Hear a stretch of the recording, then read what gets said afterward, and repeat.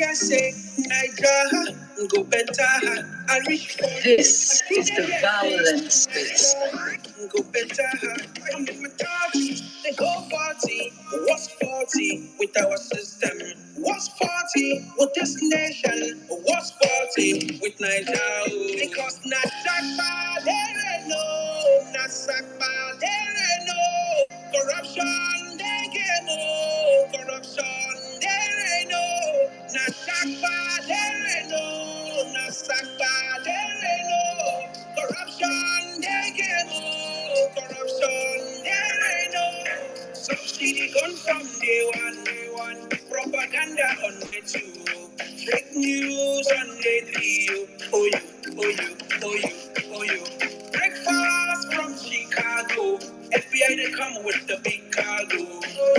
Delivery location, destination. Now your resident.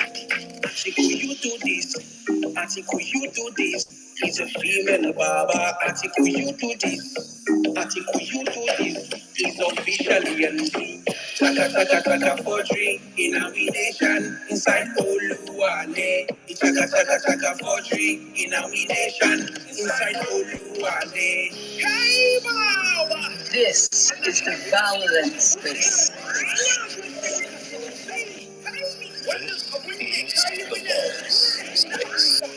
This is the Vawulence space. This is the Vawulence space. To save Nigerians from this global embarrassment. Subsidy gone from day one. Propaganda on day two. Fake news on day three. Oh you, oh you, oh you, oh you. Breakfast from Chicago. FBI they come with the big cargo. Delivery location, destination. Now your resident. No lobby in Chicago. No lobby in Chicago. No lobby in Chicago. You can go uptown, downtown. The system works.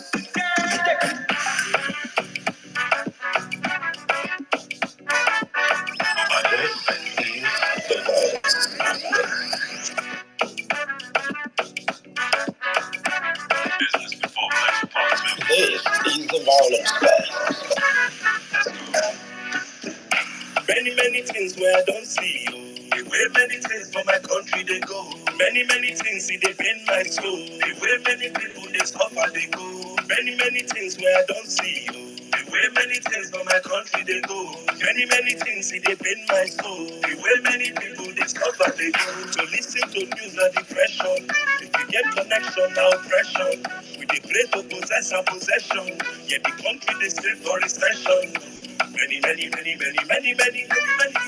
plan not to jump out. But to get one thing, I want us to know. Who go come fix our Niger? Many things where I don't see. The way many things for my country they go. Many things see they pain my soul. The way many people they suffer they go. Many things where I don't see. The way many things for my country they go. Many things see they pain my soul. The way many people they suffer they go. Everything in life like competition. Now the priest they meet us for confession. Holy Ghost I'm a go for protection. Now Naija go fight on your progression. Many people plan not to jack out. But to get one thing I want us to know. Who go come fix our Naija? Many things where I don't see you. The way many things for my country they go. Many things see they pain my soul. The way many people they suffer they go. Many things where I don't see you. The way many things for my country they go. Many things they pain my soul. The way many people they suffer they go. Many things where I don't see you. The way many things for my country they go. This is the Vawulence space. Many people they suffer they go. Many things where I don't see you. The way many things for my country they go. Many things see they pain my soul. The way many people they suffer they go. Many people plan not to jack out. Who go come fix our Niger? Who go come fix our Niger? Ladies and gentlemen, welcome to Vawulence Space. Vawulence Space. Vawulence Space. Vawulence Space. Vawulence Space. Vawulence Space. Vawulence Space. Where Patriots converge. Roll back. Ladies and gentlemen, mommies and daddies, brothers and sisters, friends and foes alike, you're welcome to the Violence Space. It's a beautiful Tuesday evening from my side. As always, I don't know what is saying or what the time is wherever you are or wherever you're spacing from in the world. I just say welcome. Thank you, my brother Jimmy, for always coming up on time, accurate timekeeper. God bless every single one of you on the platform. I see all of you requesting for the mic already. I see all our front first respondents, violencers, all the blue tickers, all the non-blue tickers, all our day ones on the platform. God bless you all for joining us again. It's another wonderful day to come out here and do what we know how to do best, holding truth and speaking truth to power. Thank you for always coming out here. You guys are amazing. As I always say, thank you to our first responders because you are the first people to come into this church, into this mosque, into this shrine, into this temple, into this synagogue, into this atmosphere. You're always the first to come in here and set the whole place ready for the officiating ministers to come and officiate this gathering. So I always say take your flowers because without you guys there is no violence space. So thank you for always starting up the space with us. Thank you for all of you that always give us our tithes and offerings even before we demand it. It is now a customary thing. It is now imbibed. It is now a new. Even we have not started the spaces and the comment section is already buzzing. People are already doing what they are doing to get people into the building. This is the spirit that we have built on this platform, and I always say we see you all and we appreciate you all. And please don't stop. Let's keep going harder because that's the only thing we have to be doing on the platform. All right, guys, before I jump into the conversation today, as I always do, I always try to make sure we lay the ground rules, make sure we melembe the atmosphere, make sure we keep and set the record straight so that on that foundation, we can proceed with the offerings and the gatherings today on the platform. And with that, I say, guys, one more time, welcome to the Violence Space, where we hold our leaders, our people responsible. And today is one of those days again where we shall be holding people responsible, where we shall be speaking truth to power, where we shall say it as it is. This day we are going to serve breakfast from Chicago. You guys heard that mad, amazing tune from my brother Omega XD. Please, I hope you guys are streaming that, by the way. Hope you're streaming. Hope you're on Spotify, Apple Music, and giving him enough streams. That's what we have to see. That should be a song that should be topping the charts in Nigeria if we are in a sane country. Thank you, guys. All right, before I set the agenda for today, guys, I want to thank all of you listening to us from the Facebook, from YouTube. And remember, I want to make sure we have over, I don't know how many of us on the platform right now, but I think we have enough numbers to be able to make sure that this space is airing on Facebook. So I want everybody to take the next 1 minute. Please, guys, go on your Facebook. We are live on Facebook. Just search Violence Space on Facebook. You're going to see our page there. Please copy and then share the live link because we're streaming live from Facebook. We're streaming this space live from YouTube. Please share these links across all your social media channels. It is important that we get people that are not on Twitter because I always try to make sure we do not live in this bubble of Twitter because at the end of the whole thing, we have just 4 million Nigerians that are in Nigeria that are on Twitter. And we have tens of millions of Nigerians that are on Facebook that needs this information that we pass out on this platform. So if you understand how important the information you get on this platform is, if you understand the wealth of knowledge that you gain from this platform, and you understand that we need to start in this battle of misinformation, in this year, in this day, in this age of misinformation, that we need to learn to create the right information to our people. You should be out there right now, getting in people into the building, sharing the links on Facebook, WhatsApp, wherever you are, get people into the conversation. And with that, I jump into our 25% because on this platform, we are big on rule of law. We are not like those 5 injustices, I say it all the time. We are not like them. We are built on the rule of law, and we set the foundation of this platform based on facts and figures.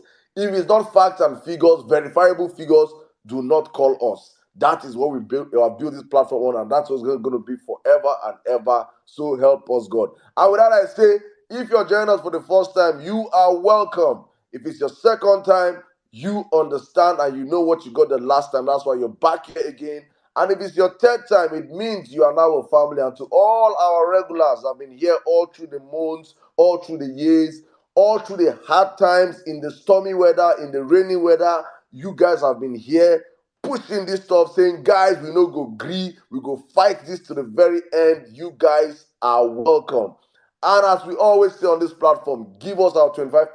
It is mandatory, it is compulsory, it is sacrosanct, it is a must that when you join this platform, you share the space, you like the space, or you retweet the space, but you do something to let the whole world know that the number one space on X is up and freaking running, and we are taking no prisoners. So I indulge all of you in the next couple of seconds. Please share, like, retweet. Let's get our people into the building. Let's get this freaking space up and running. I don't know what you're doing, my people. I don't know how excited you are, but I think this is one space I have been waiting for, because for me,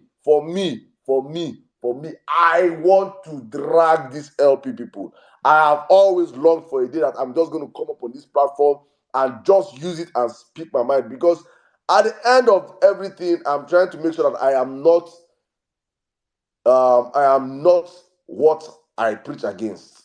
I try to make sure, because I say this all the time, we're not perfect human beings. We might have our flaws, we might have our this thing, but when you don't have an ideology, if you don't stand for something, you will fall for anything. And we have built and we are believing, and I am speaking for myself, and I hope I'm speaking on behalf of well-meaning Nigerians in the country that understand obedience. For me, I believe obedience is not just laced on the party, but it's laced on people that are truly tired of the old structure and want to see a Nigeria that can work. A Nigeria whereby the son of a nobody can aspire to be somebody, and a Nigeria whereby a non-existent party can aspire and win people. And we did that. It has been tested, it has been trusted, and we expect that energy we use to bring in these people into office, that they would have, for anything, have noticed that we did not get into power on our own. And I'm saying this because for myself, I can stand up and say, when you look at governance in Nigeria today, there is only one performing governor.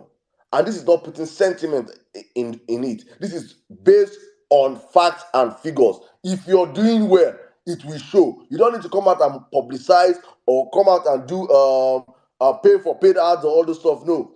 If you're doing well, you will see it.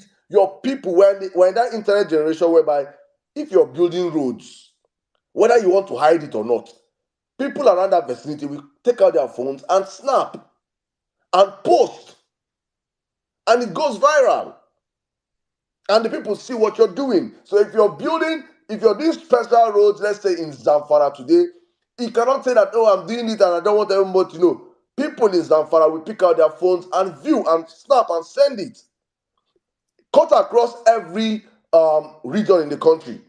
And for me, I'm saying this because I respect the work Alex Oti has done and is doing in Abia State.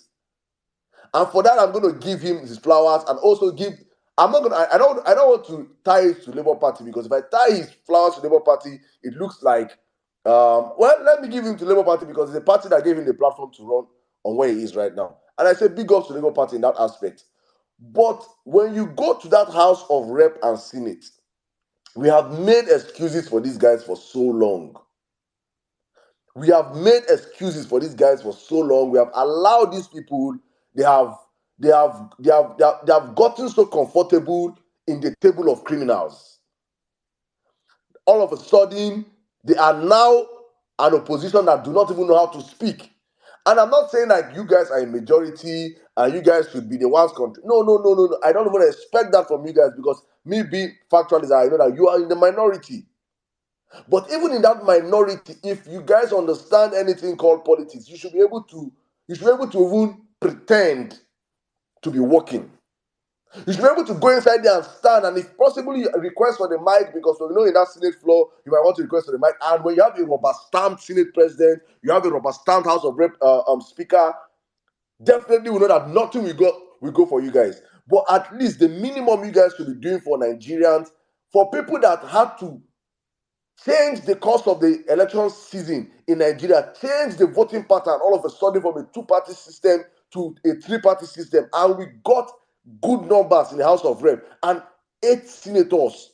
We should be hearing the voices of these 8 senators and at least these 50-something and these 60-something House of Rep members. But these guys have gone to Abuja and they have dined with the criminals. When they send prayers to their bank account, they all took the prayers in good faith and they shout, all scream, hallelujah. They were all in bed and they enjoyed the largest of the prayers. Bills upon bills upon bills upon bills are being passed in that house. We don't know. As we speak, the social media bill to ban social media is in that house. None of them is calling alarm. No, guys, see, oh, guys, see, even if you're just going to pretend for your constituency, for Nigerians to see, none of these guys. Why? Because we have probably been quiet. We have probably been watching them for so long and we have been waiting to see if they're going to be any different from the people that we have said we are fighting against the status quo. And for myself, I'm saying this, they have all gone there and they have all acted alike. And it is a shame. And if there's anything we're going to do on this platform, or I will say for myself, is that I will never act like a hallelujah boy. I will never act like a child of upcoming a terrorist organization, APC. I will never act like any of them. We should be able as a people to speak truth to power so that not when tomorrow, when Peter Obi gets back his mandate and we'll be here sugarcoating things and maybe things get so difficult, a dollar is getting close to 2,000 naira, I will not come out open space and be defending Peter Obi. I will, over my dead body, will I do such a thing. I will be the first person to open space here and drag his life out until he does what is right. I will not be in a system whereby we see people and Nigerians are suffering, Nigerians are dying, there's hunger in that land. My DM is a mess. People are in hospitals, people cannot pay their bills. Your wife people are put into bed and they cannot even train their children. It is crazy, and in the midst of all this hardship, in the midst of all these sufferings, these guys have the guts. These guys have the effrontery to buy cars worth millions, hundreds of millions of naira per House of Rep member. Do you know what one of those cars will fix? And this is exactly why I love and I voted and I campaigned with my chest. I fought with my life for Peter Obi. Because if there's anything I can vouch for, except of which in the Igbo language, that's what they say, you don't learn left hand at old age. There's what we call consistency of behavior. If the person has been acting shady, he has given you 3, 4, 5 moves of acting shady, you know that this is a shady behavior, it's a shady character. Believe a person when a person shows you who he is. Peter Obi has been consistent in his way of life. That is exactly what drew me as a person towards him. Even before I started talking about all his achievements in government, it had to stem from the fact that this man understands that government money belongs to the people. So I'm imagining, do you know what it means to buy a car worth 100 and something million naira? For one, that car can buy in this, let's say 20, let's say 120 million naira. It can buy 6 cars. If you are sincere with yourself, I don't know if it's a bulletproof car. I know it's a Land Cruiser. It's a Toyota Land Cruiser. I don't even know whether they have gone. If you're not scared, why are you buying bulletproof cars? If you're truly elected by your masses, you should be happy going back to your constituency and say, do you know how many projects those cars can erect and cross the constituencies in this country? Do these people for me, I say this all the time, it is the audacity of the ruling class in Nigeria. And probably it's because they know that many Nigerians are not even aware. Many Nigerians don't even know what is even happening. And they know that they will drive that car. Nigerians, they really mess up. They will drive that car to their constituency. And Nigerians and they will come out from their window. And Nigerians, their constituency will be hailing them. Nigerians are walking on foot. Some of them without shoe, without slippers, will be hailing them. Hey, Oga. You can be throwing some few quids off the window. Nigerians going to hail them. You hail your oppressors. Honestly speaking, Nigerians, we have a very long way to go. But for us, while we are on that long journey to emancipating our people from mental slavery, because for me, I see it as mental slavery. Our people have been enslaved, psychologically damaged. While we're on that journey, it is important that on social media we differentiate ourselves. We are not PDP boys. We are not APC boys. That APC, you are suffering. You are dying. You are dying. You see how you cannot afford to. You cannot afford to feed. You cannot afford to buy anything. You cannot clothe yourselves. You guys are in penury. Look at how much the dollar is into a naira today. It's just because there's not enough space for here. The caption for long, well. The space title for plenty. You cannot eat. Nigeria is a mess. But you guys are with your chest still supporting the criminals that kept in that position. Is it the PDP boys that do not even know that have been so spoon-fed by politicians that they don't even know the only time they can speak is if there's more money in their pocket. They not come out and make noise. It is important that we Nigerians, well-meaning Nigerians, because I'm not even going to put obedient because there's so many obedient that are in this movement for their selfish interests. I'm going to be well-meaning Nigerians. Because right now, many of these politicians that ran on obedience to House of Rep and senators, they are also in that place going to accept obedience. They are freaking criminals. In our circle of friends, they're the same thing. So I'm not going to call obedience. No. Well-meaning Nigerians, those that mean well for this country. We will not come out here and keep quiet and act like it is Uhuru. And act like, no, let us not talk about LP. It will spoil LP. Freaking fuck LP. If I will spend my time, my resources, my money, my everything, put my head on the line for you guys to go to and you win your ticket, you should be in Abuja shouting. Pretend that you don't even like that car. Even if every morning after night, you come and you'll be licking the tires of that car. Come out and do for optics alone. That no, I don't like, why will you it's not your money. Freaking act different. You don't go there and I see many of the senators already snapping. All of you, for me, if it was left for me, my Basie, all of you will be one-timers. All of you will be one-timers, so that it is important that anybody that goes there running on the goodwill of the Nigerian people understand that this mandate that we're giving you, you are accountable to the Nigerian people. If APC stupid children of the roasted corn and the evil forest will not hold their leaders accountable, if the PDP children of bribery and corruption will not hold their leaders accountable, we should be different. We should speak truth to power. We should let these criminals in Abuja that have gone there now and are collecting prayers. Every day they give you prayers. You collect prayers in account. We should let them know that no. We are not the same. And hopefully, after today's space, many of them that have sense will retract.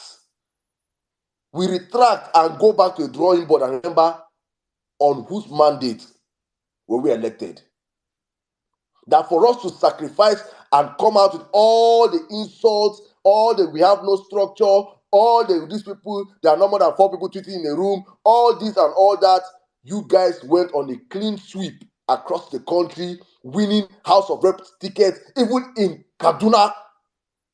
Where did LP win? In Lagos. Where we not win tickets from? Across the country, we got seats. It's the hard work and the blood and toil of obedience. I want to say this all the time. 70 people were recorded dead in this election cycle. The blood of 7, this is not Saddam, this is not Jimmy, this is not Vawulence, this is from EU reports. 70 Nigerians died during our elections. 17 of them died, and we know that not APC people that died or PDP. It is LP people that died. People that are fighting against ballot box snatching. They did not die for you guys to go to Abuja and continue wallowing in criminality. Please, every one of us will please use our handles and call these people out to understand, because I'm saying this, we have a couple of and he goes there, he does anyhow.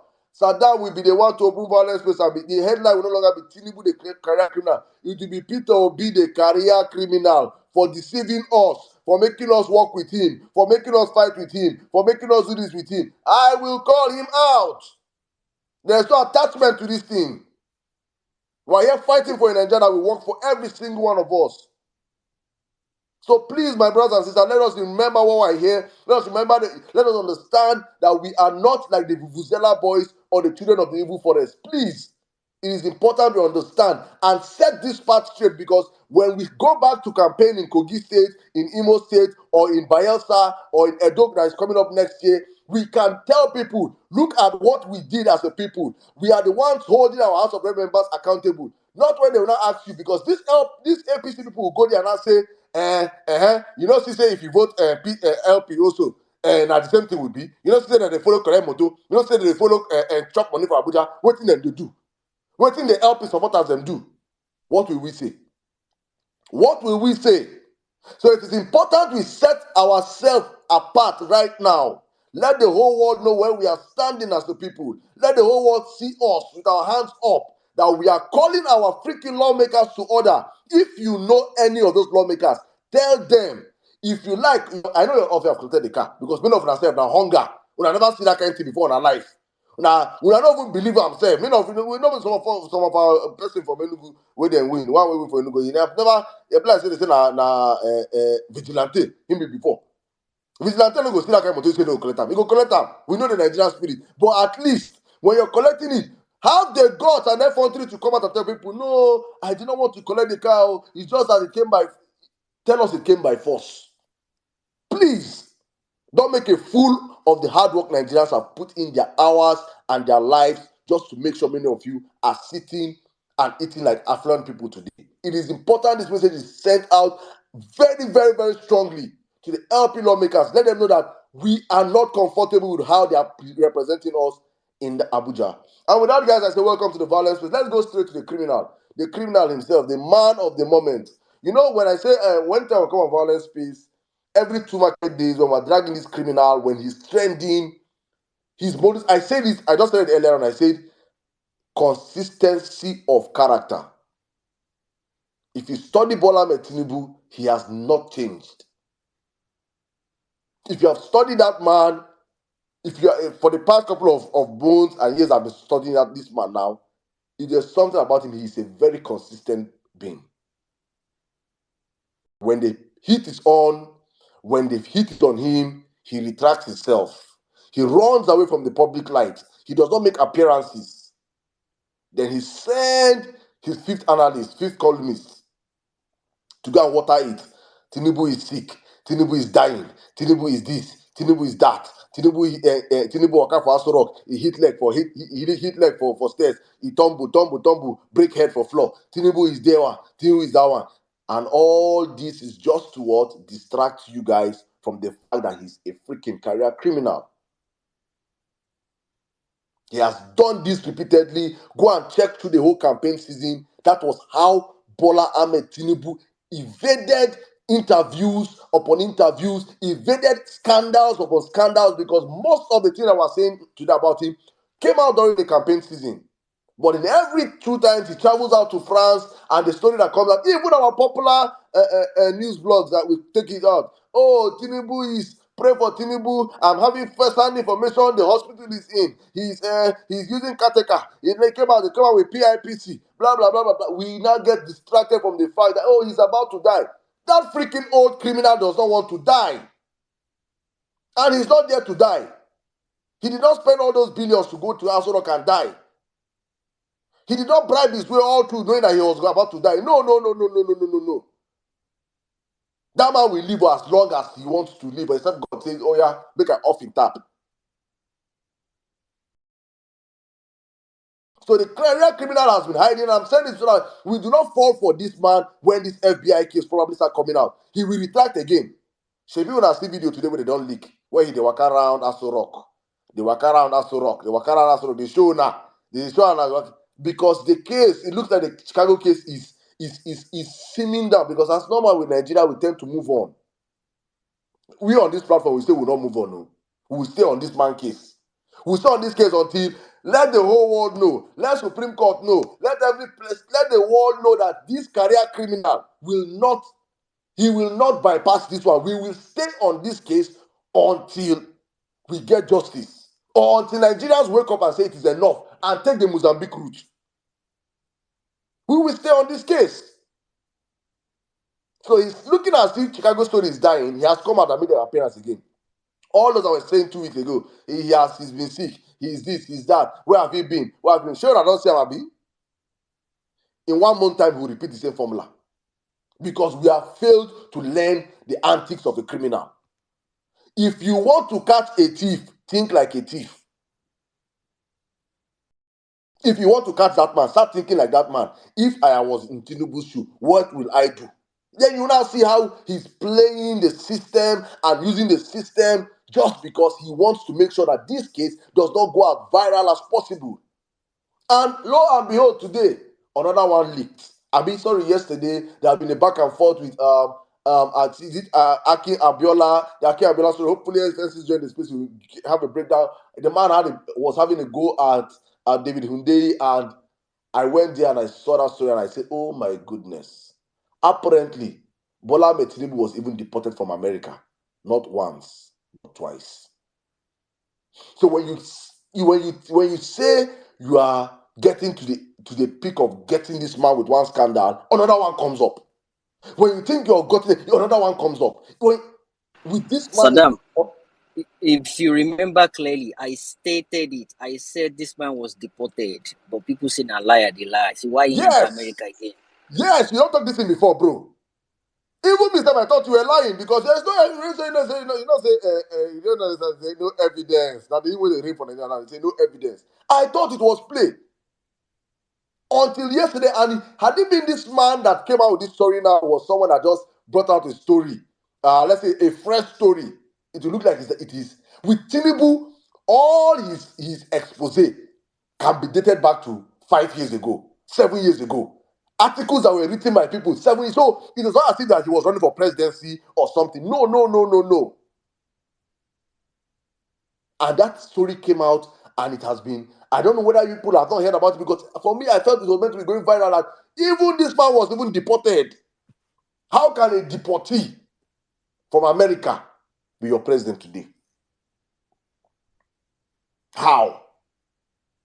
There are so many questions to ask about this criminal that is in Aso Rock. There are so many things to ask about this man. And hopefully on the platform today, while we're having this space, we will have those conversations, we'll ask those questions, we'll get answers from our people. Because I know one thing I can always say about this platform is that we are blessed with knowledgeable people, we are blessed with intellectuals, we are blessed with researchers, we are blessed with people that always come out here and, as usual, speak truth to power. And before I wrap up my submission today, I just want to say a big shout out to Mommy Bolale, and all those that were in that today, as usual, took the bull by the horn and did less talking and more action, and went out to protest in front of BBC headquarters in London today. I just want to say a big shout out to every single one of you, and also to all of you planning for protest. There are so many protests that I know people are planning behind the scene. I don't want to talk about them because due to safety reasons,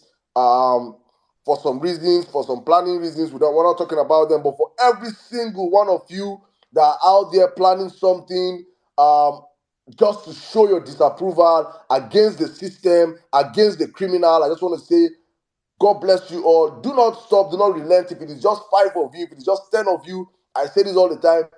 In our numbers, we keep coming up, we keep cracking this wall of criminality. Eventually, hopefully, Nigerians will wake up to realize that there is nowhere to go. There is nowhere to go. There is no home anywhere. The only home we have is Nigeria. That one Nigeria we have. Without that, we have no other place. And I will wrap my submission, I think, by reading a tweet from a very, very popular handle that have worked so hard for this movement, that have pushed so hard, sacrificed so hard for this movement in the course of the campaign season. And she wrote a tweet. She said the APC were very good at opposition. I give them that. But they failed in governance. The PDP are a very useless opposition. The LP want to be spoon-fed like babies. They imagine themselves as toddlers on diapers. The LP party wanna suck breasts.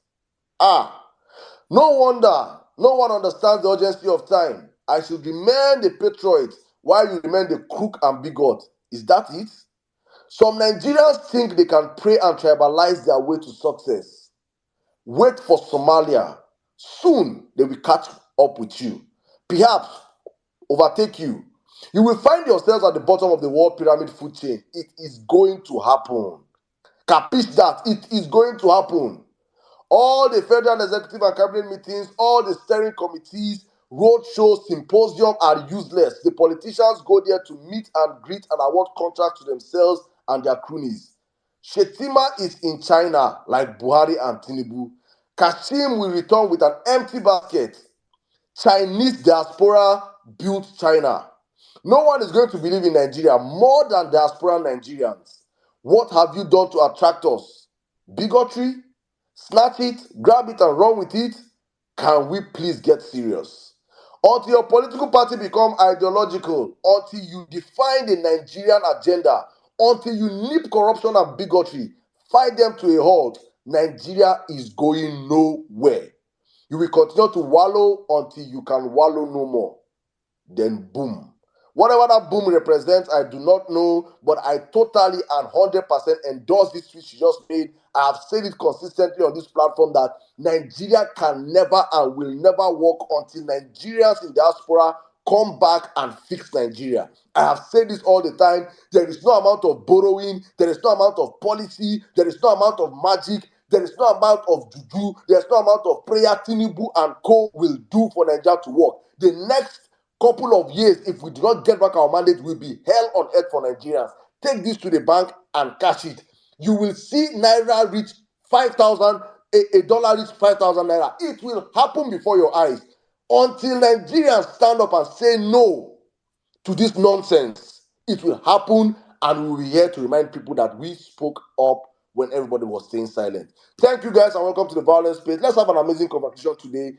I see all those requesting for the mic. Please keep coming up. We will make sure that everybody get a chance to speak on the platform as usual. If you're just joining us, please retweet the space, share the space. Let's get our people into the building. Let's have these conversations.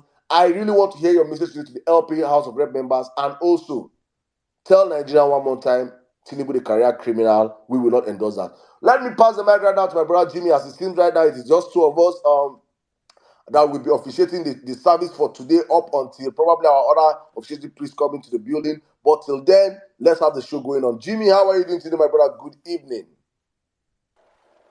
Okay, good evening, Saddam. Well done, my brother. You've done justice to this to this your monologue. 1 second. Right, you've done justice to your monologue. Let me start this way. Let me start this way because we have a lot of things to.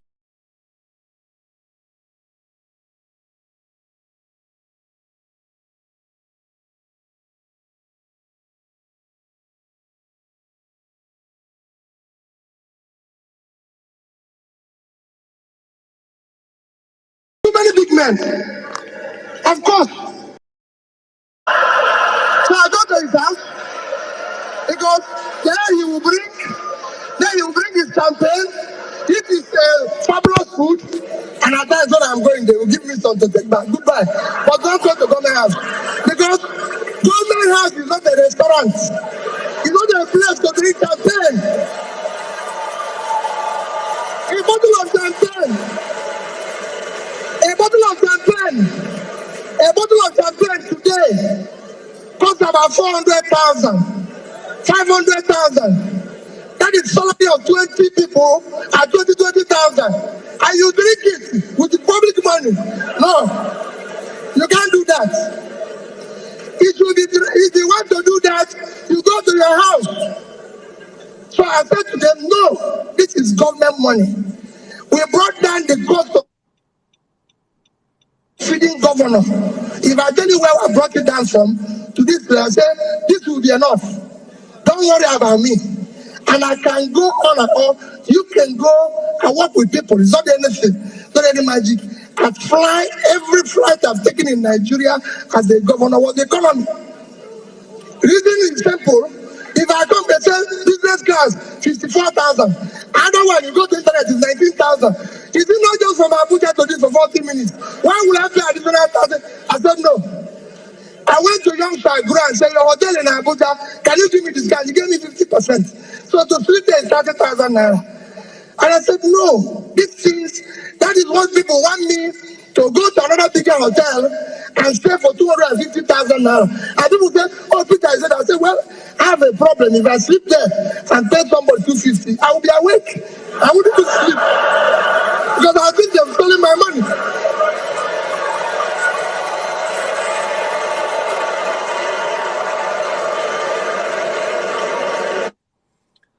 Right. That is Peter Obi speaking. Let me start with my monologue. In Yoruba, wọ́n ní mo dé wẹ́rẹ́wẹ́rẹ́ bí eji alẹ́, mo dé kùtùkùtù bí eji òwúrọ̀, mo dé wàràwàrà bí eji ìyálẹ̀ta, ewé tún ló ní kẹ́ máa tún mi ṣe, Ifá ló ní kẹ́ fà mí mọ́ra. I'm here again. I will keep speaking the truth, nothing but the truth. You see, I said it on this space. If you guys can remember, I said it on this space. When you went to New York, we spoke on this, on Vawulence space. And the argument was Nigerians in New York, when they go do protest there. Can you guys remember the name of the hotel I told you then? St. Regis. St. Regis. Àwọn èèmọ̀ mú lọ́mú. Legit ni confirm. Nta bá ti sọ abẹ́gẹ́ni. It is 100%. We don't just come here and speak to you. We deal with people, insiders that have facts, and they tell us these things. So when we come here and we speak about it, we're not just doing it to gather people. We are the opposition. Àwa gangan là ń gbéná wojú àwọn ìjọba. Because this government is an illegitimate government. And we will prove it to the whole world. Nta ṣe tí lè fi jó gbogbo aráyé ló máa rí. Imagine the amount they spent on just hotel, not feeding, accommodation last one here. And we heard they went clubbing, not just any clubbing, strip clubbing. They went strip clubbing. When people are dying of hunger, when people cannot even eat 1 square meal in a day, when gas, well, petrol is now 600 and something naira per liter. And this is what Peter Obi have been talking about, cutting down the cost of governance. Why won't you stop him? Because that's how you guys thrive. That's how you live. That is how you survive. You cannot do without it. You cannot do without corruption.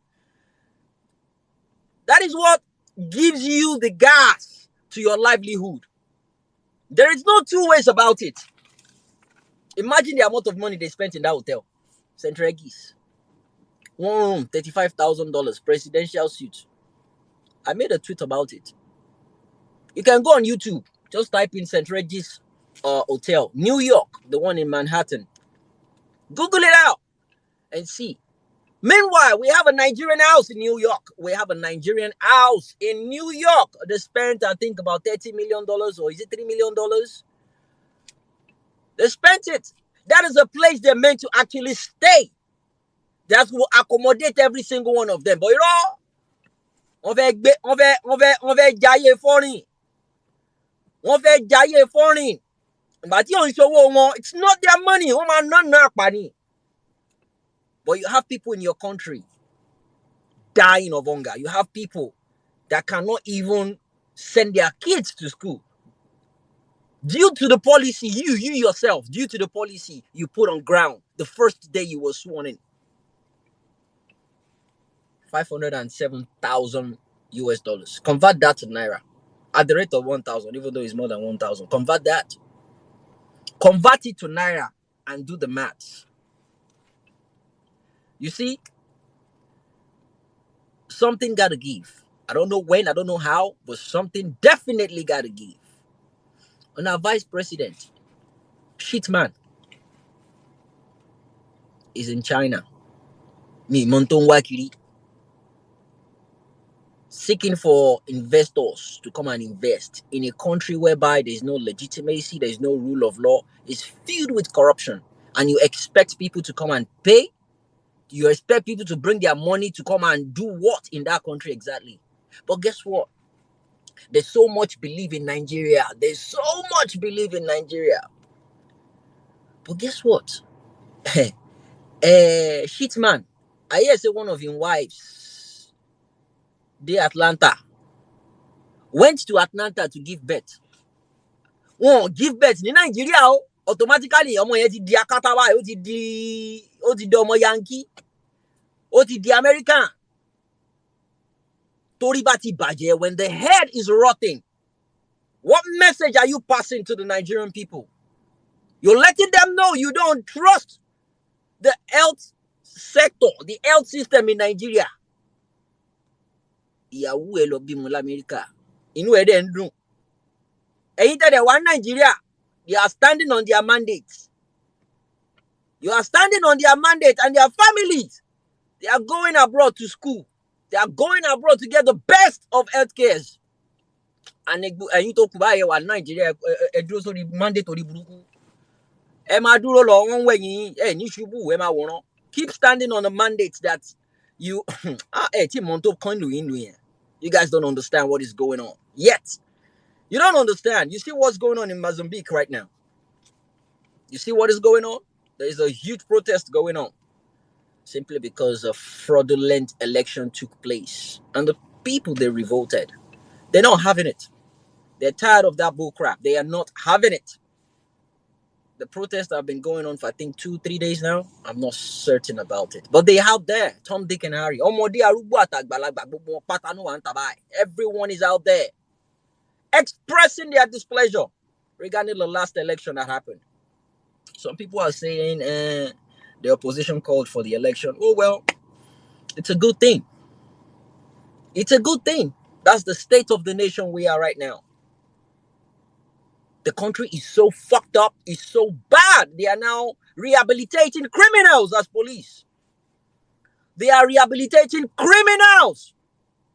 The guy was declared wanted a couple of months ago. He's now in a police uniform, taking pictures with the commissioner of police.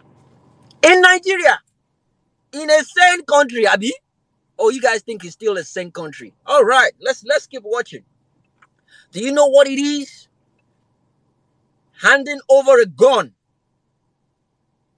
to a criminal, a rehabilitated, they call it, criminal. Do you know what that is? That guy will go on a vendetta fucking spree. He will arrest everyone that has intimidated him with arrest. He go arrest only one of them. Happy fingers, happy triggers, everything will go as he pleases. With a gun on his hands, it's a deadly weapon. But you know, they've rehabilitated him. Okay, no problem. We'll see how that country is going to end. But one thing people don't understand is, you see, corruption comes with cost. Corruption comes with cost. I'm going to explain just about 4 different costs it will give and the impact it will have on us. Corruption comes with the economic cost. The economic cost is going to determine the chances of building and creating and growing wealth in any country. That is the effect. Number 1 effect, economic cost. The moment you have a corrupt system, the economic cost will be you having the chances to build, to sustain, and grow wealth. It will have an environmental cost. The environmental cost is the chances of having a healthy environment and a sustainable future. No one is guaranteed alive if anything happens to them.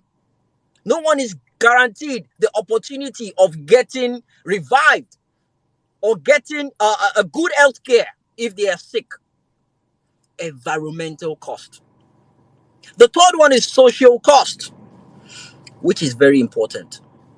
It's going to cost you your judicial system, the executive system, the legislative system, and lastly, the media. No one will be able to say the truth. Wọn ò ní lè sojú abẹ́ǹkó. Wọn ò ní lè sòdodo because wọ́n ti jẹ dòdò, wọn ò lè sòdodo. They've been compromised. I keep saying these things. I'm not just saying it because it sounds interesting or it sounds good in our ears. It is the fact. Òótọ́ ọ̀rọ̀ ọmọ ìyá àsọkúsọ ni ó korò lẹ́nu. But it's the fact. That's how it is. The fourth one, political cost.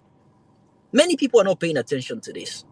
You see, the political cost of a corrupt system is going to cost you your freedom and the rule of law. Those are the two major things the political cost of having a corrupt system is going to cost you. Your freedom and the rule of law. There will be no rule of law whatsoever. And that is the system, that is the situation of things in Nigeria right now. That is the life we are living in Nigeria, whereby all the three methods of bribing is allowed. You can bribe anybody actively. You can bribe anybody passively. You can even facilitate their bribing in any way. That's what happened with the judicial system.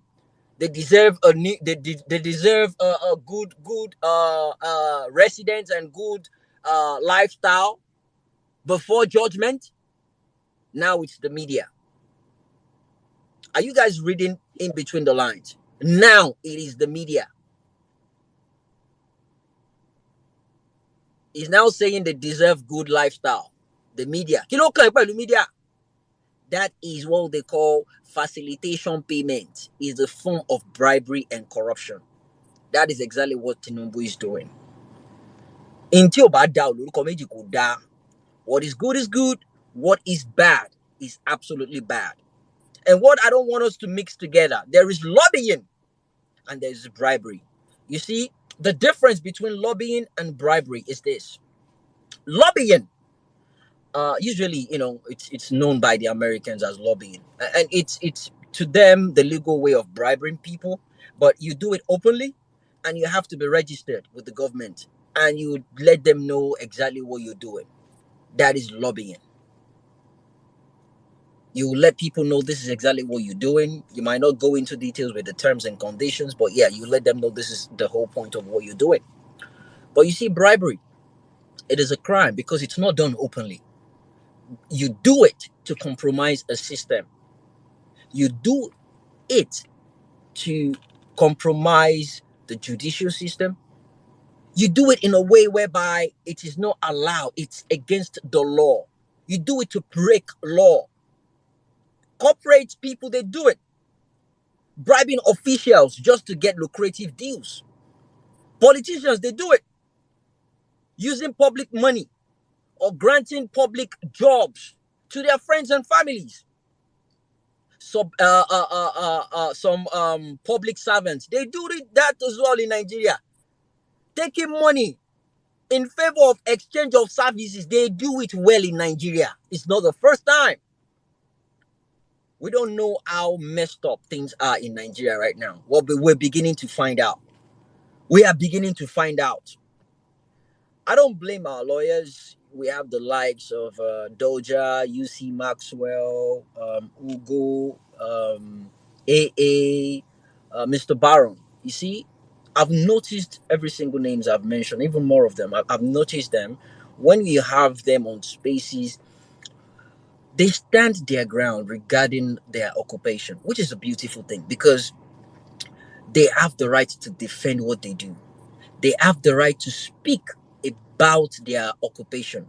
It's one of the best occupations in the world. But guess what? Some bad eggs are trying to make it look bad, and they are the ones fighting against that. I love their beliefs in the judicial system, in the Supreme Court system right now. I love their stance because they are going by the law. They are, regardless what we think about the Supreme Court. I like their stand on it.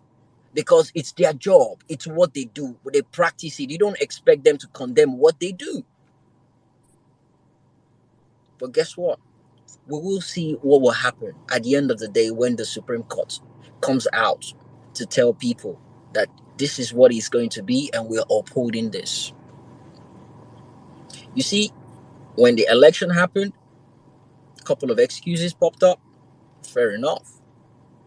September 6th happened. Excuses. Okay, well, fair enough. I keep saying it. This is the last box to be ticked. This is the last box to be ticked. When the Supreme Court comes out to uphold this man's legitimacy, this man's sham of an election, there is nothing you can do about it. If you don't act, that's it. Just forget about coming on Twitter and shouting about anything. It's pointless. It is pointless. If nothing is done, that is it. Because anything you do afterwards, well, maybe after the job, man, you can revolt, whatever can happen after that. But if people keep quiet and they don't do anything, that is it. If you postpone it to a certain period of time, maybe after the next month you want to do something, that's a treasonable offense. And I'm not even going to be part of that. For every action, there is an equal reaction. I put up a tweet on one of my accounts. I said, if the Supreme Court upholds this man's victory, sham victory, what are you going to do about it? It's not about what are we going to do about it. What are you going to do about it? I want us to ask these questions individually. What are you going to do about it? Individually. What can we do about it? What will we do about it? This will change the course of the country. It will change the course of Africa as we know it. It will change the course of how the world sees Nigeria once and for all. You know that. You know that. There is no turning back. There is none. And we keep saying this thing is not as if we don't see the wordings. We don't see the writing on the wall. We've been seeing this thing for a very long time. All right, listen to this before I end myself. See, that's what God is telling our Father in the Lord. If you decide to vote, if Tinubu wins, all of you are going into job. That is God has spoken. Let's go live. Let's go live. I've spoken. Just we have said it. Let me say it in English so that the world is okay. If Nigerians vote for APC, Nigeria will sink. People in poverty and the economy will be in shambles. If the government of APC continues, Nigeria will suffer extraordinarily. I'm not in support of anybody. As a matter of fact, I don't vote. And I will never vote. I am telling you that we have never seen hardship before. Then this is when we now experience more hardship. We will be sick, the economy will be sick. I'm not saying anybody should like. There you heard it. That's primate.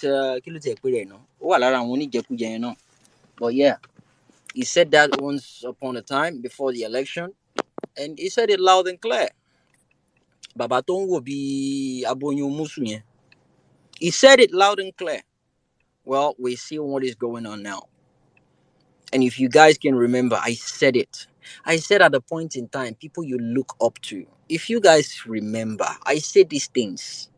People you look up to, people you respect, they will start coming up and they will start falling your hands.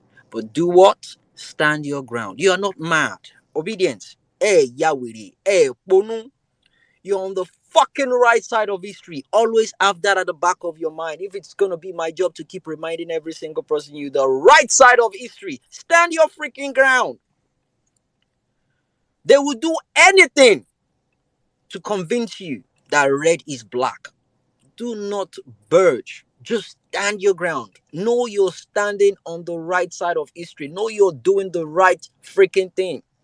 As a matter of fact, they're making it look like certain amount of us are delusional. Certain amount of us don't know what we're doing. They're beginning to change the narrative. They're beginning to make it look like we are desperate to grasp power. They're beginning to make it look like we did not even win an election. They're beginning to make us look mad. But guess what? Stand your ground. A lot of us still have that memory. We remembered what happened 25th of February. Very, very glaringly. We still remember what happened that day. How people were killed, disenfranchised, humiliated. How ballots were stolen, grabbed, snatched. We saw the whole goddamn thing. But guess what? They thought we were stupid. We're not. We don't just know when to hit the street. We don't. The main thing that keeps us going seems to be our Achilles heel. We don't know the right time to move out. We don't know when not to move out. A lot of things is just coming up, clouding the whole movement. But whatever it is that had happened, whatever it is happening right now, and whatever it is that will happen, let me say this.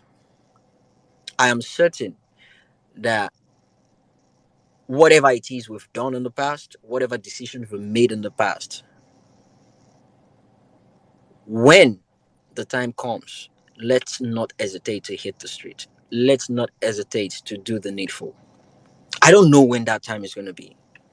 Protest doesn't have to be the day of judgment, doesn't have to be before the judgment, it doesn't have to be after the judgment, but it has to happen. The world needs to know that we are not in love with what is going on. We are not in love with people in power. We don't like what is going on. We're not in support of what is going on. God bless you, Auntie Bolanle. I saw what you did today. BBC headquarters. It's just the tip of the iceberg. I saw a couple of faces. I'm probably not. I didn't recognize them by face, but I'm sure I'll recognize them by their handles. They went there to support her. Just 4 people. God bless you. You're doing your own part. It's just the beginning. We are Nigerians. We are well-meaning Nigerians. As Saddam said earlier on, it's not even an obedient thing because our obedience is going to take body by. We have a lot of obedient that have been compromised right now. That's a fact. So I'd like to address us as well-meaning Nigerians. Well-meaning Nigerians. We are still obedient, but right now, PDP, APC, some of them are actually they are being reasonable right now. They understand the situation of things in that country. The country comes first, right? Stand your ground, obedient, well-meaning Nigeria.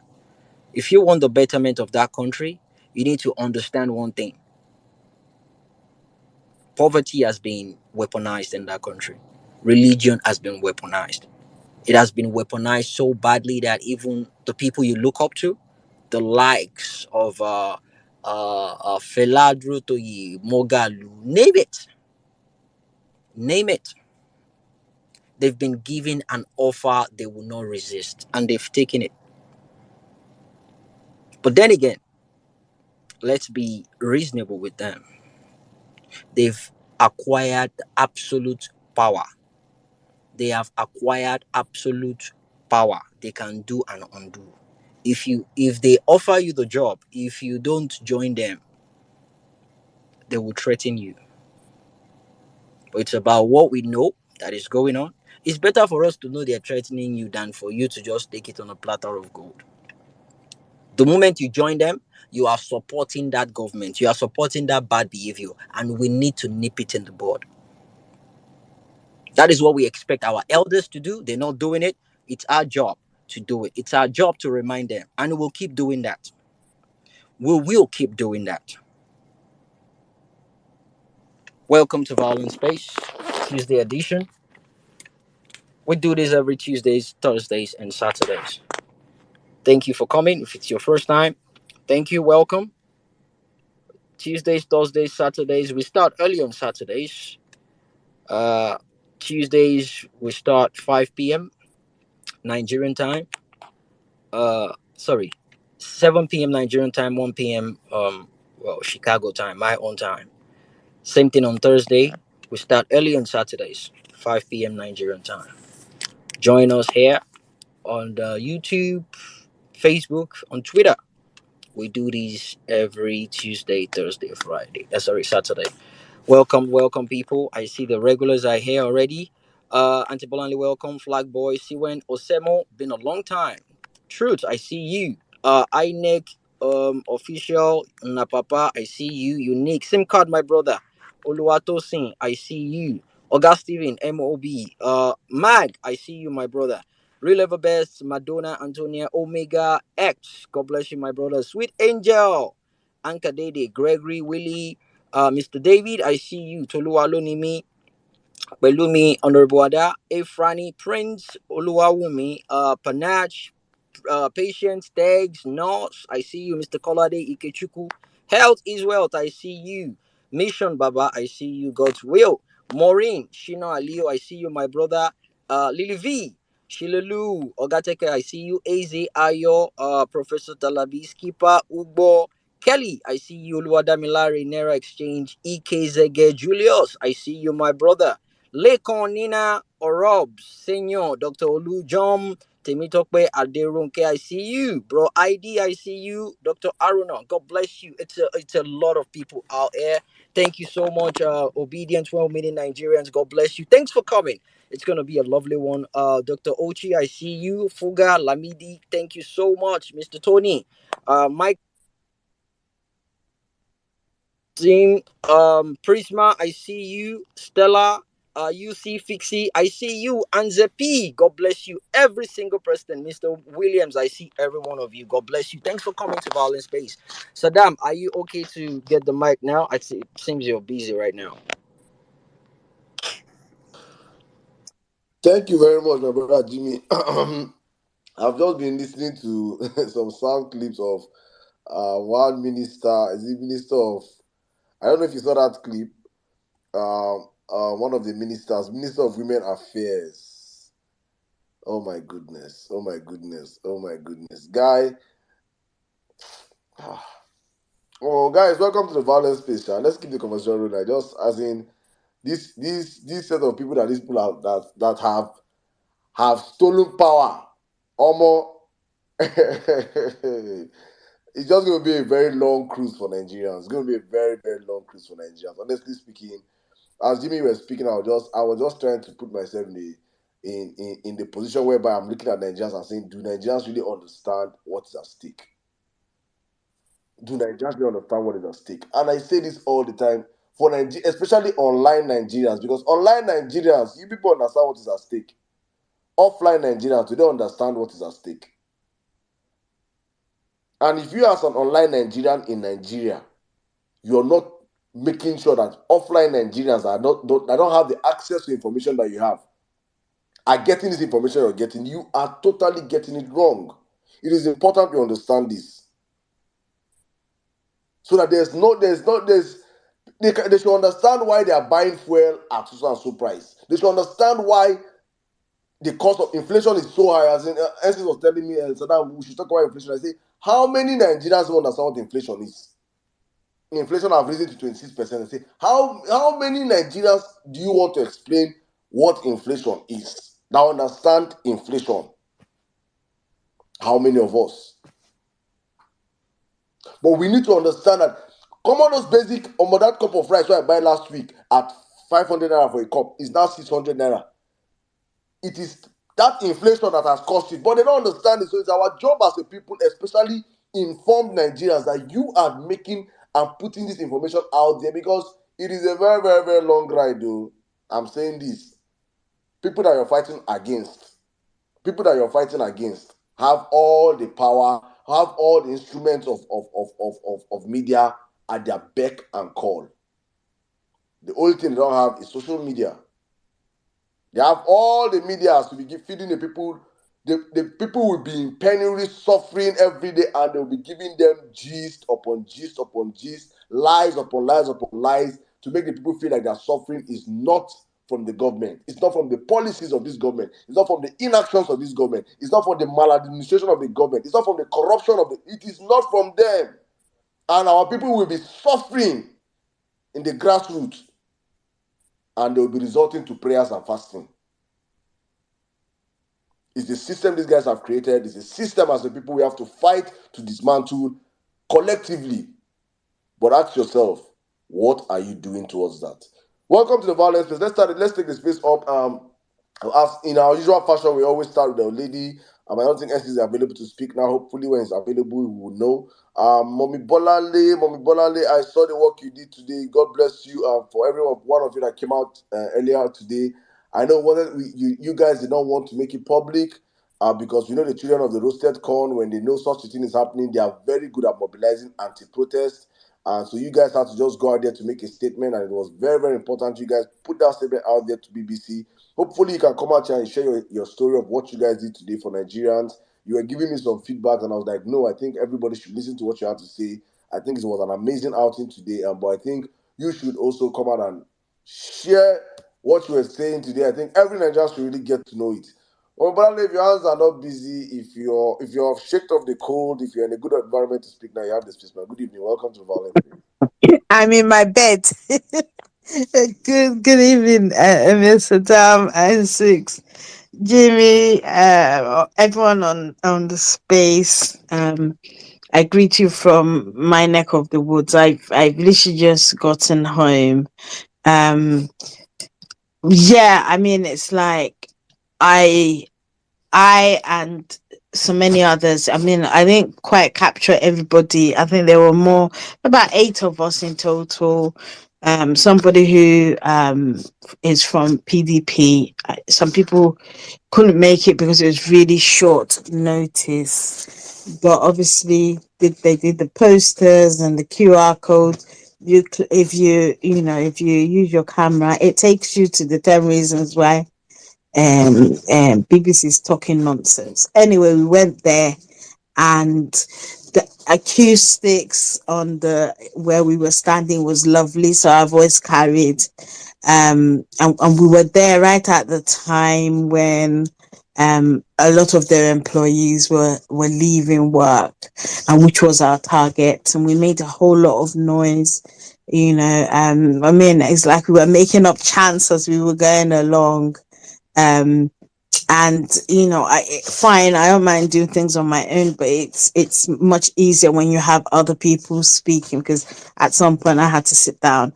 And we were there. In actual fact, I left some people there because people were still arriving as I left, and people, the good things, we had leaflets and we were handing them out to people, and then we ran out of leaflets, had conversations with people who would come up and say, what we complaining about.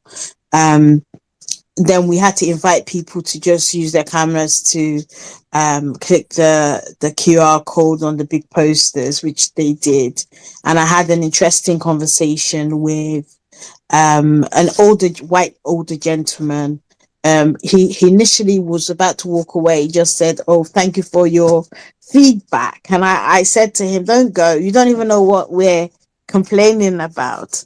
And he said, "Okay, if you could tell it to me quickly." So I told him why we were complaining and why we were there today. And he then told us a bit about his history. So he's worked on a news desk in Wales, in Cumbria, which I think is in Wales. And then he said he's also managed their online complaints. So he knows the kind of generic email I'm complaining about, and he said, "Oh, so we left it at that." I said, "No, that, I advise others as well to go back to BBC and say, you have not answered my complaint. Misdirecting the complaint is not going to work. You just answer it." And, we showed him the position. I was like, "It's a legal matter." And he was like, "Great." Escalated to Ofcom. they see it from a legal perspective.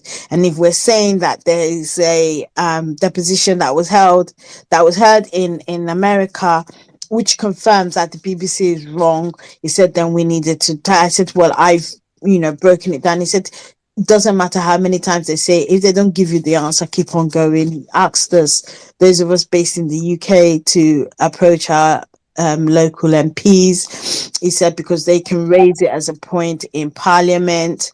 He said depending on the numbers. And the thing is, there are so many obedience in the UK, and this is where they should all do something. If you can't come out, then at least do that. If you've not done the first BBC complaint, do that.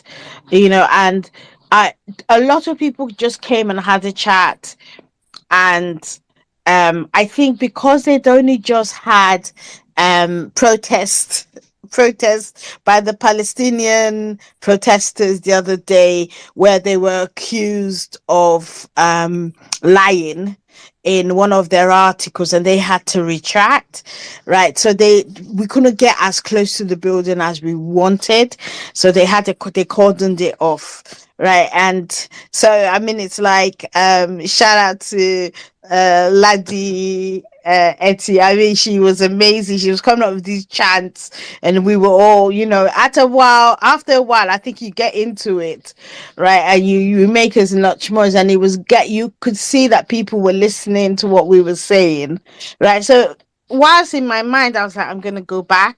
And I was like, I'll go again, and people were already saying, look, let's plan it, properly, because all honesty, I was in bed all weekend ill, so I didn't really, and I didn't know who to trust anymore. Like as Jimmy was saying about some obedience and no longer obedient, right? And so therefore it was hard to reach out to people, but shout out to Roy, who reached out to me and said, he too is trying to see as many people. We had issues with the venue because they wanted to go to White City, which I was like, White City is flats and other businesses, the broadcasting houses where everybody is, that's still owned by the BBC. In fact, it's been owned by them since 1939. So we tried to change the venue, which meant that some people didn't turn up. But you know what, when it comes to protest, there's you don't have to say, oh, do one-off. It's not a one-off. We will be doing more, and not just protesting at the BBC. Others will come up, and we will try. I mean, I think for the main one, we would sort of throw information out to Twitter at some point, but then we need numbers, this time, because there are not that many of us, right? We just kind of like said, look, let's just go there first, and then we can plan it better and have more people attend. So it's like, people, please DM me if you can. Most obedience are kind of, we follow each other. DM me, and let's do this again. And as for all the stuff that's coming out about Tinubu, the thing is, we're getting drips at the moment. There's going to be a floodgate of information, because the beauty of this period, right, of time, is because we have social media, right? And therefore news we don't need the traditional media, because they're mostly all compromised. We have the odd voice like at Arise, but even then we can see the pushback, we can see the pressure, right? And therefore everyone is a journalist right now. So with those drips, push them out there. With the meteor stories, push them out there, not just on Twitter. I mean, Saddam keeps on saying it. A lot more Nigerians are on Facebook. Those that do not even speak English, but they're on Facebook. Speak in your language, talk about it, right? And just put a video up there, right? And so people would ask questions, because that's always a good place to start. And let's just keep on trying, because we have a country to rescue. And in as much as I could say to myself, my with all the stuff that I have to contend with, going to stand out in the cold is not an option. But when I think about what's going on in Nigeria, these thieves, and I'm not even, if I start with those people that got positions on the LP platform, which was the obedience that put them in those offices, and they're doing what they're doing. Today is not their matter. I want to sit down, make sure I have all their email addresses, right? And I will drag them to Kingdom Come, because we have always said this, right? If you're elected and you do not do what the people want, we will drag you, right? And that's what we need to start doing now. Start doing now, because even when I thought it's Mr. Atta, whatever his name is, one from Lagos, right? He was saying, oh, he brought food that they gave him, palliatives, blah blah. But I asked him, did you accept the car? Because at the end of the day, right, you could have said, actually, don't get me a car, give me the money, let me help my community. Right, but these people have suddenly seen how much money they can make, and they've forgotten the fact that we want a new Nigeria. But we will remind them, and we will keep on reminding them. Right. So anyway, that's all I wanted to say. Yeah, let me yield the mic. Thank you. I yield the mic. Thank you very much, Mommy. Thank you very much for the work you guys did today. Thank you, please. And it's good to know that you guys, it's not a one-off. It's something you guys want to continue doing. Please, if you're in the UK, United Kingdom, and you can get yourself to London, please reach out to her, reach out to Mbolanle. They are planning. There'll be more on the ground. It is important we set the narrative right. And I think if you can also help us by making a tweet on what you said right now, many people will not get the picture we're trying to paint on what we are advised to do in writing back to BBC. So I think please, if you can make a tweet about that and let us know about it, also it's very very important. Also, please, guys, the violence space Facebook link is up on the jumbotron. Please get that link, and pass it across all your Facebook. All those in Facebook, let them go on that link. Let them go on that link and join this conversation. It is important we understand that this conversation should not stop on Twitter. We have to take this conversation to the hardest places that Nigerians are gathered, which is Facebook. It is very, very important we understand this. We are also streaming this space on YouTube, on the Violence Space radio station. We're doing all from this platform. We have done our own bit. If Nigeria chooses to elect a criminal, if Nigeria chooses to be comfortable with a criminal, I will sleep every day perfectly knowing that I myself, with my brothers, we have done our own bit to help and speak and hold these people to account. I will ask you again, what have you done? What are you doing? What do you intend to do? It is important you ask yourself these questions every day. And if you don't have these answers, know that you are part of the problem. Let's keep the conversation rolling. Please, guys, if you're up here and you want to speak, your hands should be up. If not, we'll have to drop you for all those that are waiting for the mic. Sorry, before you go ahead, Saddam, I just want to say quickly, guys, if you have the list of all these House of Rep and senators, please, can someone just forward me all their names one by one? I would like to work on that one by one. And lastly, the Obedient Army on Twitter, or Obedient Army for Twitter responses. I did not call for any meeting by 9 p.m. Please disregard that message. Is someone trying to hack into the system? Disregard it. Someone is trying to hack into that group. They're trying to send you some code. I did not arrange for any. As a matter of fact, I'm not in that group anymore. I handed it over to the guy that actually created it, over 200 people. Please don't be bamboozled. Know that. Jimmy, I did not call for any 9 p.m. conference call. Disregard it and don't let anyone fool you. Thank you. Back to you, Saddam. Thank you very much, my brother. Information well passed. So please, if you're in that group, disregard that message. Why the person who post the message make them track, make them that from him you go know say na fake na this thing na agent. Let them quickly just take him out of the group, I think. All right, guys, let's go with the conversation. We're going to take a guy right now in our usual fashion of taking a guy, a lady, in that order. I think I'll go to Seven over here for the longest. You have the space. Good evening. Good evening, everybody. Good evening, my emir. Good evening, Jimmy. Omibolanle Ekushe, thank you very much for what you do, irrespective of your own personal condition. But you have made hope come alive in many people, and I'm thankful to you. Um, Nigeria, Tinubu, the career criminal. So there's a lot happening in the country, and it's quite disheartening to see that we are living with people who don't quite understand what we are grappling with and the effects of what would happen should we allow this slide.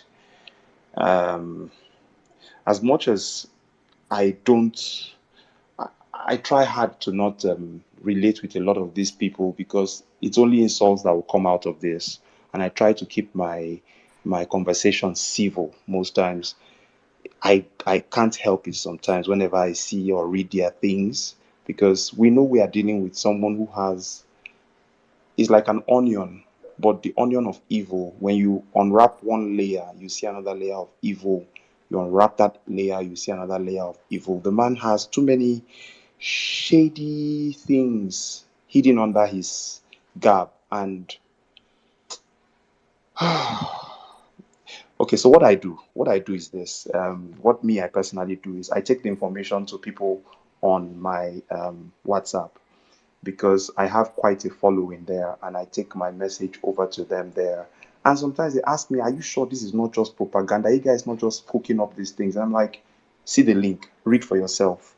And a lot of them are like, when I just finished praying for Nigeria, someone just give me news that will dishearten. I say, see, it's not about just praying anymore. You guys have to start thinking of acts you will take. You have to think of acting. You have to think of taking steps because this will not go by prayer alone. It will go by acting also because these guys are not well and they wouldn't take us seriously until we make them know that we are serious about this and we're not allowing it to stand. The man spent all the money to go and live in one hotel for 7 days, gyrate with his son. That's what we warned everybody about. It was something we spoke about often and again. But you know what they tried to do? They tried to take our attention away, just like Jimmy said. They tried to make us think that no, give us other things to discuss about. They start to talk about things that do not matter, call for someone to release one statement. Let's stay focused. Let's stay angry. Let's really focus our minds on the fact that this country will not move ahead except we move it ahead. They will not allow us to have peace except we tell them that it will never be peaceful for them if it's not peaceful for us. These guys don't have an inkling as to how people are suffering. And for our lawmakers who are misbehaving currently, um, as much as 4 years seems like a long time, it's not a long time. We're almost there. They need to see that it's not going to be I can do anything I want to do. I know some of them personally in this town who recently have been able to buy houses. How many months? They're already buying houses of three, already sunken their feet into the oil of corruption. They are willing to enjoy life. Now is their time to enjoy life. We are seeing these things, but we need to know as well, meaning Nigerians, that we'll put everybody in their place. This country will work by fire, by force. But let's not wait for these monkeys to do what they will do. Even if we are going to wait for the monkeys to do what they will do, they know themselves. We must act. This country must work. A.Abiola story that we read, that man is trying to hide around and say, no, I didn't say this, did I say this? Facts don't lie. Actually, the evidence is out there on the web. So let everybody be hiding like ostriches, putting their head in the sand. But we know that Nigeria, it will work by fire, by force. Anything it will take, this country will work. I'm not giving up, and I encourage every well-meaning Nigerian not to give up on this country. But we must oust our words, our oppressors. These oppressors must be ousted from our country. Thank you very much. I yield the mic. Thank you very much, my brother. I beg you. See from that person, dog deal. Make dog no bite you. I beg. Eh? Thank you very much. All right. I think my sister have been going up and down. I don't know if the network is bad or it is better right now. Osemo, if you can hear me, um, I will not want the network to kick you out, so probably you can come in right now. If you can hear me, Osemo, you have the space. Yes, I can. Okay. Good afternoon, beautiful people of the Vawulence space. I hope everyone is having a blessed day and sending you all love and positive energy. To the Vawulence space team, I want to say a big thank you for your consistency, dedication, and most importantly, for keeping this community organized. Just here today to drop a brief announcement by the way of a call to action. We are calling on all well-meaning Nigerians and lovers of Nigeria in Canada, living in the Ottawa, Ontario area, to join us as we march in solidarity to call awareness to what is going on in Nigeria. Nigerians in Canada are saying Tinubu must go. A certificate forger and an all-around criminal can never be our president. We didn't vote for him in the first place, and he will not be forced on us by INEC, Nigerian courts, or whomever. We're inviting you to join this march. We'll be outside every weekend for the next few weeks to bring awareness, shine a light on current happenings, and most importantly, to register our displeasure with the Nigerian judiciary system and our disapproval of Chief Bola Ahmed Tinubu. We really hope to have a large turnout, and most importantly, we hope to encourage other well meaning Nigerians in other parts of Canada, as well as the diaspora at large, to organize and come out too. I mean, it's no secret that our brothers and sisters living in Nigeria face, gross intimidation at the hands of security agencies anytime they attempt to protest the injustices that have, become commonplace. By the time the diaspora have the attention of the world, I believe strongly that similar demonstrations in Nigeria will erupt, and I'm kind of sure of this. This fight is for all Nigerians. As Nigerians in the diaspora, we have the obligation to lend our voice and to fight for our country so that she can be free to take her rightful place in the continent. Enough is actually enough. We are here to tell the world that forgery is not a Nigerian thing. Nigerians are hardworking, highly skilled people of integrity and honor. And yes, we're going to keep talking, but we also have to walk our talk by backing it up with action. We have not only organized this march, but we've also drafted a press release on behalf of Nigerians in Canada, which we'll send to media houses, our reps, our premiers, and prime minister as well. We mean business. Waiting for the Nigerian Supreme Court before acting is just not an option, and I'm sure all of you here know why. You can support this movement in a few ways. So on my profile, the most recent tweet is the invitation to the march. You can share this by retweeting. You can download it, share on your social media platforms, including and most importantly, WhatsApp status. If you're living in or around the Ottawa area, you can make your way there to join the march. Please click on the link on the flyer or scan the QR code to RSVP or register. If you're not sure how to do that, on the second there's a direct link to register. So I was going to say, I had this whole speech plan to say we're going to communicate our location of convergence or meeting spots, but I'm actually so happy to announce to you guys today that we've got all the approvals we need. So we're going to start this weekend, October 21st, at the Nigerian High Commission in Ottawa. And the following weekend, we're going to start the same place, Nigerian High Commission, and we're going to make our way down to Parliament Hill. I'm sure people that live in Canada understand the significance of the location that is Parliament Hill. And we're going to be there every weekend going forward, which is awesome. Please note that we also have plans on a downtown Toronto march. We're just waiting on approvals from the city to put out the official notice. If you're in that area too, GTA, downtown Toronto. If you're in that area, you want to be a part of it, just send me a DM or just stay tuned on my profile for this announcement too. If you live in other provinces in Canada, we want to urge you and encourage you to organize yourselves and do the same in your various localities.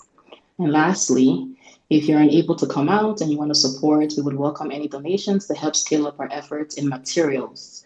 Between ourselves, we're crowdfunding, but we can use extra support to get even more placards and banners printed. For the Canadian donations, we'll accept e-transfer. If you're a Canadian, I'm sure you know what that means. You can send me a DM if you'd like to lend your support in this way. So basically, it's not enough to just talk about the change you want to see. You have to be part of the solution, you have to be part of the change, and you have to be part of this revolution. The surest way to fail is to do nothing. We are not at the liberty to give up on Nigeria. Ottawa, Ontario, stand up, show out. This is not the time to stay in your house and wish things away. Come out and stand with us. We need everyone. Same thing goes for the Toronto and GTA area, Nigerians in Canada. Put your jacket on, carry your posters, and let's do this. Nigerians in the diaspora, fall out, please. Nigerians living in Nigeria, it's now or never. And then for all the naysayers, those giving up, and those who enjoy being trolls in the comment sections, please know that we don't have faith in your Nigerian Supreme Court either. It would be great if they carried out real justice, but regardless, we're going to carry on using our voices and doing our parts. I and we have faith in Nigerians and Nigeria. It won't be said that Nigerians didn't cry out, and all our actions and inactions will be recorded in history. And lastly, for all those unfortunate people in the comment section, laughing and just being silly, I'm actually so sorry for you, but please don't waste your time on my thread. I will just hide your reply and block you right away. I've got no time. Thank you for listening, and I hope to see more demonstrations worldwide, guys. Please, let's come out. Let's come out, let's come out, and let's lend our voice. Have a wonderful day. Thank you. All right, thank you very much, my sister. Thank you. Please, I think a follow-up DP or artwork on the date and location should be made for those in Ottawa in Canada. Please come out this weekend. I think that's please send us the artwork. We're going to be posting across social media. I think this is just a step in the right direction across the. We called it out on this platform and we said Nigerians in Nigeria, Nigerians in diaspora. This is not the time to say you should have done this. We are doing that. With this, everybody should come out. Everybody should take responsibility, irrespective of what you have done or what you think you're doing or what you. We all have to understand that this Nigeria is the only place we have. So everybody should please come out wherever you are in the world. Start gathering yourself in numbers. Our people in London have shown their own today. People are planning in Ottawa. So if you're in Canada, please come out. Why are you people in Nigeria? Don't just sit down there and be waiting for somebody to. You people should in Nigeria get ready to stand up and take. Because at the end of all these things, if Nigerians in Nigeria choose to be comfortable in their hardship, who are we to say no? We'll just be here and be praying for people because people like prayers. When I like prayers for that country, when I like prayers and fasting. Only country hunger go dey kill people. You go church, pastor will tell you say fast. When you never see food chop, you see that is the kind of country that they have built for us. So it is important our generation, understand this, that collectively we have to stand up and let it be recorded in history, as my sister just said. Let it be in history that we did not, Nigerians stood up and said, no, we reject a criminal, we reject a career criminal, we reject a drug baron, we reject a certificate forger, we reject a dubious entity that stole his way, that never won the election. I think Babachel, the former SGF to Buhari, came out and said today that Tinubu came a distant third in the elections. It can never be well with Yakubu Mahmoud and those 5 injustices. They will suffer. Everyone I heard one of the justices is already suffering stroke. One of those 5 injustices, one have gotten stroke. Stroke you know we go feel like that. He go die. Now that's every one of them you will use that money and treat yourself, treat your family, treat your children. You will pay ransom to kidnappers. You will suffer the hardship the common man is suffering. So please, Nigerians, let it be heard that we came out in our numbers, we stood up, we screamed, we shouted, we made noise. It is important that all these things have been documented, because in 10 years' time from now, in 20 years' time from now, when your children will be asking you, what did you do when a criminal drug baron? You'll be saying, you come and say, these are my receipts. This is what I did. I made a tweet before I passed on the mic to the next speaker. I made a tweet earlier on today, and I've been, for the past couple of days, I'm trying to wrap up my Pablo Escobar, the series itself. I've just been, every day I watch maybe 2 episodes, just if I have 2 hours free time, I just watch 2 episodes.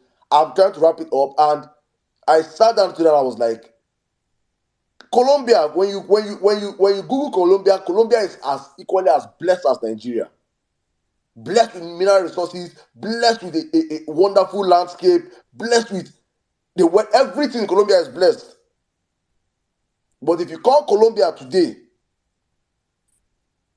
if you travel to Colombia and you want to enter another Western country, the first thing that will come to your mind is that you're drug. You went this one blessed na mini roots. You don't go collect something, you won't come move. They will search you like a thief. What took you to Colombia? One man. NC's always talk about how one man can transform an entire society. He always says on this platform, one man that never even rose to be. All he did was aspire. He got to the role of House of Rep member. He that man called Pablo Escobar. He has terraformed Colombia till the end of My time. brother, do you know Pablo is such a bastard? Let me give you something to read. Google Pablo Escobar's hippos. Pablo Escobar illegally imported three hippopotamuses from Africa From to Africa, South go on. America. Hippopotamuses do not exist in South America at all. Pablo Escobar imported 2 female and 1 male. He Bro, kept now them in. hippopotamus they talk. He get zoo. The guy get Wait, zoo. He gets hold you, on, yeah. Jimmy. Hold on, Jimmy. Pablo Escobar kept this hippopotamus in the zoo in his house, in a river in the zoo. But in that river, they used to deposit the cocaine byproducts that they didn't use. So he had 3 hippos that were alien to that continent, snorting cocaine in their water. Those hippos today have given birth to more than 3,000 hippos that are wrecking the wildlife of South America. Hippos are not native to South. Pablo Escobar destroyed the ecology of South America. Go and Google this thing I'm telling you. It's Pablo Escobar's hippos. He took hippos from Africa to where hippo no ever did before. And when Pablo Escobar died, those hippos went into the wild and have been procreating and causing havoc. They've been reported as far as Bolivia, Ecuador. No one man. Keep no wahala. When I say terraform a tribe, it can terraform a whole continent. Anytime you have time, just Google Pablo Escobar's hippos and the problem he caused Jesus. with hippopotamus in South America. Hey! You will fear Pablo Escobar. Just Google it. Hey! Pablo Escobar's hippopotamus problem. You go fear. H-I-P for the E for the hippopo. P-O for the hippopo. Hey! Jesus Christi. Hey! I don't hear this one, no. Hippopotamus. Jimmy, Google it. I swear you spend the whole day there. You dey Pablo whine me. Escobar Now caused wetin I go do a this night? hippopotamus problem in South America. He cross-pollinated wildlife across continents, and those hippos still today they are giving birth, they are killing people. Hippopotamus. Google Hippos it on on YouTube. colos. Hippos on Hippopotamus colos. on cocaine. They were drinking and bathing in cocaine for years and giving birth, having sex anyhow. 2 female, 1 male. Hey! Pablo caused problem Jesus. beyond government and society. Pablo caused an My ecological crisis. Google it. Pablo Escobar's my hippopotamus brother, problem. 1 male, 2 female. Jesus. Left them in a Hey! river and was pouring cocaine byproduct into the river. They go just snort cocaine, begin knock, burn. Snort cocaine, knock, burn. Now so. Hey, Saddam, make I help you with that pastor topic where you bring up. Go on, my brother, go on. A friend of mine in Chicago here.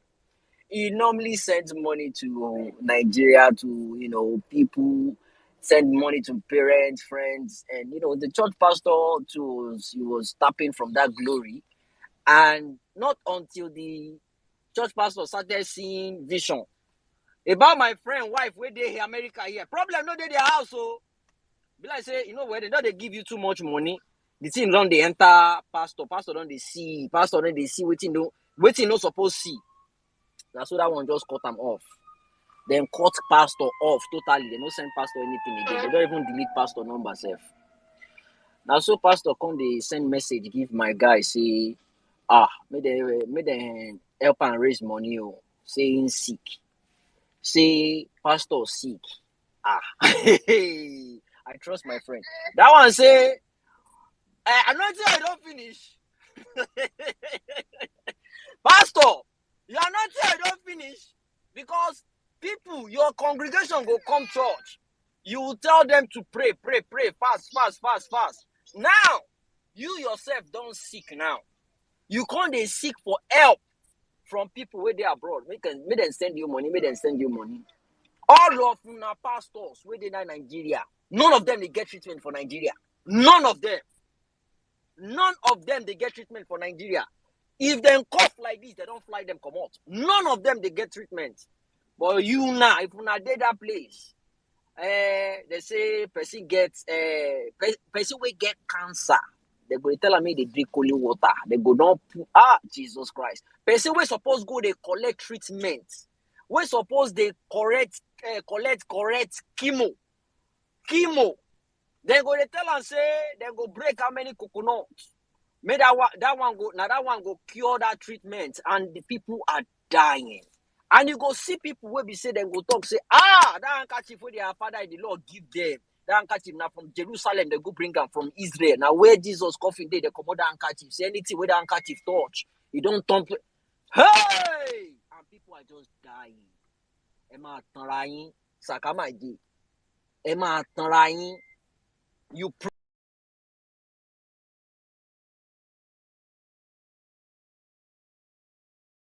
That nothing is going to happen. I have a lot of people, they've not even been to church this year. Waiting with day October. They never did.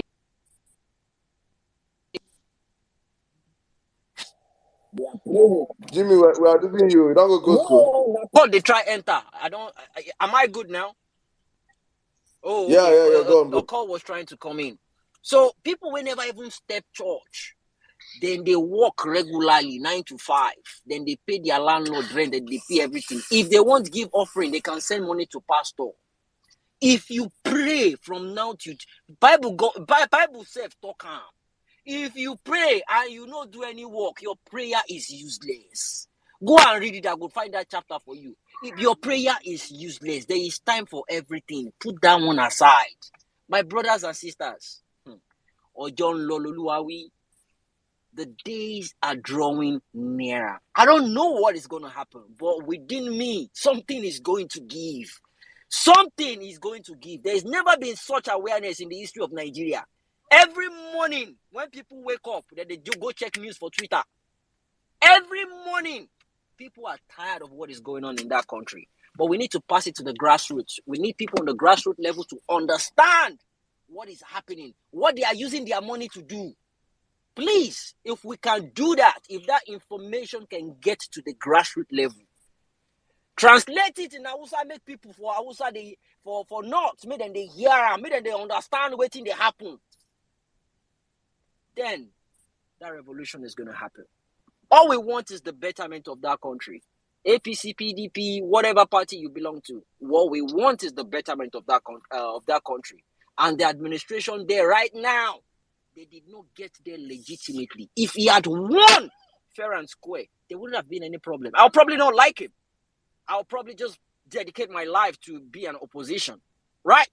But I will be certain that he won the election clean and clear. But he did not freaking win the election. And now he wants to now turn the constitution against us as if we are the bad people. That's not going to happen. That is not going to happen. And that is what we are standing on right now. And our elders, our religious leader, our spiritual leaders, they've bought all of them. They are now turning them against us.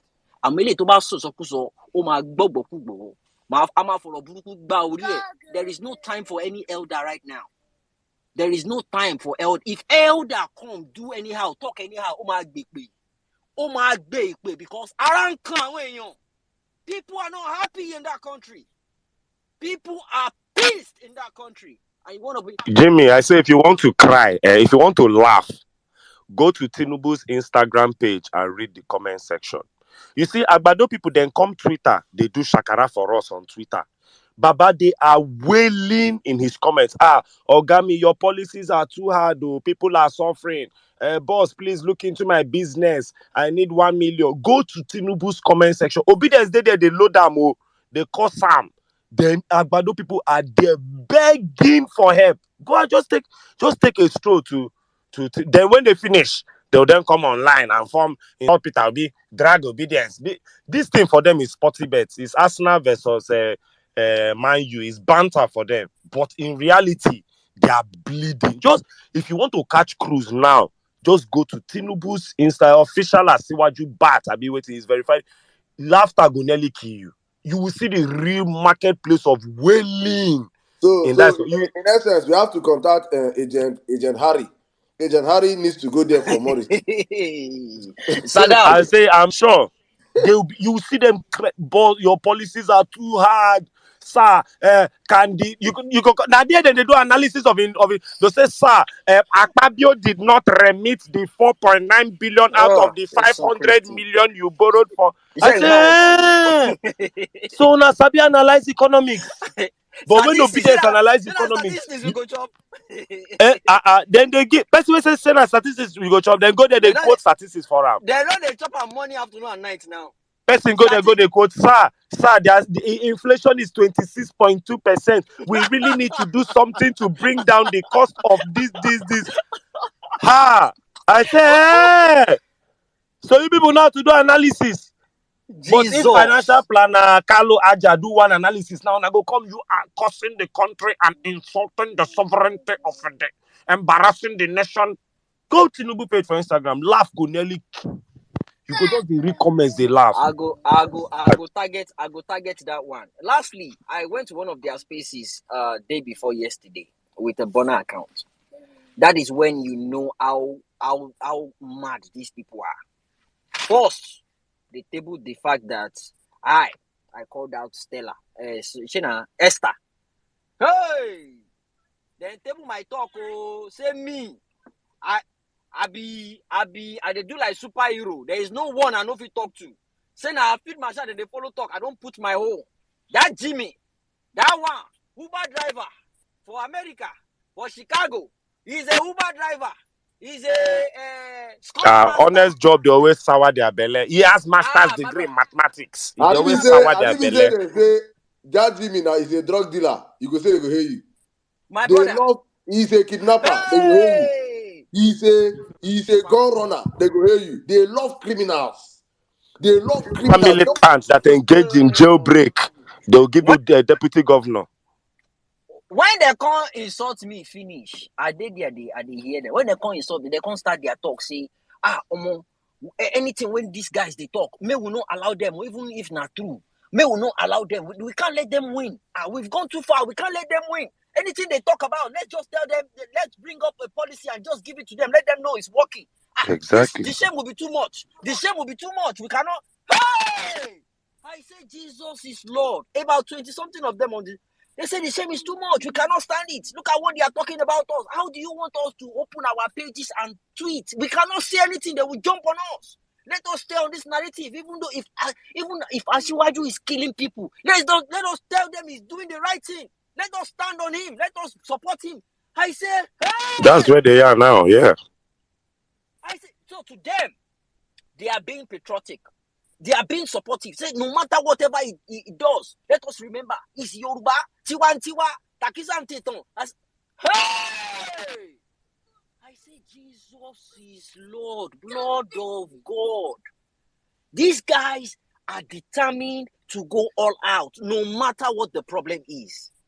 Even if the FBI result comes out and we see, say, this man, then see picture when he carry salt for mouth like this, they sniff out. Say no, na powder when they take bake. Say na powder, that thing, say you taste them. How you taste? No, say na cocaine. Say na powder. Say the thing is not. Hey! Jesus, these guys are ready. They are grooming themselves on the next phase. They are not ready to accept the truth. No matter what you say, they are now fighting for legitimacy based on the fact that they now realize they've done wrong. They realize they voted for the wrong person. But now it's now like it's a Yoruba man. We need to support him at all costs. We need to see him. We need to support him to the ground, no matter what happens. Hey! Man, I couldn't believe my ears when I was listening. They ended up kicking me out of the space because I collected mic and I insulted them. I collected the mic. I first told them, I said, they said, no, we don't do that here. We don't do that. One year is that guy, yo. That's what they come up. I want to talk here. That's what they come up. I can't eat it cast. They use Koboko wipe you, come on his base. Back to you, Saddam, I beg. My brother, see, when you go on these people's spaces and when you hear these people speak, you don't understand when I say these people are product of the evil forest. You don't understand why when I say this, I mean it. With my chest, I can say it. There is no how. You know, because you cannot say that you're not passing through Nigeria or you're not feeling Nigeria. They are feeling it, but just accept the truth that you made a wrong move. And nobody's perfect. Nobody's perfect. We make mistakes. Accept you made a mistake by choosing the criminal. No, let us support this criminal till Nigeria sinks. We will sink with the criminal. No wahala we did here. Let's keep the conversation rolling, guys. Thank you very much for your time, and thank you all of you on the platform. All of you streaming from YouTube, we see you guys. Facebook, thank you for the numbers going up there. Thank you guys. The Violence Space radio station. Please, guys, keep sharing the space. Let's get our people up. Estes, I don't know if you want to come in now for your submission or we continue with the No, feedback. not yet. Just continue. Enjoy the show. All right, let's go with the conversation. I think INEC una papa well, yes, INEC they are una papa, but for it to be your name is something else. But you have the space now. Good evening, sir. I'll be good evening, ma. Good evening, Mr. Dam. Please confirm if my voice is coming out clear. Please confirm if you can hear me. Perfectly, sir. Yes, I can hear you, sir. All right. Thank you so much for giving me the opportunity to speak on Vawulence Space. This is my first time of speaking. I've been a regular listener, and then since last year I joined the space, I've been enjoying every bit of it. So I want to thank you so much for this space.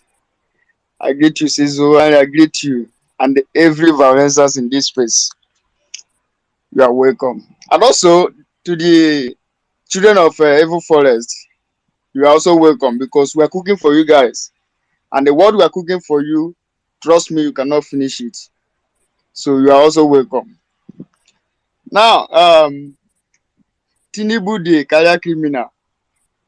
You know, when the case of the forgery came out, I don't know. There are things you check and you discover why Saddam said that these people are descendants of evil forest. They keep on telling us that yes, he went to his school, he graduated, but they forgot that the bone of the contention there is that the certificate is forged. Now, I just want to talk a little bit about that, and I think that is the only thing I'm going to talk about in these topics. So, it was said that forgery is established when the purported issuing institution deny ever issuing the document. Now, there's a question we are not being asking, and I think the issue of the certificate forgery has somehow covered it. And I think that this is the time we begin to ask that question. So if forgery is established when the institution denied it, what about when there's no trace of the institution that's supposed to have issued the document? That is a big forgery. So, and that brings me to the question, who forged Tinubu? Because from what I'm seeing, Tinubu himself is a forgery. Because there's nobody that can trace his origin. There's nobody that even himself, he know that he's a forgery because he cannot tell anybody about his origin. So who forged Tinubu?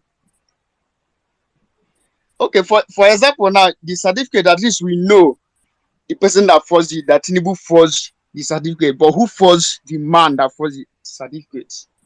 It's a very big question that Nigerians should begin to ask. And But this question is the deepest question I've heard in a long time. Who forged Tinubu? Since everything Tinubu has is a forgery. Mad. Continue, boss. yes, thank you. So we need to begin to ask this question: who forged Tinubu? Because it is, I don't know, am I going to say that it is mysterious that a forgery is at the hem of the affair of the most populous country in the continent of Africa? How can we begin to tell the story that a forgery himself is the man that is seated at the highest seat of power in the country? So when we begin to ask this question, I think it will help us to know how to begin to deal with this man, because we are not just talking about his certificate forgery now. We're also talking about him himself being a forgery. Yes, he had been able to snatch the power, but one thing you don't know, that he cannot run away with it. Just imagine a scenario where somebody snatched somebody's bicycle, but at the end of the day, you discover that this person that snatched the bicycle don't even know how to ride a bicycle. He's also rolling it. So assume that maybe he knows what to do with this power, then maybe we could have had maybe a kind of thinking about his legitimacy.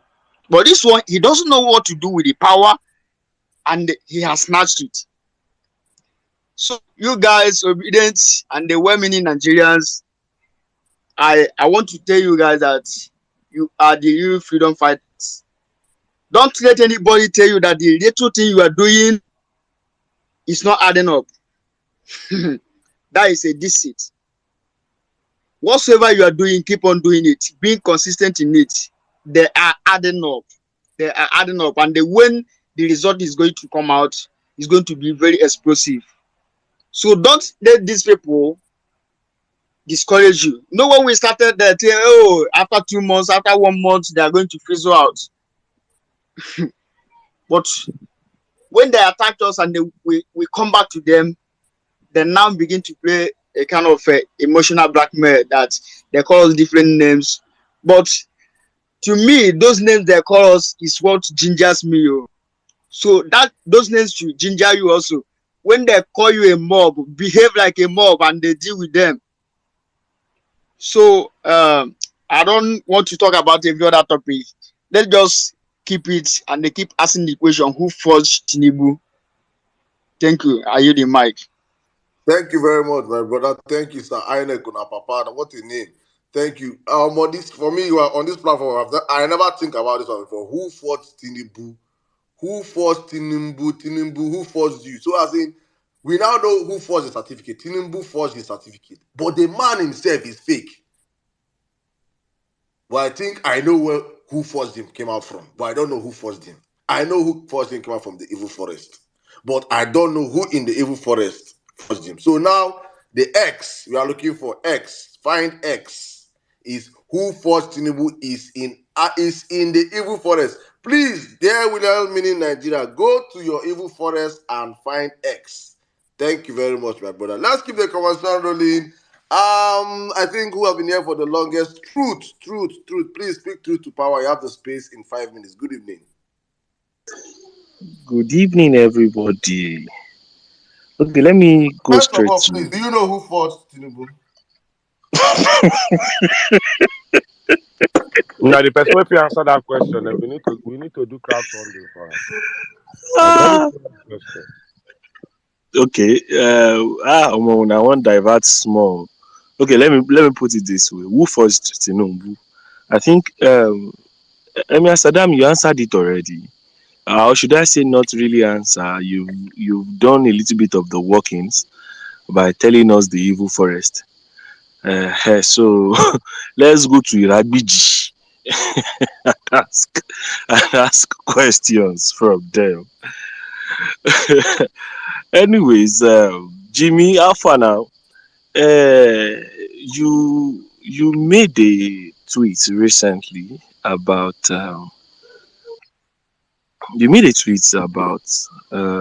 Tinubu's visa, and you asked a very important question, and I don't know why a lot of people are not talking about it. Well, a madman, so to say, replied you, and that encouraged me to do a little bit of forensics into Tinubu's visa. The visa they all celebrated that Keyamo posted. I did a little bit of investigation into it, and I think I made a video of it and I posted it recently. I don't know if I'm permitted to post that on Jumbotron. You see, we need to start asking who forged Tinubu? Who? Because apparently, this same visa they are celebrating is nowhere to be found on the United States portal. Like nowhere, no day. Meanwhile, this guy who replied Jimmy dropped a screenshot confirm, confirming the what's it called now? This visa is legit. So you need to start asking truly who forged Tinubu? Who? Tani Wirinye who? Okay, moving on as well. Like I said, I have few things to say, and I'm going to make sure I stay in between my 5 minutes. Um, we are working on something, and it's the Yoruba Ronu thing. Uh, like I promised the other time that I am going to put a whole lot of things in play, and for those trying to track me, I'm back in Nigeria, so you can come for me. I'm home, Erobodo. At least for the meantime, let us get everything done right. So we are working on the Yoruba Ronu YouTube channel. We are working on a whole lot of things, and we'll be posting most of our content in Yoruba. I said the other time that we need people that can translate. We need people that can interpret, and I mean it. We are going to start interpreting every valuable content that we have. If you make a tweet, I will pick it up. I will interpret it. I just need interpreters, please, in every language that you know you can speak. We would interpret that tweet or that video and make a video out of it and spread it and make it go viral. Shey na to go viral na im simple pass. Going viral is the easiest thing for me to do. Shey na to go viral. No be today now. We will go viral. We will go viral. Now, and one, I have two other things to say. One is I promised, I think sometimes in August or July, that those that are in diaspora and wants to learn how to send money down home, probably to their family or into their own savings account in Nigeria, and don't want to incur charges. And I am glad to announce to you that SAFX has finally accepted to start the class in December. And please, if you can help me reach out to what's this man's name in I one MMC again. I will try to remember his name. I'll probably tag him. I promised him a slot, and we will do that. Now, moving on to my main submission. Also to the Forex classes too. It's starting in December. It's for free. So Brother, to my time is up. I beg, let me just give me 30 seconds to round up, please. Now, you know, when we say that our parents failed us, the generation of our parents failed us. You know, we keep saying it. And I did a little bit of historical review, and I discovered that indeed it is not that our parents failed us. Some people failed them in their generation. And one of the most important elements that had been ignored for years, who failed them, failed Nadeko, failed everybody, is Bola Ahmed Tinubu. In Nadeko back then, they all claimed to have an informant within them. For long, they do not know who this informant was. Eventually, they discovered who the informant was, but it was too late. So now I'm pleading to everybody, don't buy this guy's story claiming that Tinubu, he mentioned Tinubu was deported on the grounds of being a refugee. Please don't buy that story. He was he was verbal, he was clear, he was under no influence when he mentioned it in 2015 that Tinubu was deported. Not once. Not once. So Nigerians, you are doing fine. You are doing well. God bless everybody. God bless Nigeria. Have a wonderful evening, everybody. Thank you very much. Thank you. All right, let's go real quick. I think Dr. Effiong, you have the space. Good evening. Yeah, good evening, Emir Saddam. Good evening, Sizzle. Good evening, all the obedience on this space. Thanks for having me once again. Um, okay, straight to the topic. Tinubu, the career criminal. Well, what I have to say is that Nigeria currently we are not practicing democracy, and I think that should be obvious to everyone by now. Aisha Yusufu posted something today concerning a government run by criminals. What is it called? And I replied that it's simple. If democracy is government of the people, by the people, and for the people. So if you have a government of criminals, by criminals, and for criminals, it's commonsensical that that is criminocracy. It's just common sense. So I think we should come to that reality that Nigeria is not practicing democracy as it stands now. We are practicing criminocracy. And that is why you can have both past and present criminals running the shots, in government.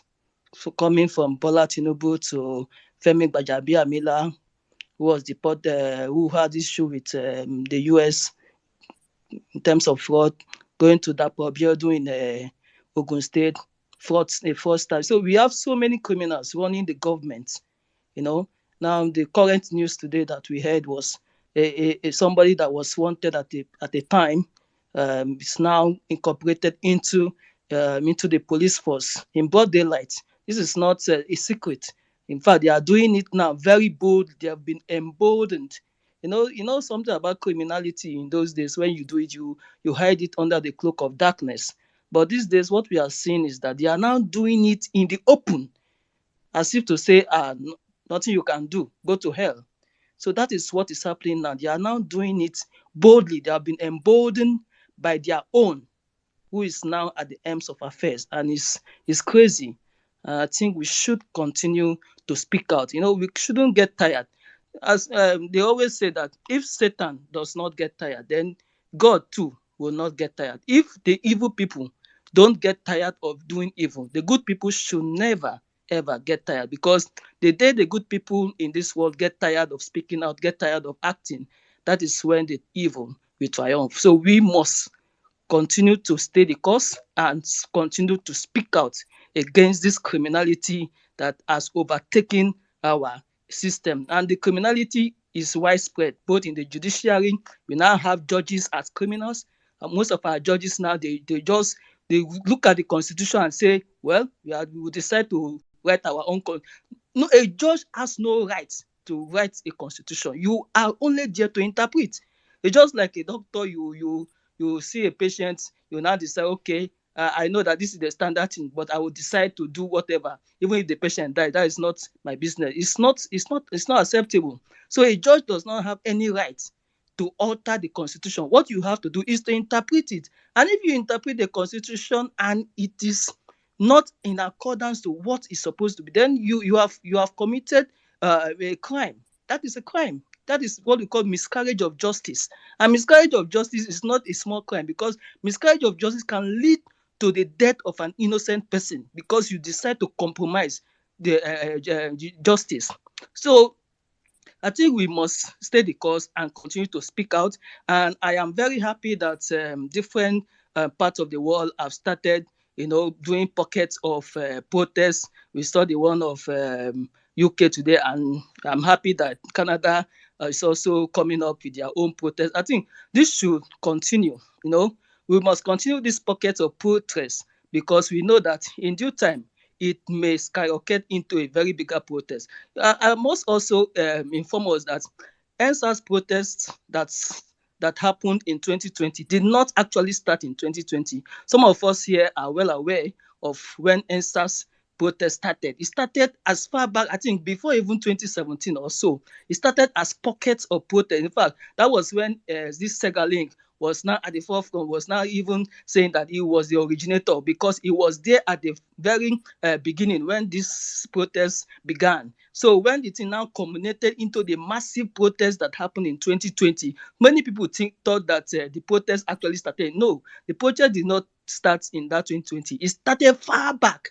But when it became a movement that the government could not contain again, so that is when everybody now began to say, NSAS. So this same thing we are seeing, this pocket of protest that is happening across the world, we must continue to maintain that momentum. And I'm sure, I guarantee you that in the nearest couple of days, many other locations will also be engulfed with this protest. And also, I want to also point out the fact what Lakon did today concerning that gaslighting that he was trying to. I'm very happy that Obedient went there and gave it to him, because you cannot come here and start gaslighting people. The fact that you were BB Nigeria winner and the trophy was given to you out of trophy does not give you the impetus to come and gaslight us. We know what we are doing. We know the truth, and we refuse to be gaslighted by anyone.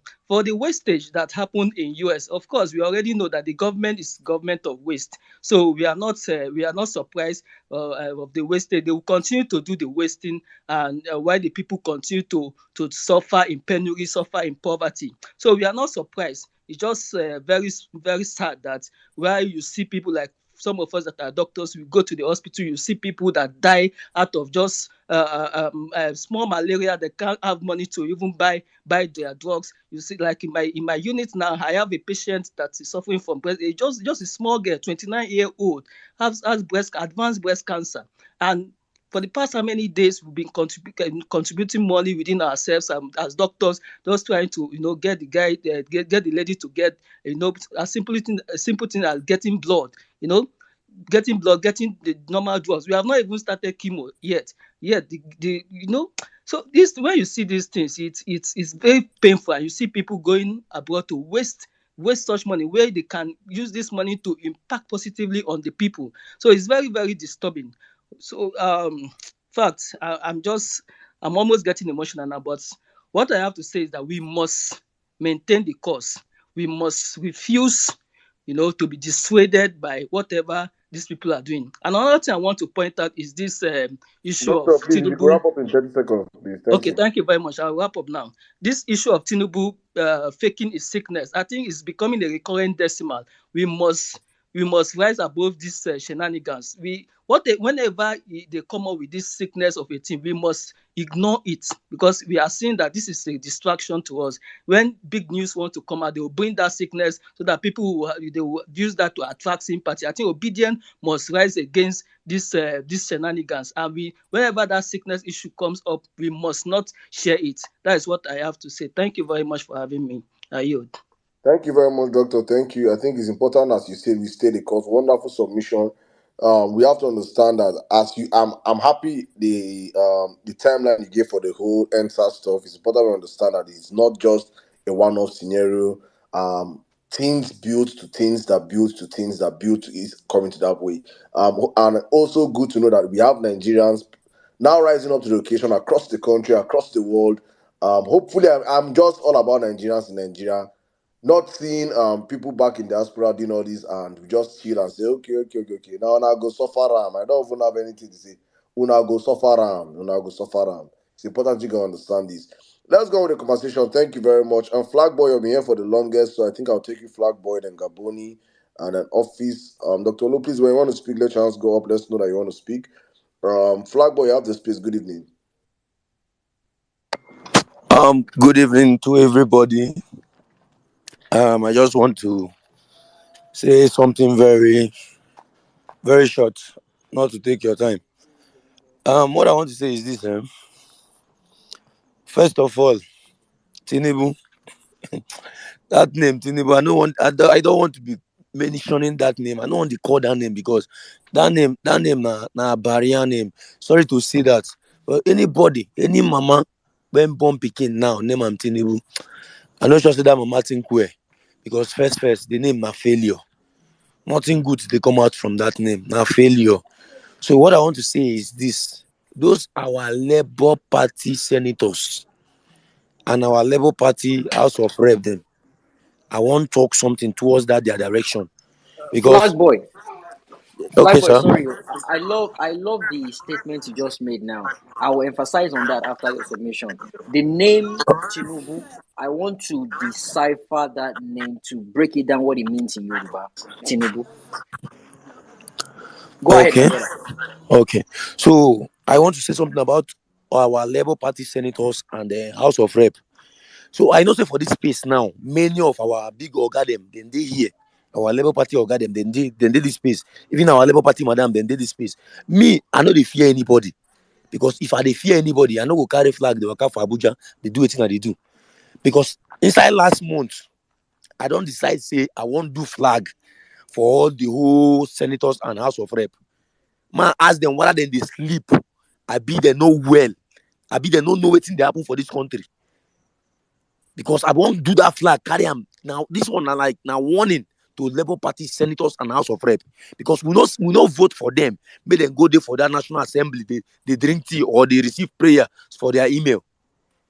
We send them there to fight for justice. We send them there to stand for us and represent us. Because the thing is annoying. Then talk about this fake certificate. Now, none of them don't even fit get mine. Stand up for that house. Challenge any of bring the topic. Challenge yourself. For House of Rep, nothing. None of our Labour Party House of Rep don't stand up. Challenge them. For senators, none of our senators, inside 8 senators, I be how many senators we will get. None of them don't stand up, fit open mouth talk. Because me, I won't do flag for their head. Now, person calm me down, say, man, no do them. Say it too early. Say, if I do them now, it go be like, I they wish them bad, or maybe I work for them, they no give me anything or something. Now, why I just calm down? Because the kind of flag, wait now, the write up of for the flag, if any of them say, if I they tweet them, I go they tag them one by one. The ones when I know I go tag them, I go tag Labour Party, join them. Because what I won't do. Man, leave that side first. Make it job like say we don't talk and make their mind there. Maybe if then travel finish, come back, then go come address that side. Then secondly again, what I want to talk concerning waiting everybody they talk about how we need to protest and the rest. Protest no be waiting, then they shout put. And when we don't dey ready to do them, we will do them. But me, I dey ready on my own. I'm always ready. And then you know, get any human being when they fear for this life. Waiting the key Nigerians we say everybody they fear, nobody won't die. Nobody won't die. And now that time where we they fear say we no one die. Now they go use that, they go take advantage, they finish us. They go take advantage, they finish us. But if they don't say, guy, these people no be people when they fear, then go no say our mind dear. Me no be picking when they speak English. Because this way I know the family when I from come out. Now family when we say everybody they struggle, everybody suffer to make am for life. You go, I don't go like a situation whereby tomorrow I'll come marry them, I can't get my own children. My children will come tell me, say, Papa, and why your generation no correct things when don't go wrong when my father generation no correct. Then I can't tell them say this one. I want a Nigeria whereby I go to tell my children and my own grandchildren say your father or me, your grandfather, I contributed in making this country to work. That's the Nigeria I want. Because if we leave these people, if nobody stand up against these people, then go just do nonsense. Because what will they say for this country now play? Today now, I got spaghetti of 250. I go to buy spaghetti today. They tell me say spaghetti now 600 naira for spaghetti. I want your spaghetti. I go buy spaghetti when they said 250, and nobody is saying anything about it. Nobody is doing anything about it.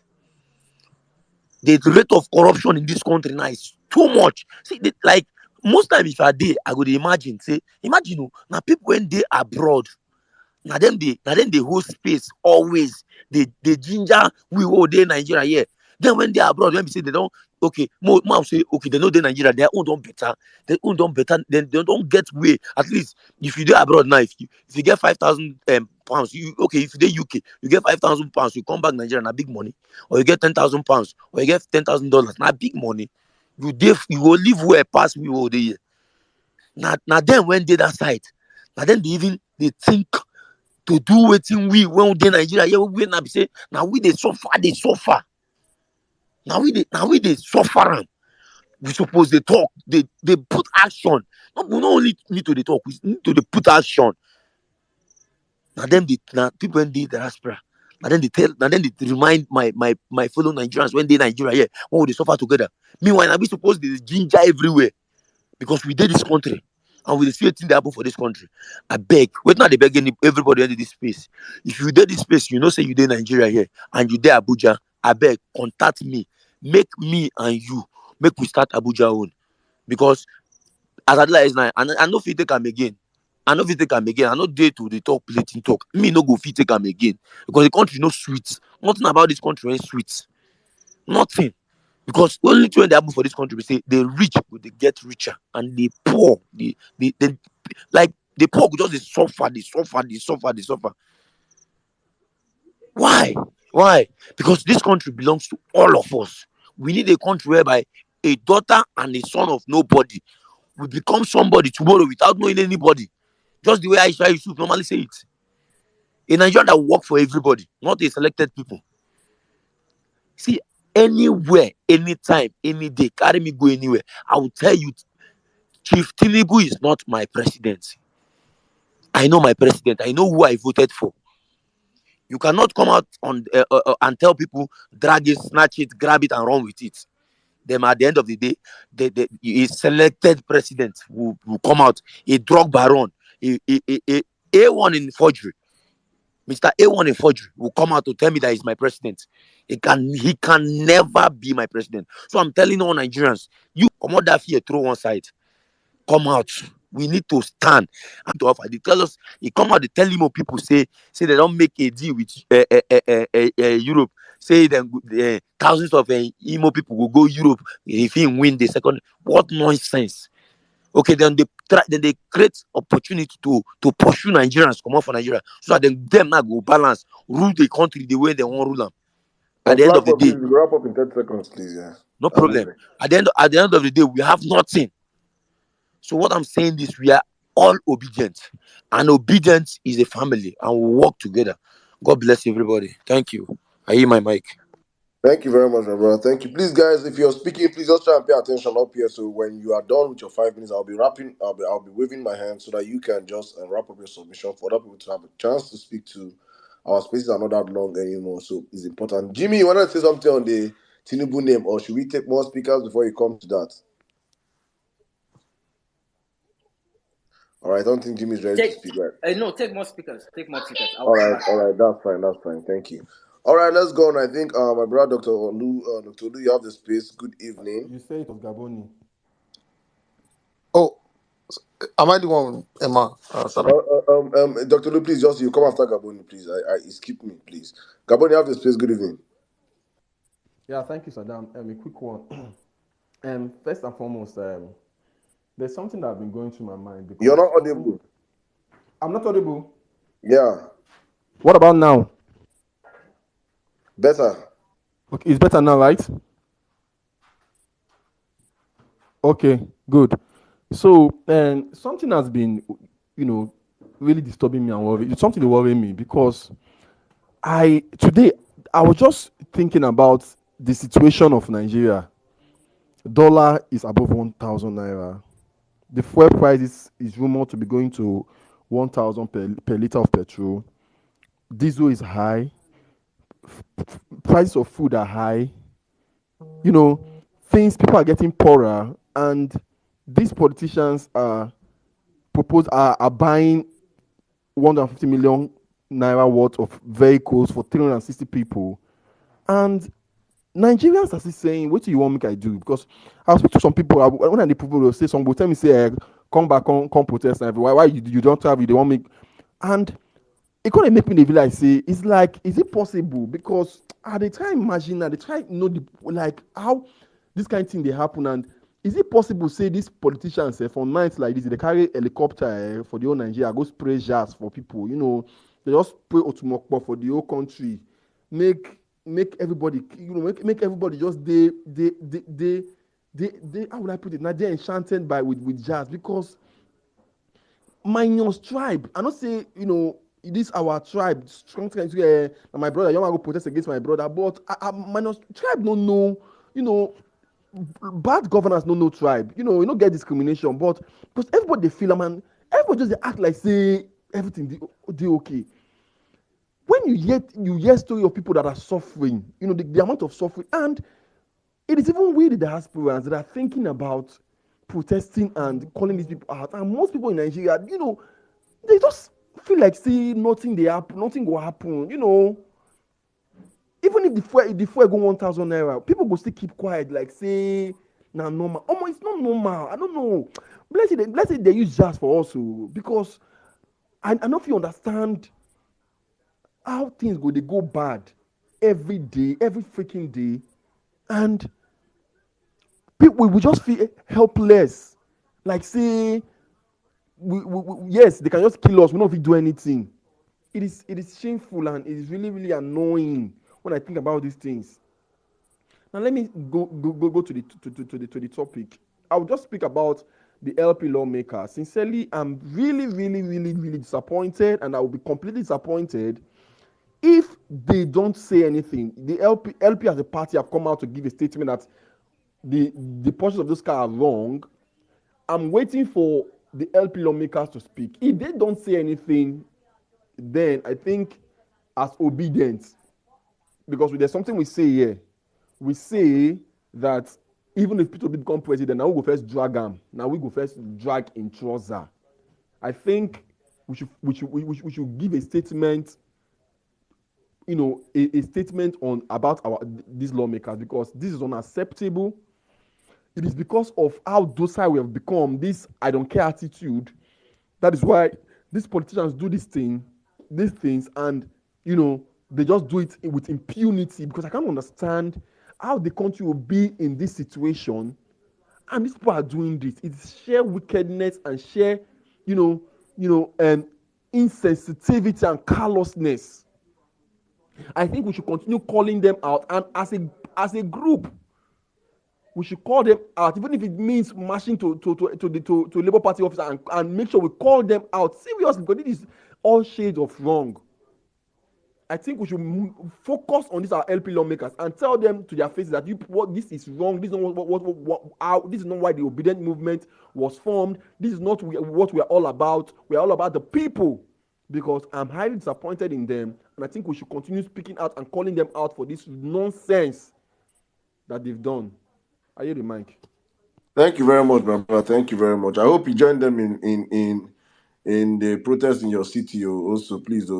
Yeah. I couldn't go today because of the distance. I wanted to go. I spoke with him on Bolanley about I wanted to go today, but the timing wasn't right for me. It was because the distance was far, and it was an evening program. But the next one in London, I'm liaising with her. Definitely, like, it's a definite thing for me. Like, definitely.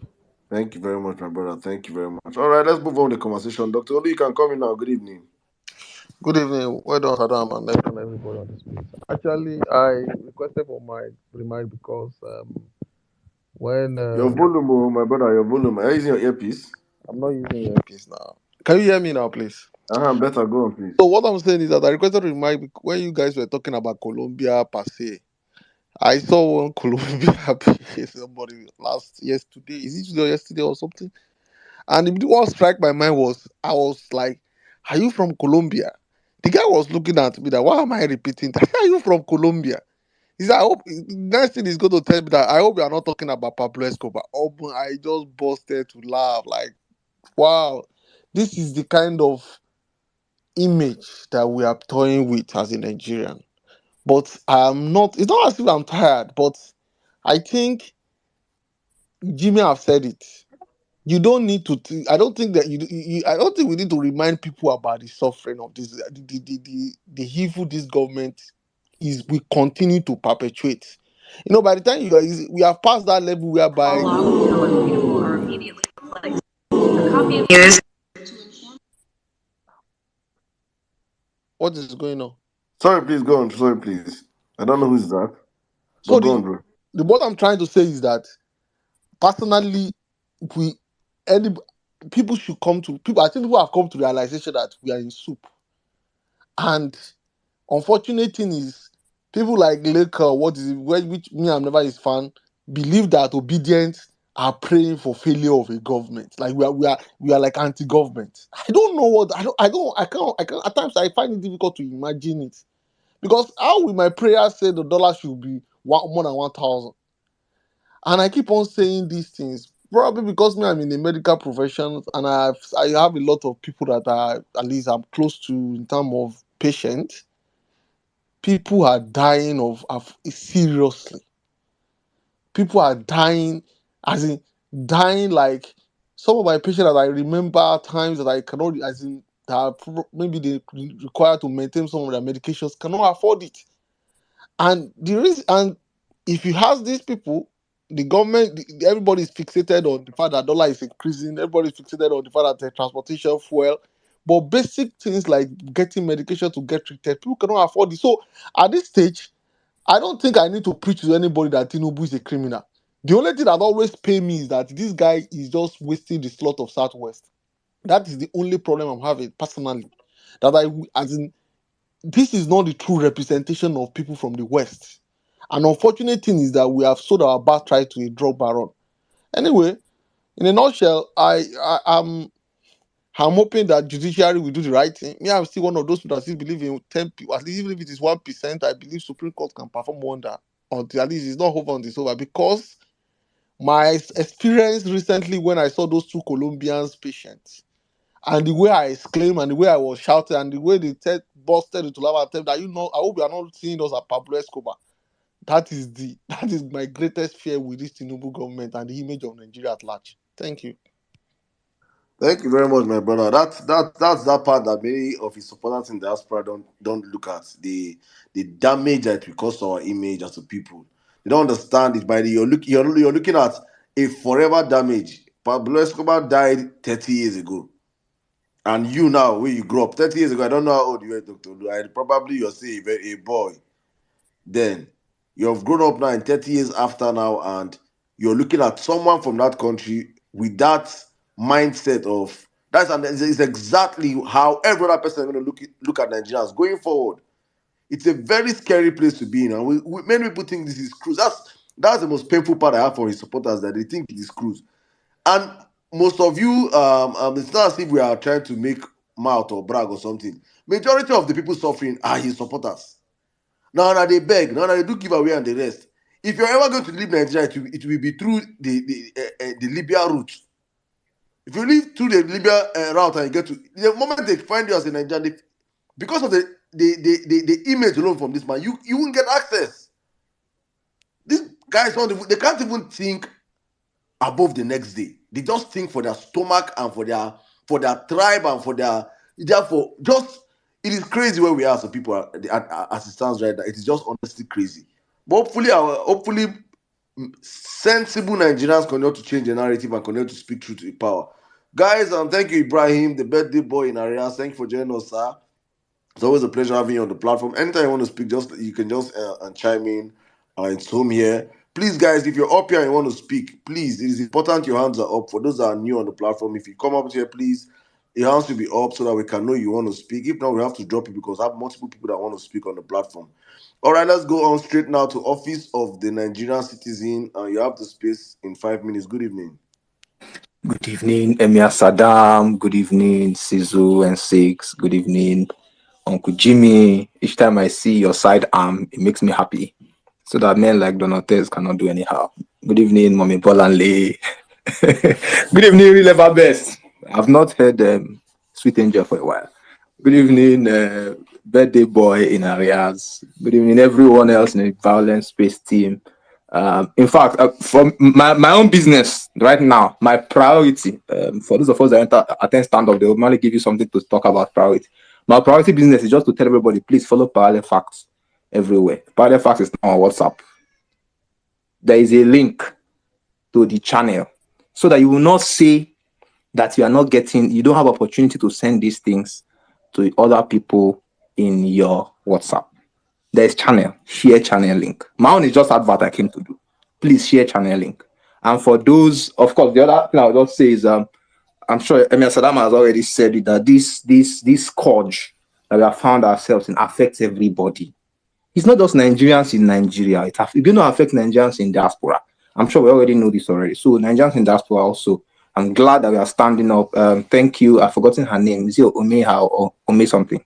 Thank you for putting the Canada protest together. Hopefully we get to see folks at the High Commission. Hopefully we even see it continuously every day. Guys in the US, please, let's do so. I'm sure there are a good number of us in the US. If try those ones in Chicago, I'm not, Uncle Jimmy, maybe you can also even help us with this to be really great. To have all of this happen as often as possible. Thank you. Mine just to come and say thank you very much. Yeah, and also to the Parallel Facts team. I don't know. I'll keep giving you guys your flowers. You guys are doing great. We get to see the real news now, unlike what all of these confused folks continue to do every time. I think that's all. Once again, go and share Parallel Fact stuff everywhere you find yourself. Thank you, and I yield the mic. Thank you very much. Thank you, sir. Thank you. And this your promo makes sense, Dario. Thank you very much. Guys, please, just in the spirit of what he said, up on the Jumbotron, people have been reaching out, asking that Parafax should have a WhatsApp channel, and I think they have done that. The team has put together a WhatsApp channel, and this is just big shout out to the whole team doing behind the scenes. We were just there, just to try to advert for them. A whole lot of hard work is being done behind the scenes to bring out the real news in real time. Please, the channel is up there it's up on the Jumbotron right now. Everyone on the platform, please go and follow that channel. Subscribe to the channel. It is free just to get the real news in real time. And as you're getting it in real time, you're spreading it in real time, because as we always say on this platform, the most important thing is to understand that we are in a war of misinformation. And if we do not win this war, we can kiss our country goodbye. It is important we understand this. If we do not win this war, there is no amount of cry you want to cry. Nigerians should come out and protest, blah, blah, blah, blah, blah, that will work if we are not informing the populace. Because if you are not informing the populace, let us just understand that it will just be us up here on social media fighting the fight. People offline need to get the information that you're getting on this platform. It is important we understand this. So thank you very much, guys.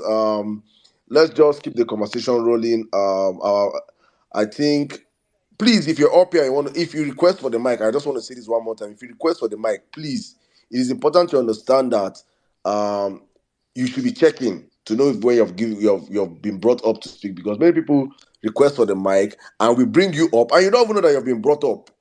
So if you request for the mic, please check if we have brought you up to speak. And if you're up here, please, I just beg, raise your hands up so that we can know that you want to speak and give you the mic to speak.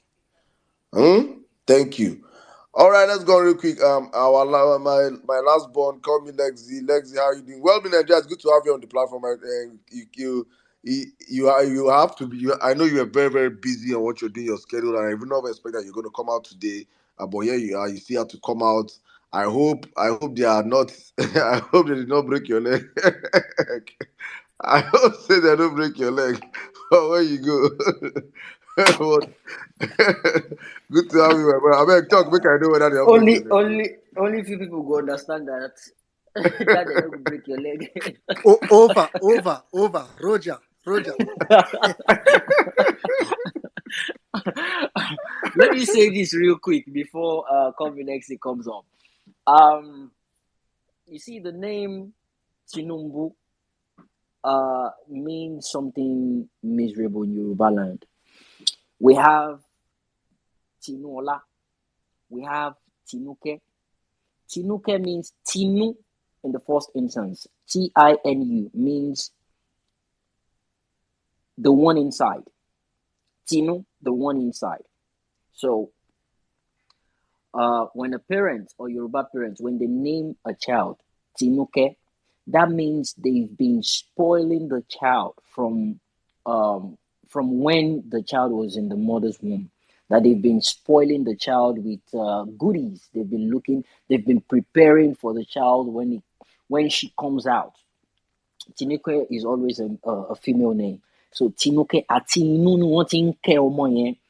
So Tinuola is another one. The child is more like a blessing. That the moment the child,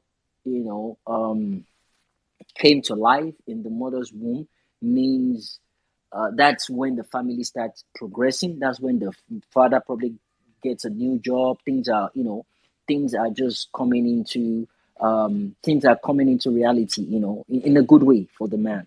So Tinuola. But you see, as I said, Tinu is from inside. What is inside, right? Then Bu, Ibu. Ibu means is another name for ocean. Mr. Ibu is another name for sea. Is another name for river, water, ocean, name it. So now put it together. Tinubu, he was brought from the ocean. He was brought from the river. Oh yeah, well, many Nigeria, you're amazed. Tinubu, only inú ibu lẹja ti ń wẹ̀. Inú ibu gba omi, inú ibu gba ẹja, ó gba what's the name of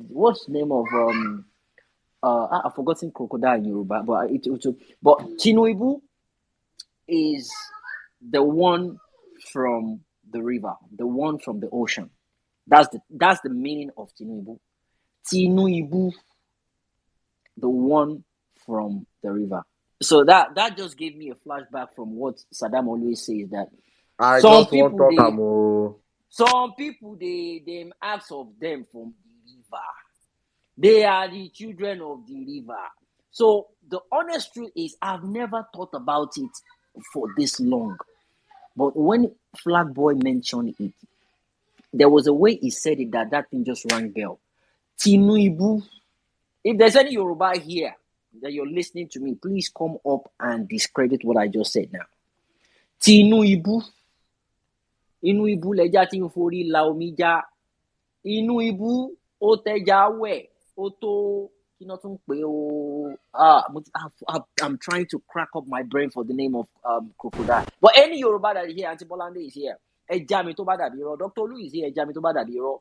There is Tinuola. There is Tinuke. There is Tinubu. You see now this Tinubu, this is the first time I'm hearing about it. And this is the only family that I know they're called Tinubu. Right? And for them to be called Tinubu is family from Lagos, because they know they're from Isaliko. That has to do with river. They're probably into fish farming. They're probably into maybe the man is a fisherman or something. But that's how the name Tinubu comes to existence. That's the meaning of what Tinubu means. Tinubu ni eléyìí. Eléyìí Tinubu ni. Kò ń ṣe Tinuke, kò ń ṣe Tinuola. Tinubu ni. That being said.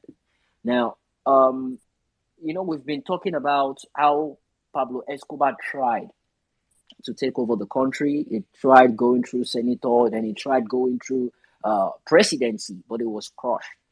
And guess who stopped him? It was the justice system of Colombia that stopped him. But on that fateful day, back in, I think it was in January or June, July, July 6th, January 6th, or I can't remember precisely, 1985, he waged a war against the Justice Department.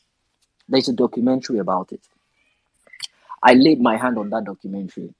I split it into two, 10 minutes, about 20-minute documentary. I split it into two. I just made a tweet about that documentary. I'll put it on the Jumbotron for people to see, for you to understand how he waged a war against the Justice Department. Just one single man. It's very educational and it's something everyone will enjoy.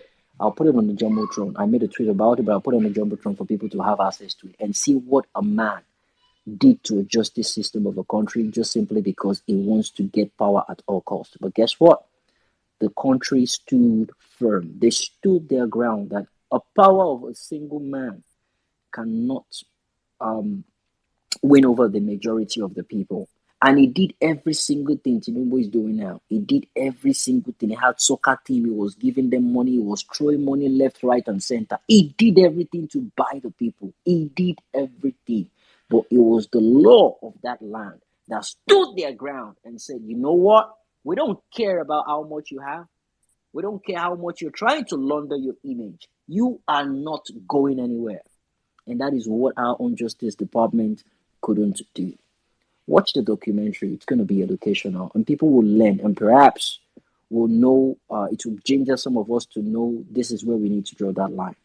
Thank you, Ayub, for now. Back to you, Saddam. Thank you very much, my brother. Thank you. Guys, please, as I always say on the platform, please, if you request for the mic, please pay attention to when you're brought up to speak. And if you're brought up to speak, please let your hands go up so that we can know you want to speak.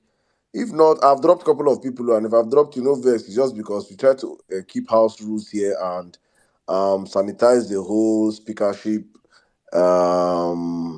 chambers. Please. Thank you. Okay, let's go real quick to 1 minute, Niger. When you want to come in, please just signify. You can always come in anytime you want to come, my brother. Call me Lexi. Please, before you come in, somebody threw a very mad question on the platform, and he asked, "Who forged Tinubu?" So call me Lexi, please. I want to ask you that question as you open up the mic now. Please, do you know who forged Tinubu? Ah, I think we need to ask the likes of FFK and Sandalili. These are the people who will give us better understanding, especially that useless Keyamu, since he understands that great people, the great people study. They study from home. They pass exam from home. So if we gave him that question, I think he will be able to give us perfect answer. My fellow violencers, it's a beautiful day to be here today. Good evening and thanks for always coming here to listen to us. Thank you, Sizu. Thank you, Saddam, World Meaning, Uncle Jimmy, Auntie Bolale, all the diasporas. I'm giving you your flowers. Giving you your flowers. You guys are doing well. You have really been the motivation behind us in Nigeria. If there is still a Nigerian who is still following Tinubu, then he's stupid. For everything you guys are doing, despite the fact you have access to good life over there, you can decide to just ignore what is going on here, but you have chosen to stand with us. I know prosperity will be kind to you and God will bless you. Me, I have started my one-man rally. I did it today again. By the time they wake up tomorrow morning, they will see it. I went to one overhead bridge. Yeah, I'm here. And I posted because I have like 20 cardboard and I write on it, Tinubu is not my president. Disqualifying. I hang it all around that overhead bridge. By tomorrow, when they wake up, they will see it. I just started with them. Since they don't want me to do it during the day, because my mom has been troubling me. Are you the only one? Are you not tired? Leave it. I say, okay. I don't want to disobey you during the day, ma. At least, if you didn't see me during the night, when I posted it, when I do it, those who wake up to see it, they will understand. I've started. Nigerians, let's wake up to our cause. I keep saying one thing, we won't allow anybody to gaslight us. There is no room for it at all. Na we wey dey Nigeria know wetin we dey face. People wey dey sell today sef, dey go to shop, they are sleeping just because there is nobody to buy anything, because there is no money. Na to just go to shop, go sleep, go dey find who go buy something so that they can be able to go back home. They can able to see thief here to go back home. Nigeria is nothing. I'm not even sure we have in Nigeria right now. The only person that will save Nigeria is me and you. Everybody is coming out now to support this criminal. The least person you can just think of, you will just see that stupid person, you just tweet. That's why I say the day I tweeted, the day I will tweet that let's accept like this nonsense that this useless boy did. Please, first of all, check up on me and ask, am I okay? That's the first question you guys should ask me. Once I reply that I am fine, or I did not reply, or I block you, just start dragging me from anywhere you are. Please, I'm begging you, please drag me so that my mental state will run mad straight. This is our country and we need to take it back. That is why we are crying. See what you diaspora are doing for us. It doesn't concern you. You have a better life. You have it to a certain stage. Who am I not to support? Who am I? Who is feeling the heat right here? Not to support. I will now wake up and say, let us be praying. Which kind of prayer? Haven't we prayed enough? I don't understand. I keep asking this question. Tell me one prayer point that we have not prayed. Tell me one prayer point. It is only in Nigeria. God kill the devil. God kill the devil. God kill the devil. Now, instead of God to kill the devil now wanted to ride latest Jeep, latest SUV. That is what they want to be riding now. When we are hungry here in Nigeria, devil is even now chilling and enjoying his life. Is that the life God wants for us? Are we crippled that we can't stand and fight for our rights? Are we crippled that we can't stand and fight for our rights? Even if we are crippled, don't we have our voice? Have they used charm on us? Like what many we say is like they have used charm on us. I keep saying one thing. If it is one person that will not give this criminal man, that legitimacy, it is me. I will make sure I don't give him. People in my vicinity will wake up tomorrow and see that poster and they will understand that this man is a criminal. If they tear it, I will still do another one. It doesn't cost me anything. Na tempo go suffer and it's marker and cardboard that will suffer. I will keep doing it until everybody understand that this man is a criminal. There is no way to it. People are fucking suffering in Nigeria. We are tired. It is just so sad. I don't understand where these our Labour Party lawmakers are. Maybe they are compromised. I don't understand. What is their take? Are they even standing against all these things they are doing? We need to start calling them out. We need to start inviting them to this space. When they need this thing, they are coming.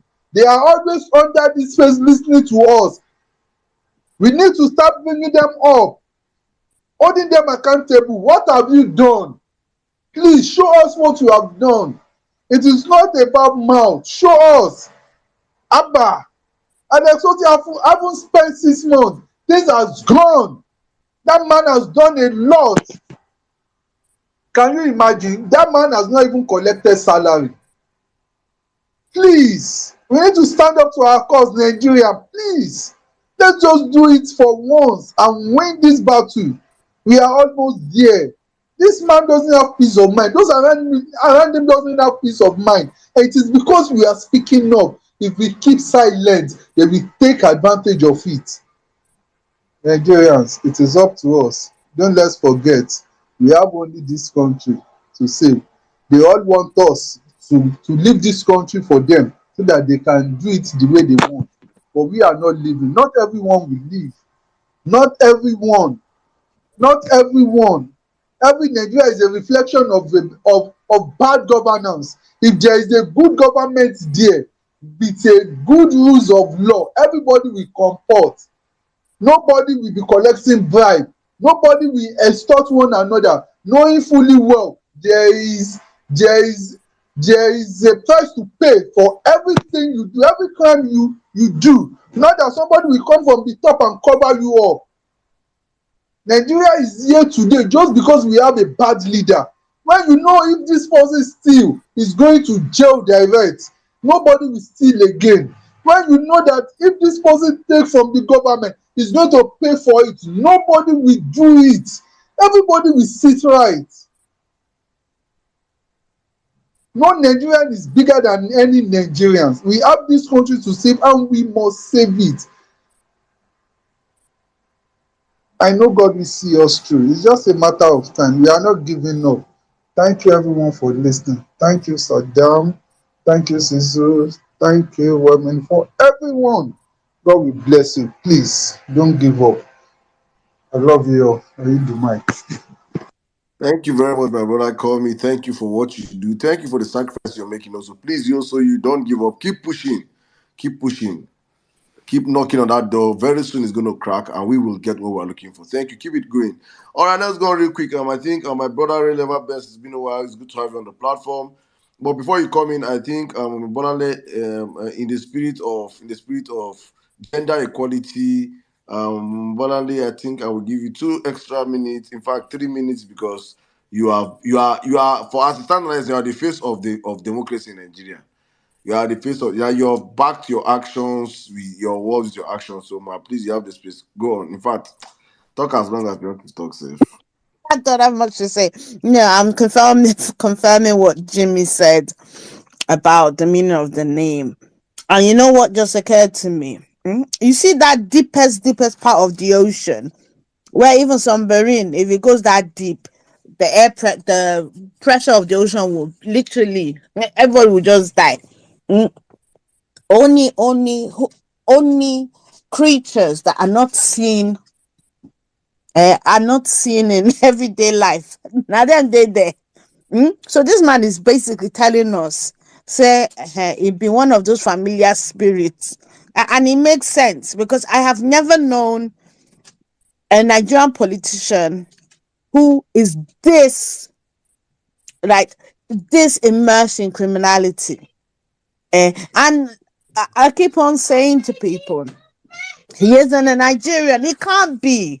Nigerian politicians, apart from Peter Obi, and maybe that are greedy, we accept. But this one is different. The man is evil, personified. And you have to reach that level of evil to do the things that he has done throughout his lifetime. So no, I just came up to say, yeah, that's the meaning. He comes from the deep, something that came from the deep.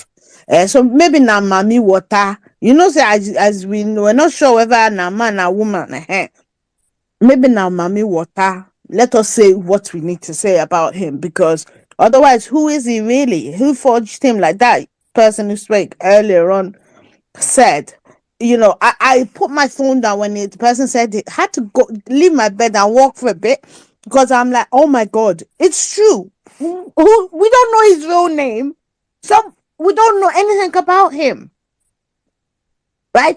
He has an assumed name, hasn't made up his mind about his age. It's like it's mind-boggling. Right, those who are deep thinkers, that question should resonate with you. It should be going round and round in your head. You should be reflecting on it constantly.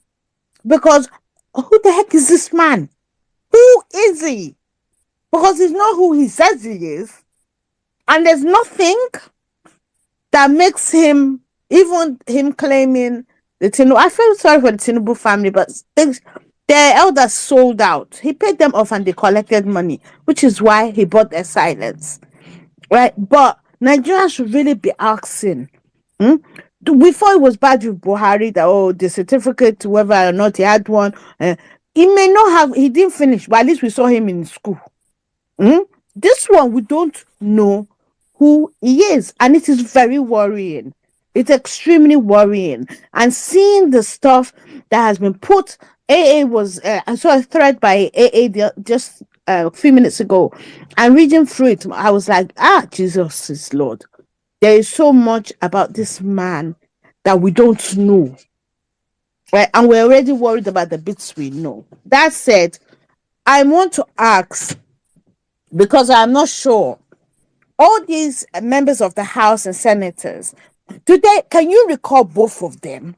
Because if we can, let us drag them first on social media and tell them that the very people that voted them into office will recall them. Because this is BS. It's like every time I think about it, it angers me the more. They get bloated salaries. They get bloated salaries anyway. Nobody, when they first shared some cars with them, and they're sharing cars again, and they're sharing cars with them again. So it's like we've always said, right, that even if it is Peter Obi that messes up, we would drag him. How much more these members of the House and senators? We spent our hard-earned money. We mobilized the obedient movement, and that's why they got all the seats they got. So we can't now say, oh, they're there, we're leaving them. No, we should not leave them. All. If we're going to recall them, let's start the process. Let them know that this is how it should work. If you're not there for your people, your community, where you came from, that gave you their vote, then come back home. We will send somebody else in your place. Because all this bullshit that we're hearing, I mean, it's like enough of this already. Unless I see them beginning to reject the car, we should begin the process of recalling them, because I know it's in the constitution. I just don't know whether it is for both Senate and House of Reps. That's what I wanted to say. Thank you. I yield.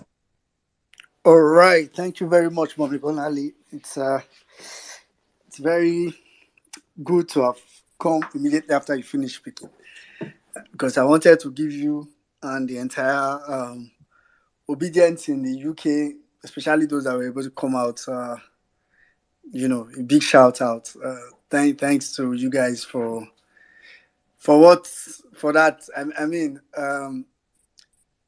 some people, I personally think it's twice as difficult to protest abroad. It may be easy by environment, but it's not very easy by comfort.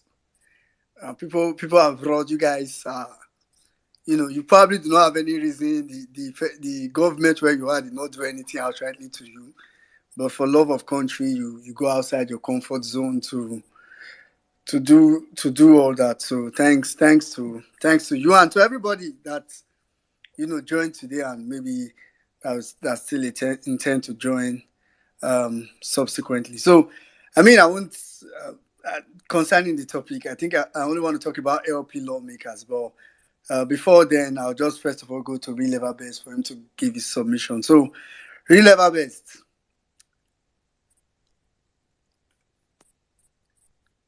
Real Level Best, are you there? Yeah, good morning, good afternoon, good evening, depending where you're spacing from. It's been a while, since I actually came to this place. Been trying to manage a lot of crises here. That's why I've not been here. But most times I come here, I listen in. I've not really been able to come up to speak as I will always do. So I just want to start by saying thank you. All of you that have been holding forth.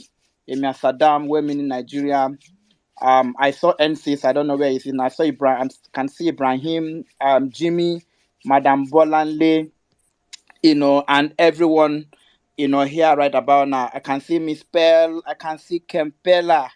I can see Madam Ankadede. I can see Johnson. All of you, I can see Omega. It's been a while. Ibrahim. Wow, it's been a while since, I came here last. So thank God I'm able to come up here and speak. I'm trying to search through. I'm not seeing Sweet Angel here, but anyway, perhaps I'll see her before I go. Adora, I can see you. So thank you everyone that have been holding forth, and for making sure that no matter what happened, that we are going to be here, to speak truth to power, to make sure we fight for this country that that God has given all of us. It's quite, there's something, I think it was Dele when he was it Channel or Arise, when he was talking about Tinubu presidency, like the blessing of Tinubu's presidency. I think that was the time I talked about the what somebody talking about the blessing of the gift of blindness. Is it? Yes, the gift of blindness. And the man talked about how blindness is a gift, and he made he told a story of how he will go to a shop. If you go to supermarket, especially women, when you take your wife or your girlfriend to a shop, you guys might say, I just want to go and buy one or two items, and by the time you get there, you see new arrivals, and you begin to buy things that you never even budgeted. I think it's just very common among women. You now buy and buy and buy, more than what you had budgeted. So the man was making the point that as a blind person, if you have the mind to say you want to go and buy, say, toothpaste, you want to go and get toothpaste. If you just get there, you just go straight to where they are selling toothpaste and you buy your toothpaste and go. Because you're blind, you're not going to see whatever new arrival, whatever new item that's in that shop. So because you're blind, as bad as it is, it has its own advantage. What am I trying to say? I'm trying to say, yes, as bad as Tinubu's presidency is, as much as we have forbidden this thing to happen to us, and as much as we want to make sure that this government collapses today, not tomorrow, there is some blessings and lessons that has come from it. Assuming perhaps we had won this election, assuming we won the election, assuming we have gotten this mandate before this time, we wouldn't have known a lot of people who ordinarily would think are good people, who can even push, maybe will be the people that will push these people should be part of this government, these people should help and not the rest of them. We wouldn't have known all that. So Tinubu presidency, as bad as it is, it has actually revealed a whole lot to Nigerians. So that by the time we get our country, anytime we get that country, that we are going to know the people. Even if Peter Obi come and say, oh, this person, we say, no, we don't need him. We don't need, because there are people in this country that they are not just human beings, they are devil. Tinubu is just one man. He's just one man, but Tinubu has a whole lot of people, who has actually helped to bring this evil, to stay. There are a lot of people. Some of them are your so-called men of God. Some of them are your so-called people in the judiciary. Some of them are people you see in all walks of advisors and not the rest of them. These people are scattered everywhere. In police, they are there. In military, they are there. In customs, they are there. And especially their spiritual fathers, the people you call men of God, they are there. And I don't care what name you call them. If you see any person who has not come to speak against what is happening, any person has not come out, no matter what the name of that person, the person is part of the problem. Because most times the duties we have taken it shouldn't be because there are people who are elected in societies to speak and work for the interest of the society. Some of us are ordinary people who don't have voices. Our voices most times are not heard. But there are people that have been put in position. Those men of God, whether it's God or man, has put them in a position where they need to speak. And therefore, if they don't use that platform for the good of society, that means they should not be there. Some of them are imams. Whoever put them there, whether it's God or man that put them, their duty is to speak for the good of society. If they don't do that work, their being there is useless, and nobody should recognize them or give them any respect. There are people who are lawyers. Their destiny is to speak for justice and fight for justice. And therefore, if they don't fight for justice, it means that their being there is completely useless and nobody should respect them. There are people who are opinion leaders. Some of them has a lot of white hairs on their head. And therefore, if they don't speak, for the building and interest of the society, there is no point recognizing them and calling them elder men for having white hair. Is useless. And good thing in this season that the ordinary people have actually taken the position to actually speak. The point I'm trying to make, that most of these things we are doing, there are people who should have been elected. Those ones who are senators, those ones who are governors, those ones who are ministers, they are the ones who should see, because the society has given them power. We have empowered them, we have voted them in to work for the good of, but they are not doing it again. The system has collapsed. That is why ordinary people like me and you are always on this platform trying to speak through to power. And I think we should continue. Yes, we had wanted this thing to come as fast as fast as we wanted. But you see, Nigeria is a country that has taken years, to go to where we are today. And Nigeria, like I've said, is a crime scene. It's a criminal enterprise. There are the people who held this country hostage. It's not the people who just rigged the election.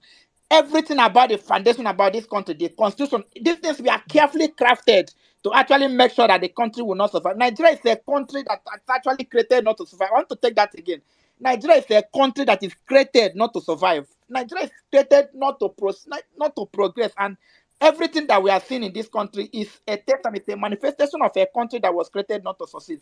The only thing we can do is to make sure we bring to bear, to make sure we dismantle this entity, we dismantle it in such a way that will begin to bring people and bring process and bring people who think Nigeria, people who want the good of this country. There's a whole lot of reason why they don't want people. When people come and say, I will cut down cost of governance, people don't like it. When he say, oh, why should I go and sleep in a hotel? People don't like it because Nigeria is a criminal enterprise. There is no way Tinubu presidency will not do what he's doing. There is no way, because it's a presidency that was, gotten out of crime. And the whole people who actually supported this regime to come into power are criminals. So do you expect them to be conservative? Do you expect them not to go to hotel? How do you feed criminals? Do you think you can go and sit a thief? A thief, do you think you can go and sit him down and give him and sit him in a local? No. The aim of a thief is to steal money so that he can live a life that he's not actually, a life that is not, that he does not work for. That is the purpose of a thief. When somebody go and steal, he wants to go and stay because he never worked for that money. So when you see them go abroad to go and stay in expensive hotel, this is something that is gotten out of criminality. When you see them go, a normal person, most people who work hard for their money will not just squander it like that. And that is what is happening. A Tinubu presidency is not going to do anything. That's what they've just started. And if you watch everybody that this man is actually bringing to in that government, they are all criminals. People have talked about how he's bringing his criminal gang, the people that he ruled Lagos with. That's what he's doing. He does not have any aim of actually building the country. And they are not going to. How are they going to do it? Their best try is to destroy the country. They're not going to do anything good. And that is why most times when I watch TVs and see people, ordinarily people you would think are decent, people you before this time you respect them, and they come to defend this government, you know that we need to do more. And I've said it, and I'll continue to say that the people who will save this country are the ordinary peoples of this country, are just me and you, people who Nigeria has dealt with so much, people who have not had opportunity to benefit from the wrath of this country. That is the people who can actually save this country. And those people are just me and you. We'll continue to speak, we'll continue to fight. We have to, every country that has succeeded on earth has actually gone through process. It has not been easy for you to, drag out power from the corrupt people. It's not easy. And I just want us to know that all of us, especially Nigerians in diaspora, everywhere you find yourself, just do something. Speak up where you can speak and stand up where you can stand up. And those of us at home, a time has come when we should not, after all, people say, oh, if you go out, they are killing us already. This country, they have sold our destiny. Like in 50 years, they are not going to recover. They've sold us and they are ready to kill. So if we are in this country that you can't even walk freely on the road, even our capital, FCT, is even under siege. So what is the point? You're just next minute to the next victim. You're just 1 hour to the next victim, 1 day to the next victim, and you don't even know when it's going to happen. Every aspect of our national life has been bastardized. And you ask me, how did we allow this to come in? This is a combination of, what has happened over the years. We allowed the Buhari presidency. I never knew it would happen. In short, in 2015, I was telling people, no, it's not going to happen. But it happened. A Tinubu presidency, people say, oh, it's not, no, it should not. But it happened. It happened because for a long time, the Nigerian people have been complacent. And this time around, we'll continue to, what we did in this season is something, it's a wake-up call. It's just like we warmed up. And now Nigerians have to stand up. Whatever we are doing here, whatever we are saying, is actually reaching to the powers that be. It's actually resonating in the corridors of power. And they know that this government has been damaged. I say that again, and I continue to say it. Tinubu presidency is destroyed. There is no point. All these things we are doing is just to make sure it's a make-believe. The government is gone, is destroyed, is crashed, and they are not going to do anything. A time will come when they will pack and go. But they cannot pack and go if we, the ordinary people, will not do something. We have to continue and begin to tell our people that we need to stand up, and take back our country. So thank you so much, Saddam. everyone on this space, women in Nigeria, please, for all of you on this, let's continue working, let's continue fighting, let's continue pushing. I know it's not been easy. We are battle weary, we are battle scared, but we have to keep fighting. Whatever happens, Nigeria is the only country that we have, and we continue to fight for the soul of this country. We will win at the end of the day. I just want you to know that as long as we don't give up, we are going to win at the end of the day. So, Lady Liberty, I can see you. Now, Tuesday, I can see you. Everyone on this space, please just bear with me. It's been a while. I'm working on my thesis. And please, let me just say this. Please, I'm working on thesis. I'm actually working on self-determination or rethinking United Nations Charter on self-determination. I think my purpose is just to think about the fact that United Nations have in their charter they talk about self-determination. And there's a whole article, is it Article 1 and 2 that talk about it. But over the years, a lot of countries have been laying claim, oh, we want self-determination, and they will talk about United Nations Charter. So that charter has not been able to live up to its expectations. So my thesis is actually trying to speak on the issue whether that charter has actually overstayed its level. Is it really relevant in our day to day? What is the purpose of that that charter? How relevant it is so please, if you have anything, any advice you can give me, anything, any article that you think might be of benefit to me, just send it across. I have actually wanted to abandon this program because of the frustration in this country. I don't know how I'll be struggling to get a degree, and somebody who is ruling me is forging a certificate. So it's frustrating. These things leadership should inspire hope and inspire the citizens to actually want to do more. So when you see yourself struggling and to do something, and the people leading you, all of them forge their certificates, all of them, nobody know where they school, nobody know where they got their certificate from. So it's really frustrating. But what we have to do, what we can do, and we have to continue to push ourselves to make sure that we don't allow this miscreant, these political jobbers, this ineptitude to actually derail us. We must continue to fight for the soul of this country. So for everyone on this space, thank you for what you do. Saddam, continue for all of you, continue to work hard. We must have our country back. Please, Saddam, because when Sweet Angel come, just greet her for me. Thank you so much, sir.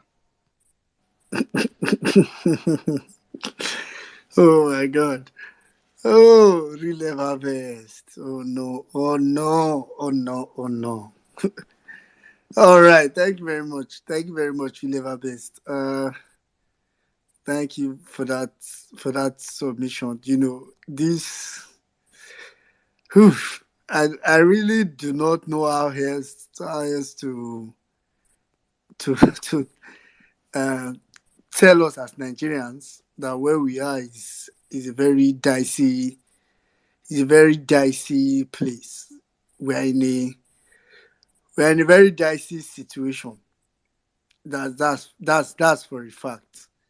And the truth is that we have to be the ones to do. You see that dirty job that we think we can't do, that's in getting back this country, we would eventually need to do it sooner or later. I'd rather it's sooner, because if it's later, the later it is, the more difficult it becomes. I think that just, I mean, so, but it's one thing that we just need to do at some certain point. So the earlier, the better. But really about, the LP lawmakers, the only thing I just want to say, just in case maybe they or, whoever represents them or know them is here, is that, so I understand what will most likely be in their mind is really, let's, even if we talk, nothing will happen now. So, and that's how the devil will use. The devil will tell you that.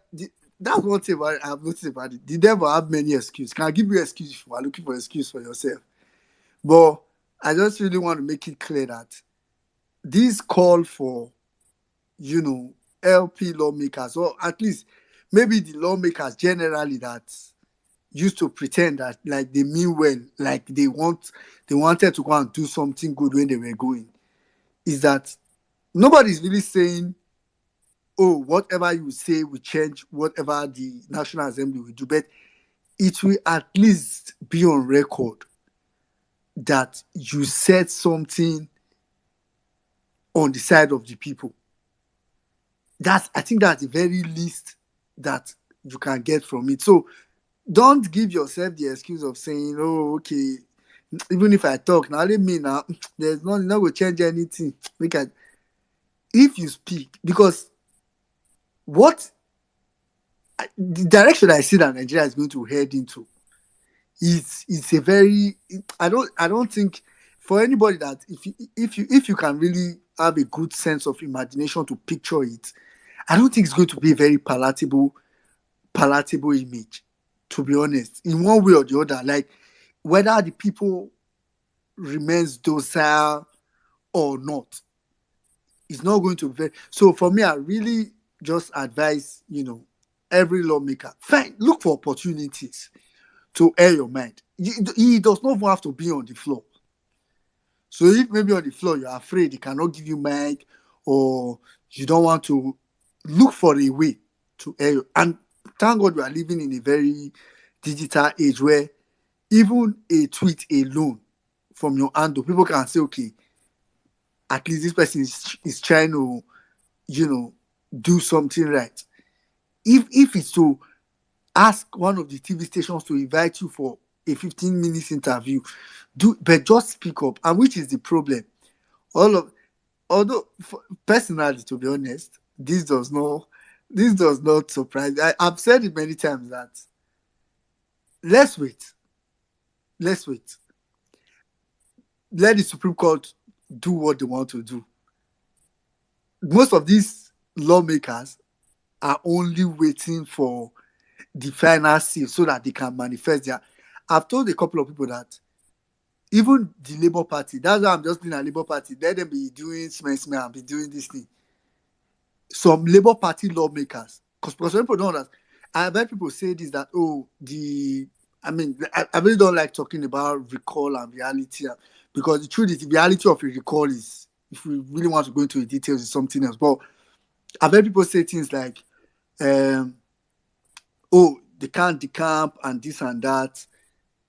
I foresee a situation after the Supreme Court goes ahead to do whatever they want to do, where Labour Party lawmakers are going to cause division in Labour Party to enable them fully decamp to another party. Because the part of the new laws or whatever that says if anybody leaves a lawmaker, or an assembly member cannot decamp. If they decamp, they will have to leave that particular clause, and that particular part of the law has a clause attached to it, which have said that except the party is undergoing a factional crisis. So all they need to do to decamp is to induce a factional crisis. And that is what is most likely going to happen. By the time these people, I think that's maybe some of the mistakes we made, thinking that, maybe because this person is, some of these people are just, then again, like an average politician. So, but my real advice to them, at least for the ones that really, really, really mean well, if maybe what is coming to their mind is the fact that whatever they say may not have any effect. It's not about effect. It's really about standing up for the right thing. I think that's just the point I really want all of them to know. So by the time people are beginning to count and say, what people said or no, nobody will say, because that's where we get to, nobody will say it's Labour Party, it's because you're a Labour Party. People will just only look for what you are doing individually, or what you have done individually. For example, now, we may not yet have just at that speak, but I've seen some of the moves they had made in Etiosa. And on the average, Etiosa at least has benefited. So if at least bege to happen for everywhere, Tadios at Afidro enter Etiosa people go shit and say, okay, at least you don't try for us more for this side. And that's what a couple of these other LP and generally other lawmakers that probably mean well needs to do. But nonetheless, we wait and see. But Nigerians, Voila D. We need to do something and we need to do that very fast. Anyway, just to move ahead with the conversation, um, I'll quickly bring in Anze so we can take a female. I'll bring in Anze. After Anze, I'll come to Temp. Anze, kindly unmute your mic and speak. And if you're in the speaker section, please ensure that your hand is up if you intend to speak. Anze, are you there? Yes, I am. Hi, good afternoon. Good afternoon, everyone. I hope I'm audible. Um, hi, Sada.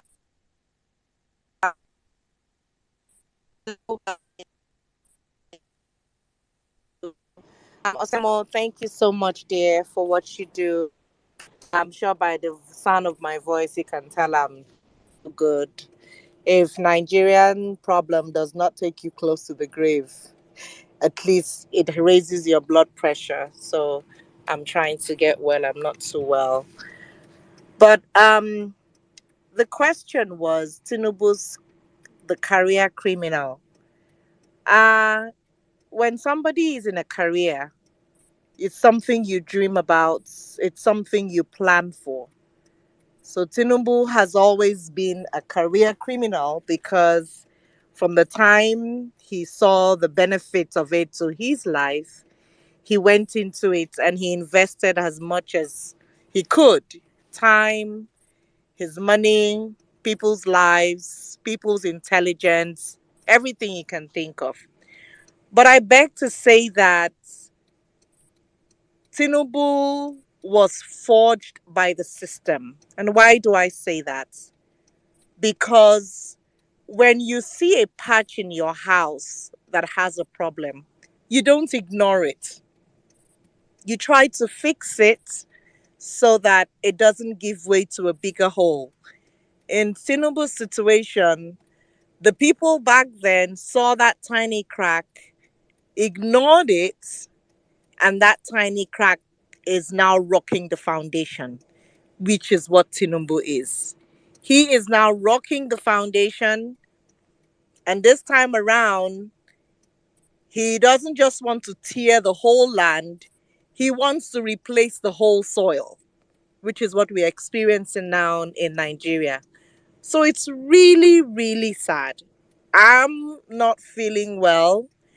And a lot of Nigerians on this space that are outside the country, they don't need to come out here to sound out what their own personal problems are.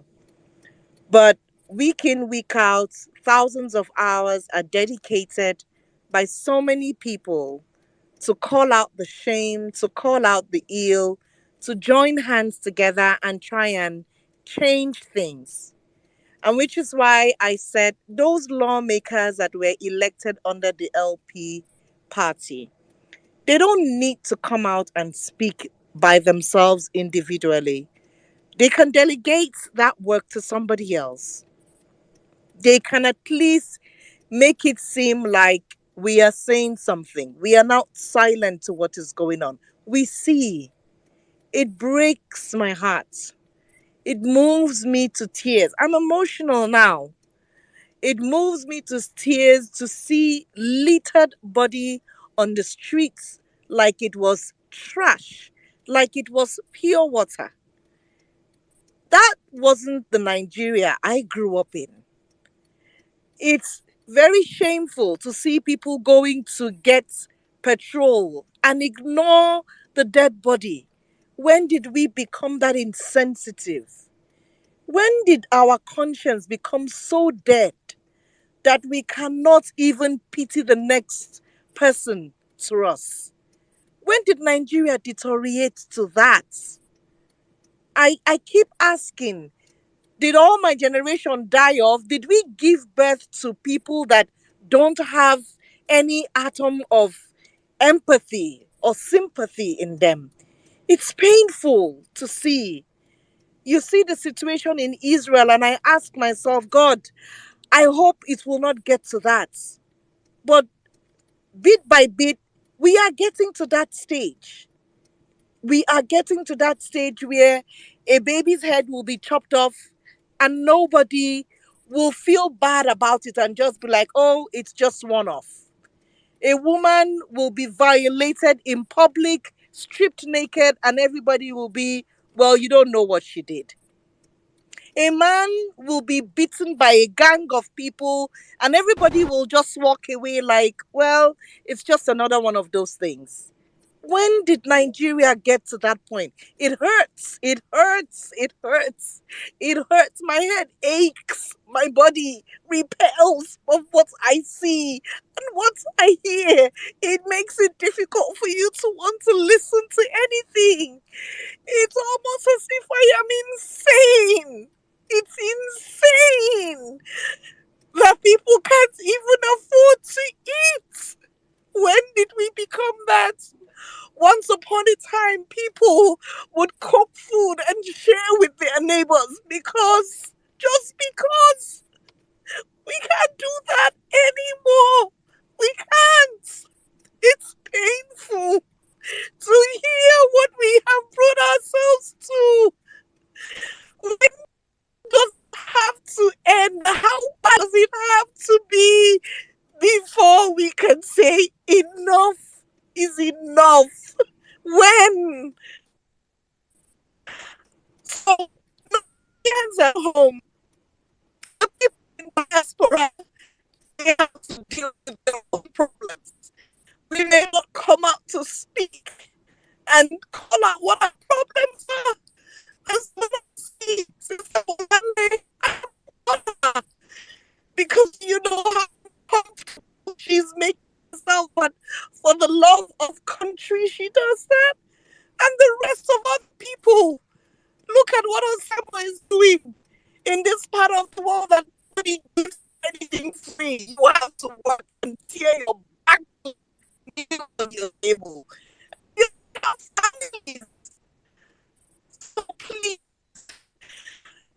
I wish I have the strength like I usually do.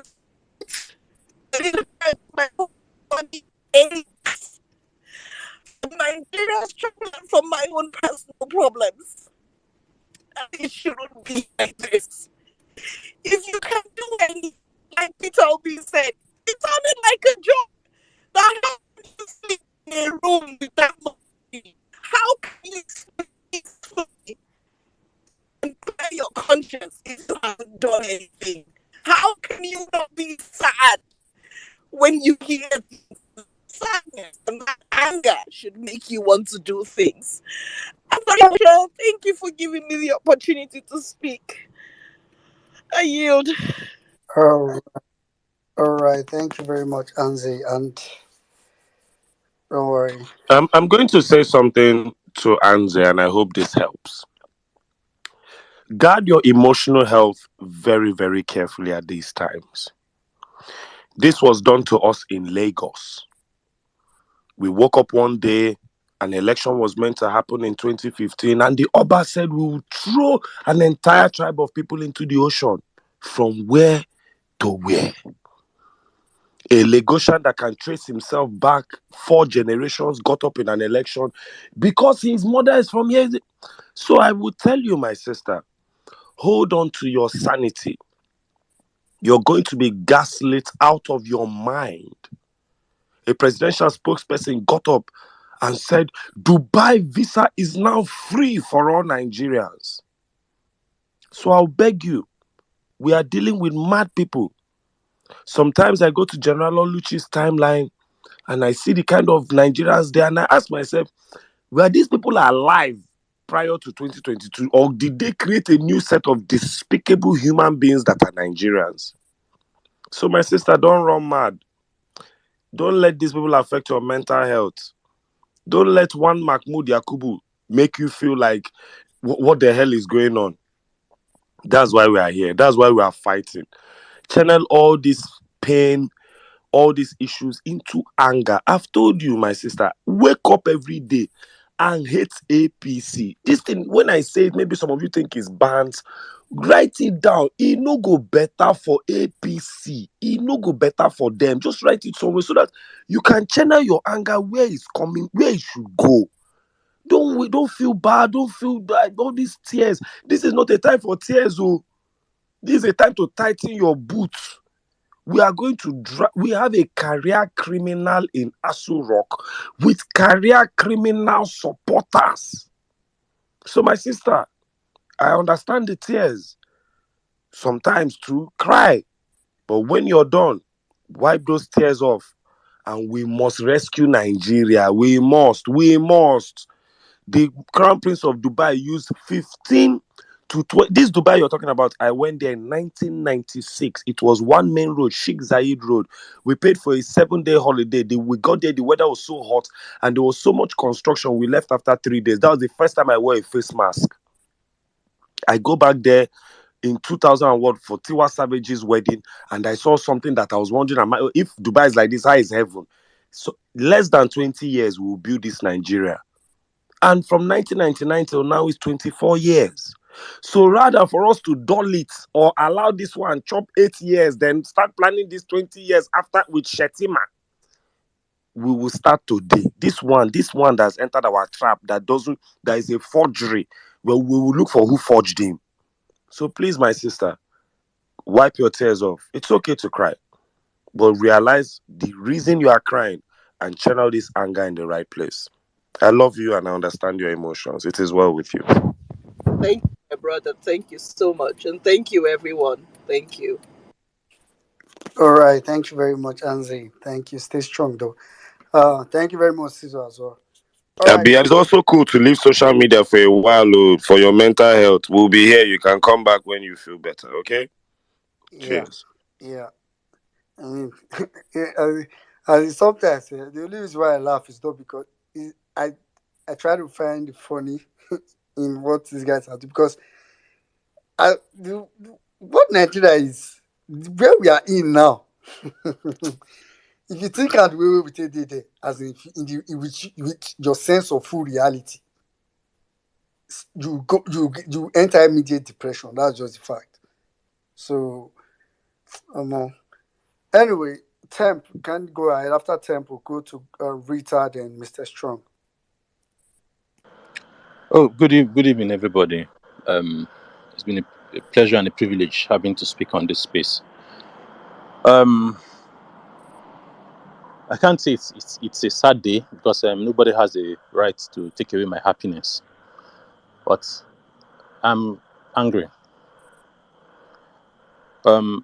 It's a shame that we're allowing our children to question our morality.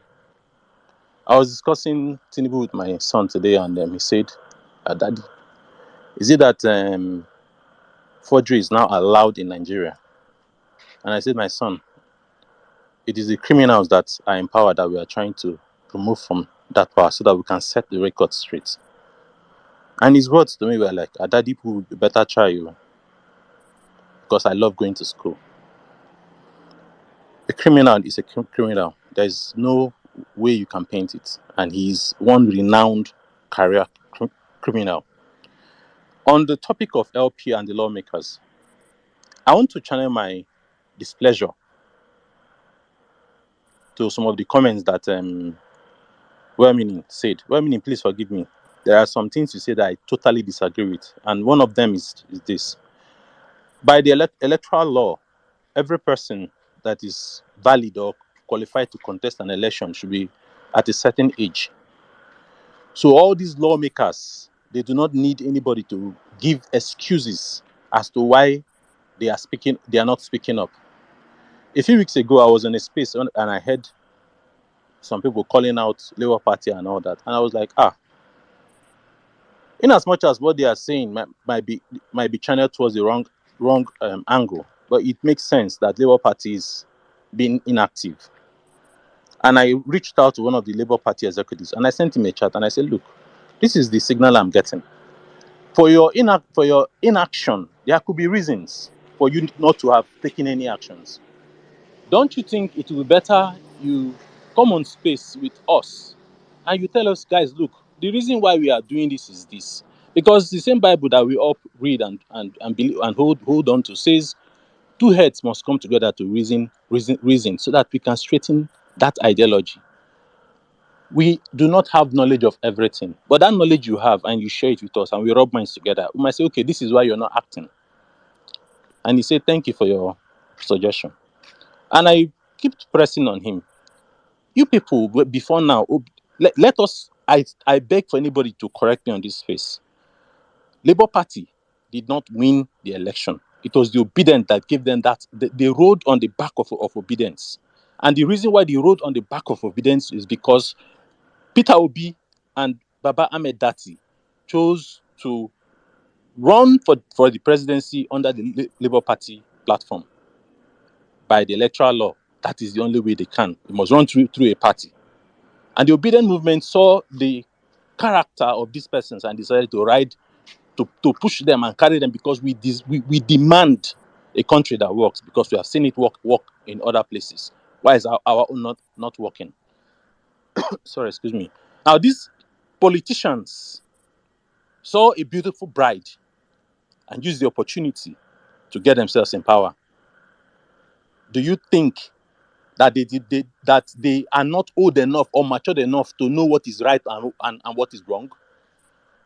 Has any politician ever, since they got into power, any of the lawmakers, come to space and want to say, let us mingle together, let me discuss with these young men and women that share the same ideology with me?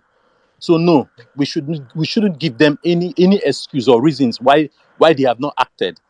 Calling them out, to me, is a waste of time. Or calling them on spaces or to come and discuss with us is a waste of time, because they have shown their true colors. There is no person alive today that is reasonable that will say a government is spending billions of naira to buy vehicle that is not an asset, it's a liability to certain individuals, to palliate them. It's a bribe. In this second time, they tried it at first when they wanted to share $800 million. That was in the PEPT time. Now that we have gotten to Supreme Court time, they are bringing up another form of bribe again, and we are not, and we cannot read in between the lines.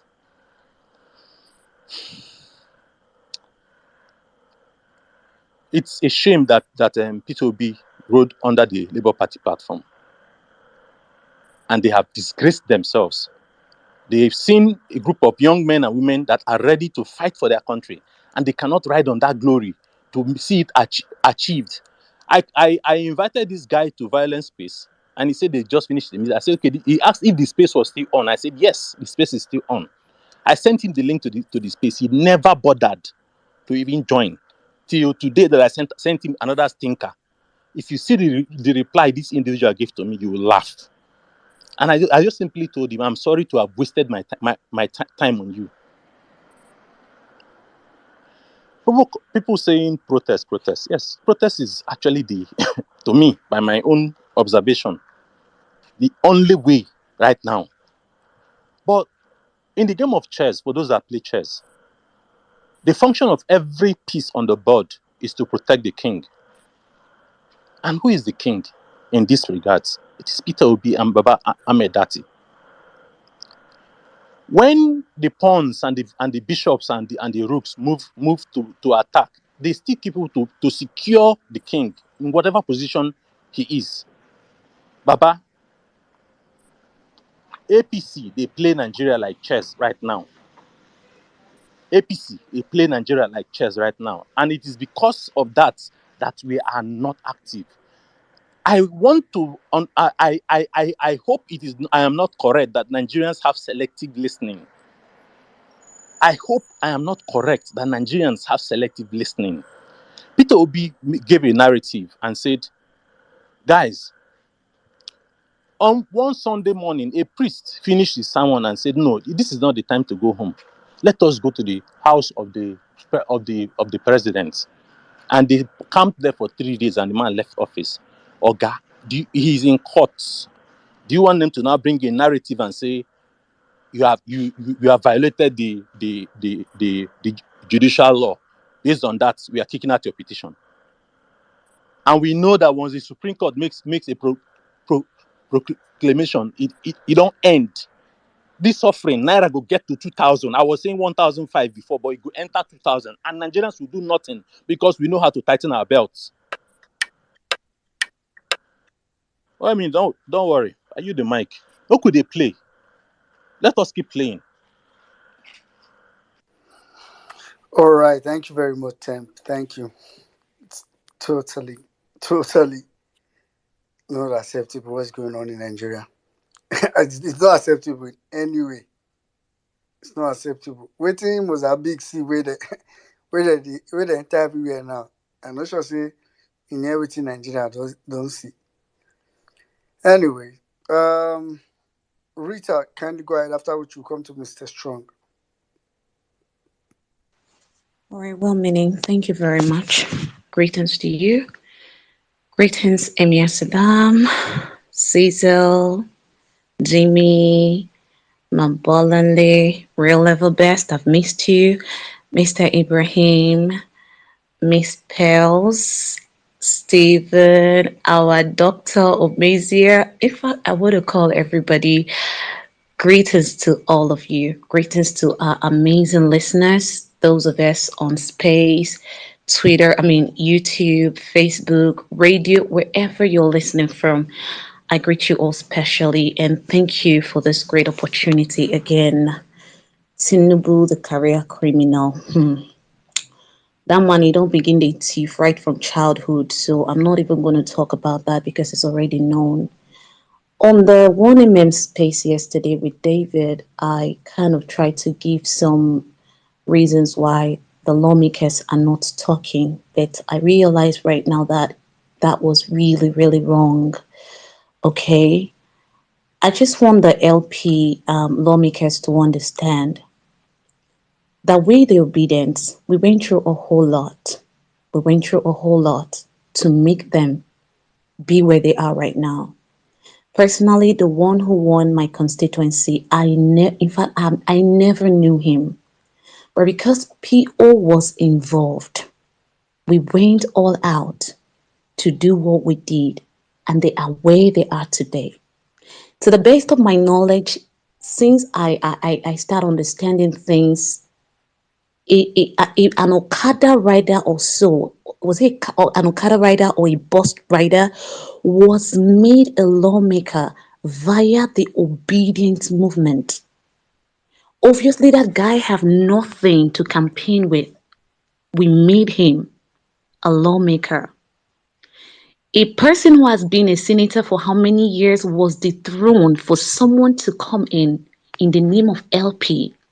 So guys, we did not put you guys where you are right now for you to go and join all those all those criminals, those good for nothing people that have no single, which of that president that was was trending on a rise. The man said, some of you, let's be realistic. You can't afford these cars that you want to use taxpayers' money to buy for yourself. So why would you want to use taxpayers' money to buy this? These monies we're even talking about are monies that were borrowed. It's not like we generated this money. So LP lawmakers, Nigerians are suffering.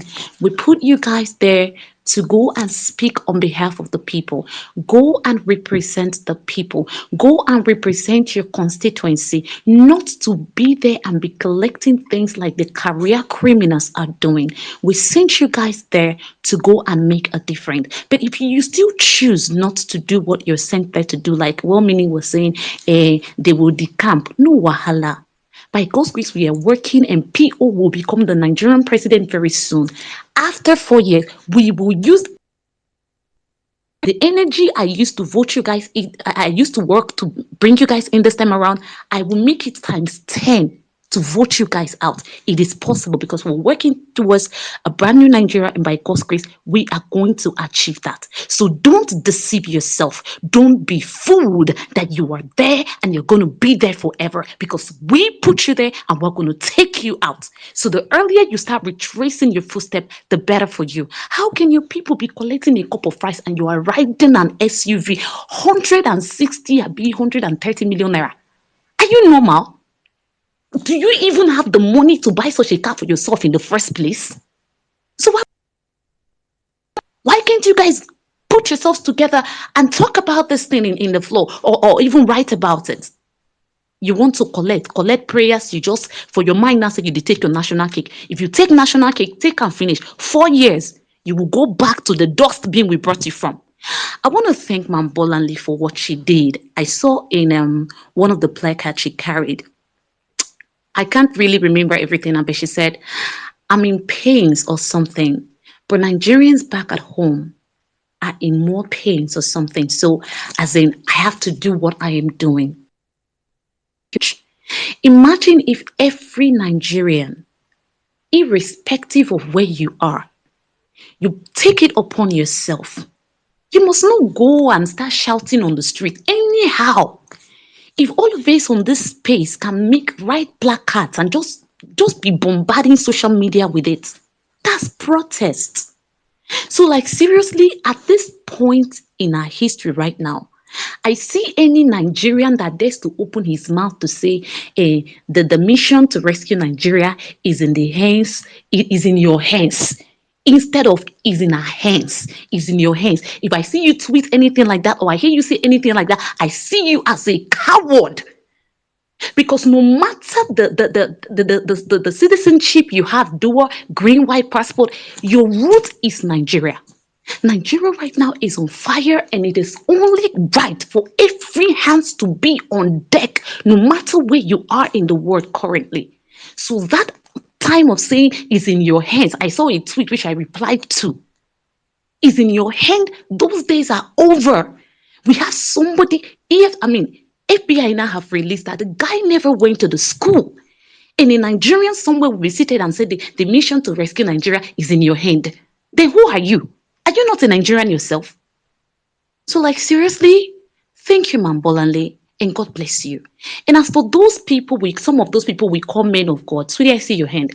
Those people we call men of God, some of them are criminals. Yes, they are they are crooks. Saddam played some voice or some audios some time ago. One man of God was about this. Another one was asking for people to bring 1 billion naira. Now ask yourself, which businessman will be say he gets him money via the right way? He suffered, went through everything, will not go and be donating 1 billion. It's not like you are building a church project that will not okay, we are using this 1 billion naira or kinikon to build church. So you can see the reason why these guys cannot talk is because these criminals in powers are enabling them. They are giving them money. And if Nigeria works for everybody, nobody will go and be buying anointing oil. Nobody will go and be buying holy water or what they call it again. Nobody will go and be buying those things. Nobody will go and be sleeping in the church, doing fasting from morning till night. Nobody will be calling them, hey, daddy. You cannot respect your husband at home or your wife at home or your father at home. You be calling one person daddy. Those respect, they don't go get them. And that's why they are standing in the side of these criminals and telling you, pray for them. They're telling you the economy is bad everywhere in the world.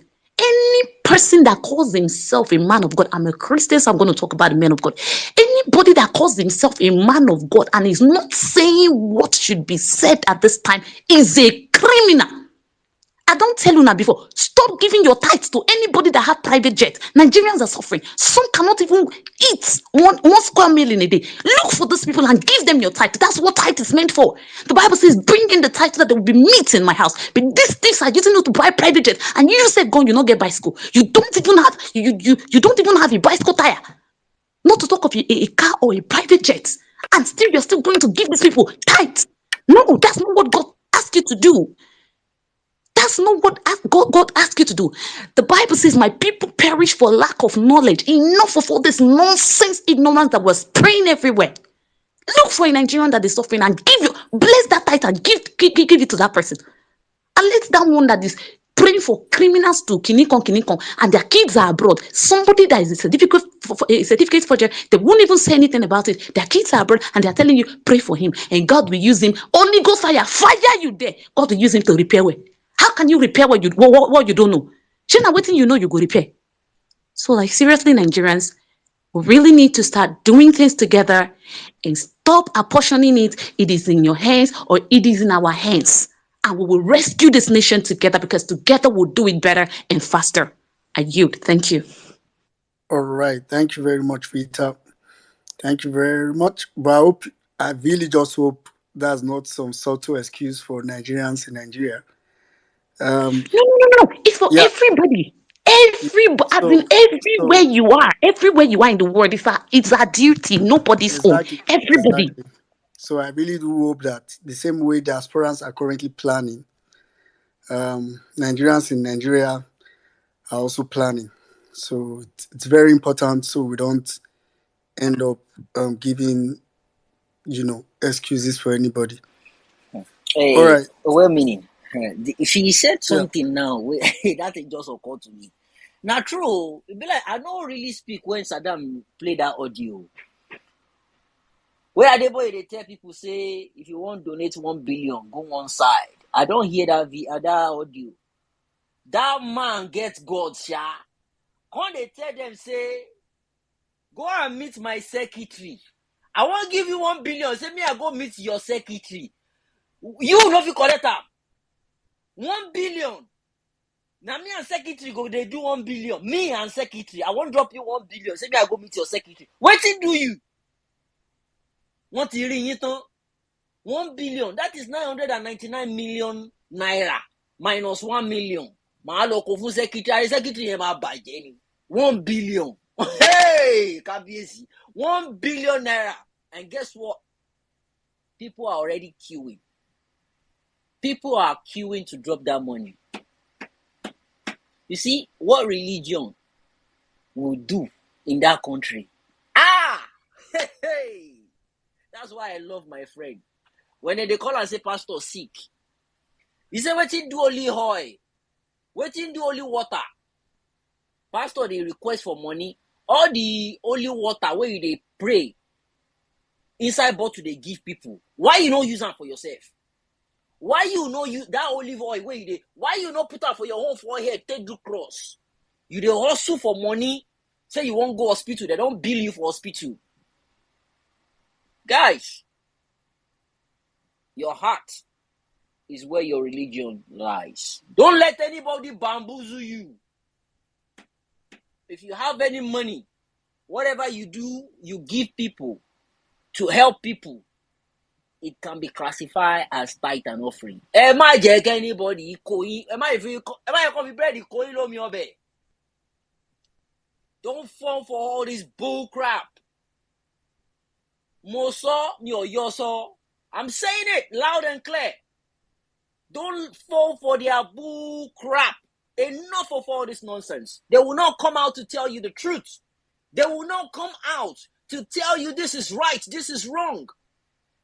He never came out to speak when they were killing Christians all over the place. Baba where they were ogbe TV, wọ́n gbé camera síwájú, wọ́n wave flag Israel. They were waving Israel flag. We're now saying, Israel, we are praying for you. Israel, they pray for themselves. Iron Dome. Then they used to counter the rockets where they come. And gbàdúrà fún Israel, God of Jerusalem, God of Israel. Israel is fighting their war with artilleries, weapons. They've turned war into business in Nigeria. Boko Haram. You see that Boko Haram bandits, whatever it is, kò lè stop. Wọ́n ṣe máa pa àwọn èèyàn lọ ní Nàìjíríà nìyẹn. Ṣíkìn ni púpọ̀ ní yín ṣíkìn ni. That's how they'll keep killing people because the business is lucrative. Did you hear how much they budgeted for military? 2020, 2021, 2020 was 300 billion naira. 2021, I think 450. 2022, 500 and something. Now 2023, the budget is out there. So tell me, the billion when they mention, how many people they don't capture? And the ones that they capture say that they repent. Hey, they are rehabilitating them, they are recycling them. I want to be in that same country. So they don't say me will not talk, say it's up to Nigerians in Nigeria. I will do my own part from here. But one thing I want people to know, my going to Nigeria, I don't extend them now. I'm not coming anytime soon. I just want you guys to know that. Do your part. I believe that time will reach when everybody will fall outside. It will not be bearable to people anymore. It will not be bearable to people anymore. Right now, people consider me heartless. My DM, in Mama Day Hospital, oh, good luck.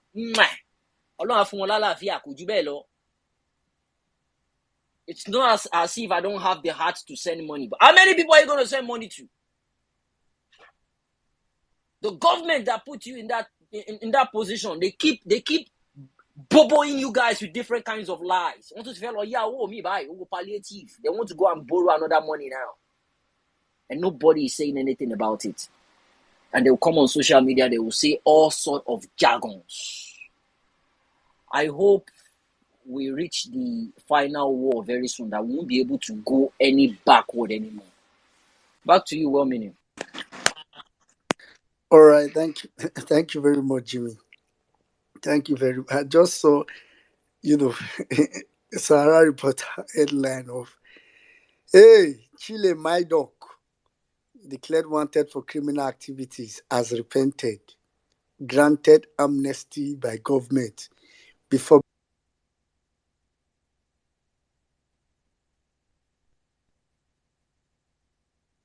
Bro, can anyone hear well-meaning?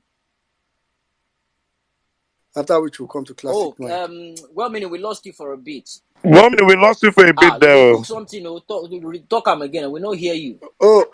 I mentioned that story before. Oh, okay. I mentioned that story before. It was declared wanted like 3 months ago now. They don't give up uniform now, police uniform. You don't wear police uniform now. You need to don't salute. No, they said the way the headlines put, he said he was wanted for criminal activities and he has repented. Sure, they hear. He has given his life to Christ. Okay. And he has become born again. And granted amnesty by government. Oh wow! Before becoming police. Oh wow! That is fantastic. God is good. God is good. Oh my God! From the same record label that brought you the artist Reformed Democrats. Somebody shout hallelujah! You the new artist, repentant terrorist. Somebody shout hallelujah! Shout hallelujah! God is good. Hey, now we are in a big mess in that. Please ignore me when you hear me laughing about these issues. In my mind, I'm not laughing. Hey, Mr. Strong, go ahead. Okay, thank you very much. Well-meaning, Cecil, Emir, I greet the house. It's been an interesting time. Jimmy, you are talking about the people donating 1 billion going to the office for special. Maybe you don't understand how it works. How it works is that if you want to give that kind of money, you have to go to the office and tell GO, there's a contract I'm pursuing with federal government. When I drop this 1 billion, I believe that God will open door for me. And the man of God can pray and also can contact the people in government and facilitate the contract. So that's why you need to go to office and have some discussion in case you want to know how to make money by giving in church. Sorry, that's strong. You are very strong. That's for free. In case we have the vice president in office, so there's no need for prayers. You just go direct. So that's for free. Don't say that I said. Okay.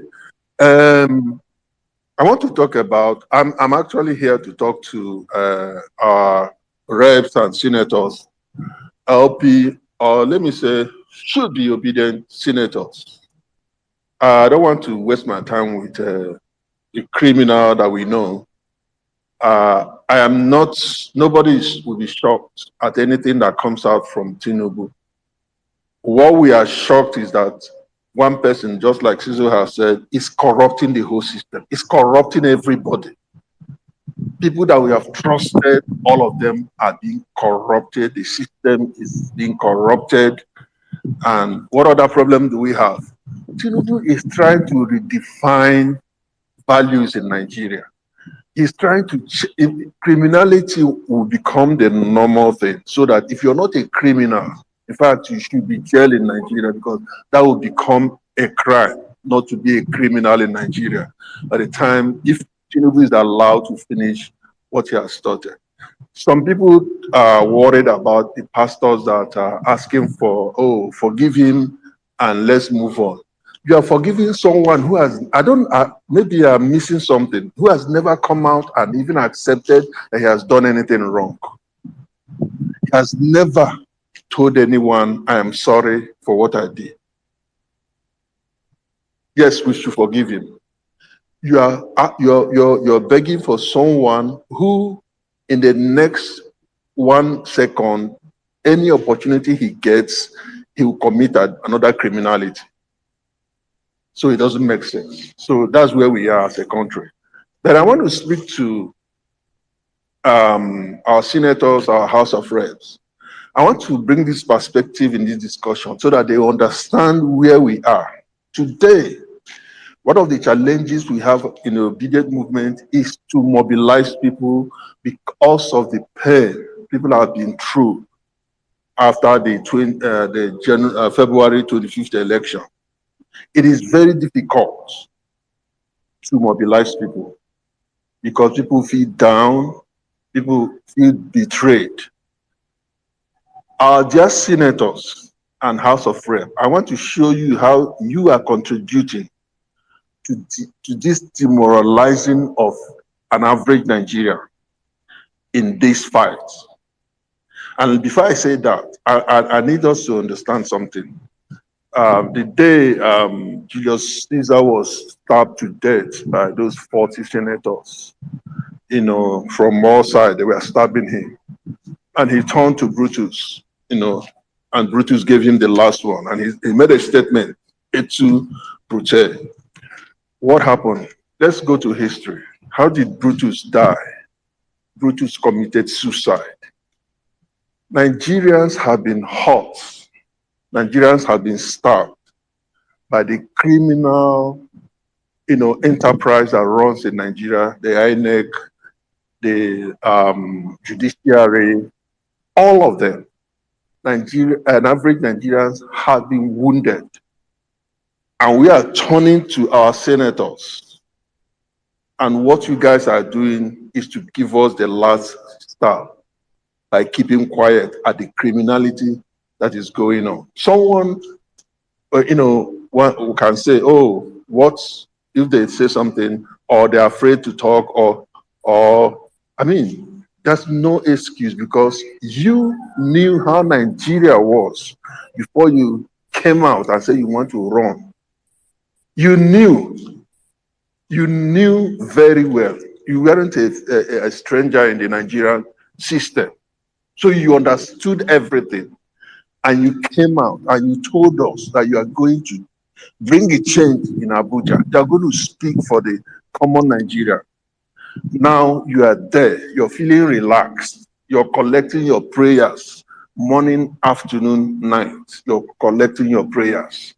Look at what you're doing. What you're doing is that you're killing Nigerians the more, because if anybody wants to even think of supporting anybody again, you think the ones we have, what have they done?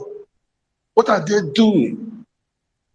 You are multiplying this problem and you're trying to, completely destroy this move to salvage this country.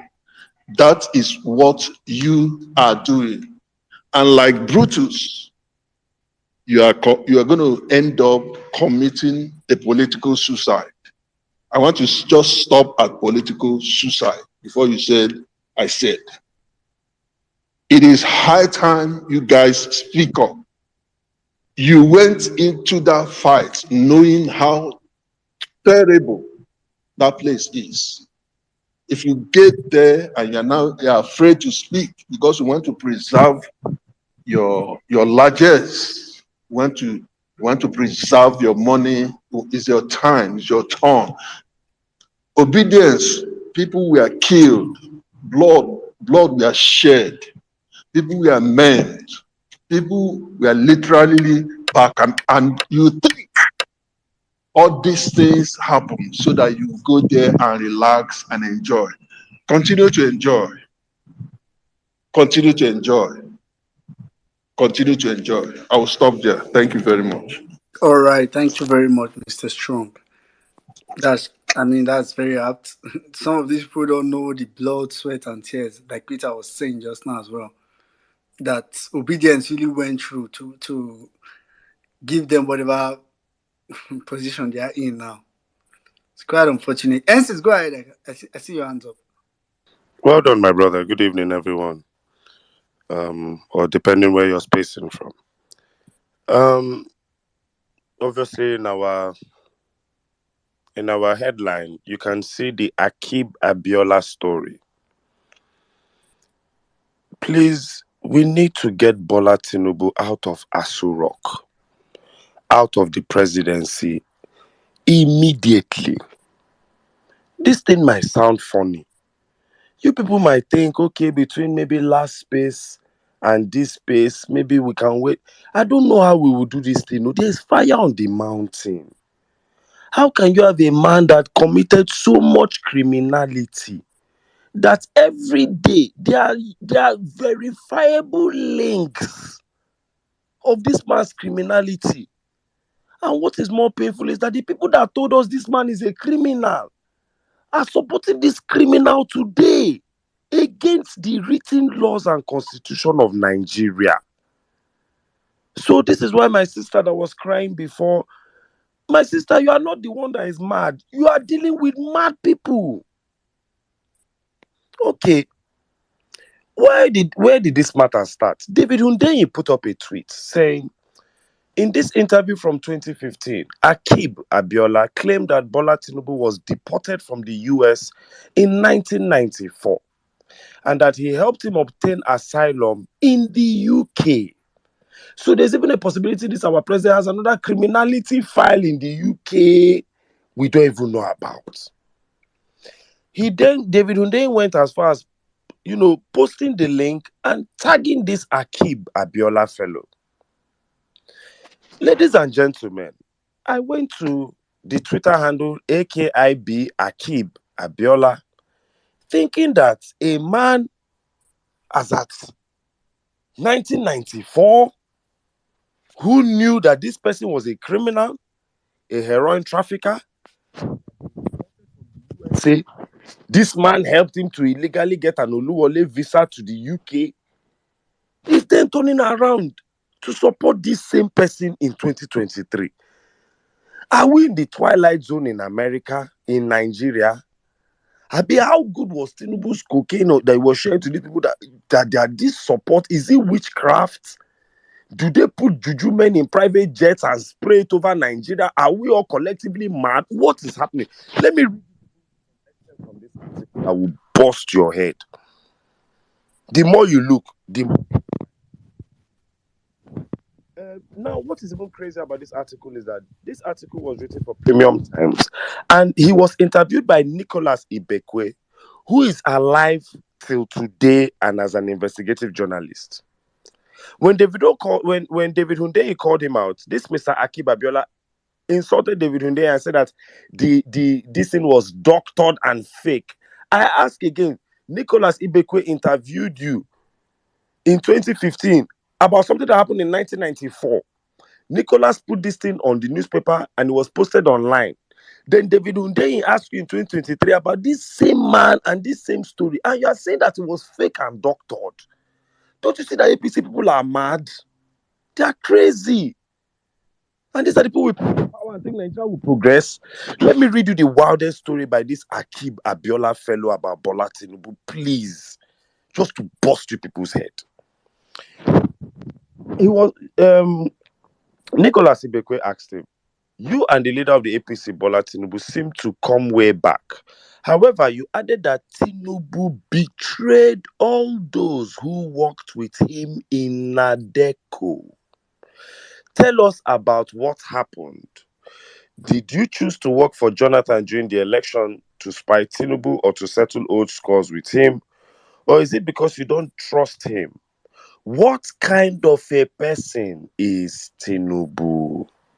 A.Abiola is speaking in 2015. Today, this man has tweets insulting Peter Obi, tweets insulting obedience, and tweets calling for violence against Igbos. This same man, let me read you his words in 2015. A.Abiola said, I have known Bola Tinubu since 1993.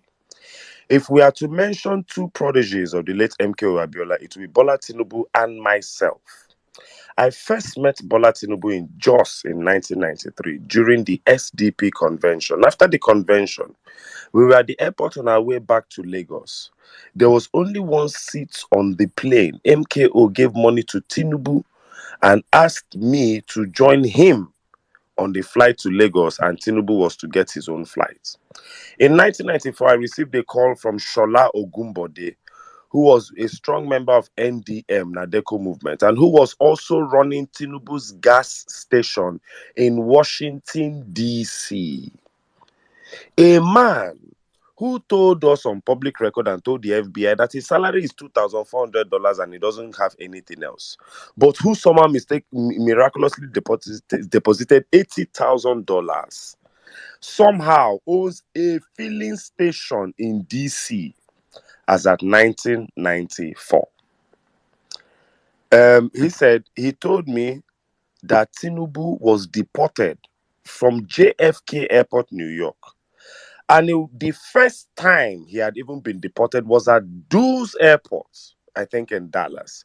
And that they needed my assistance to help him, Tinubu, get a visa.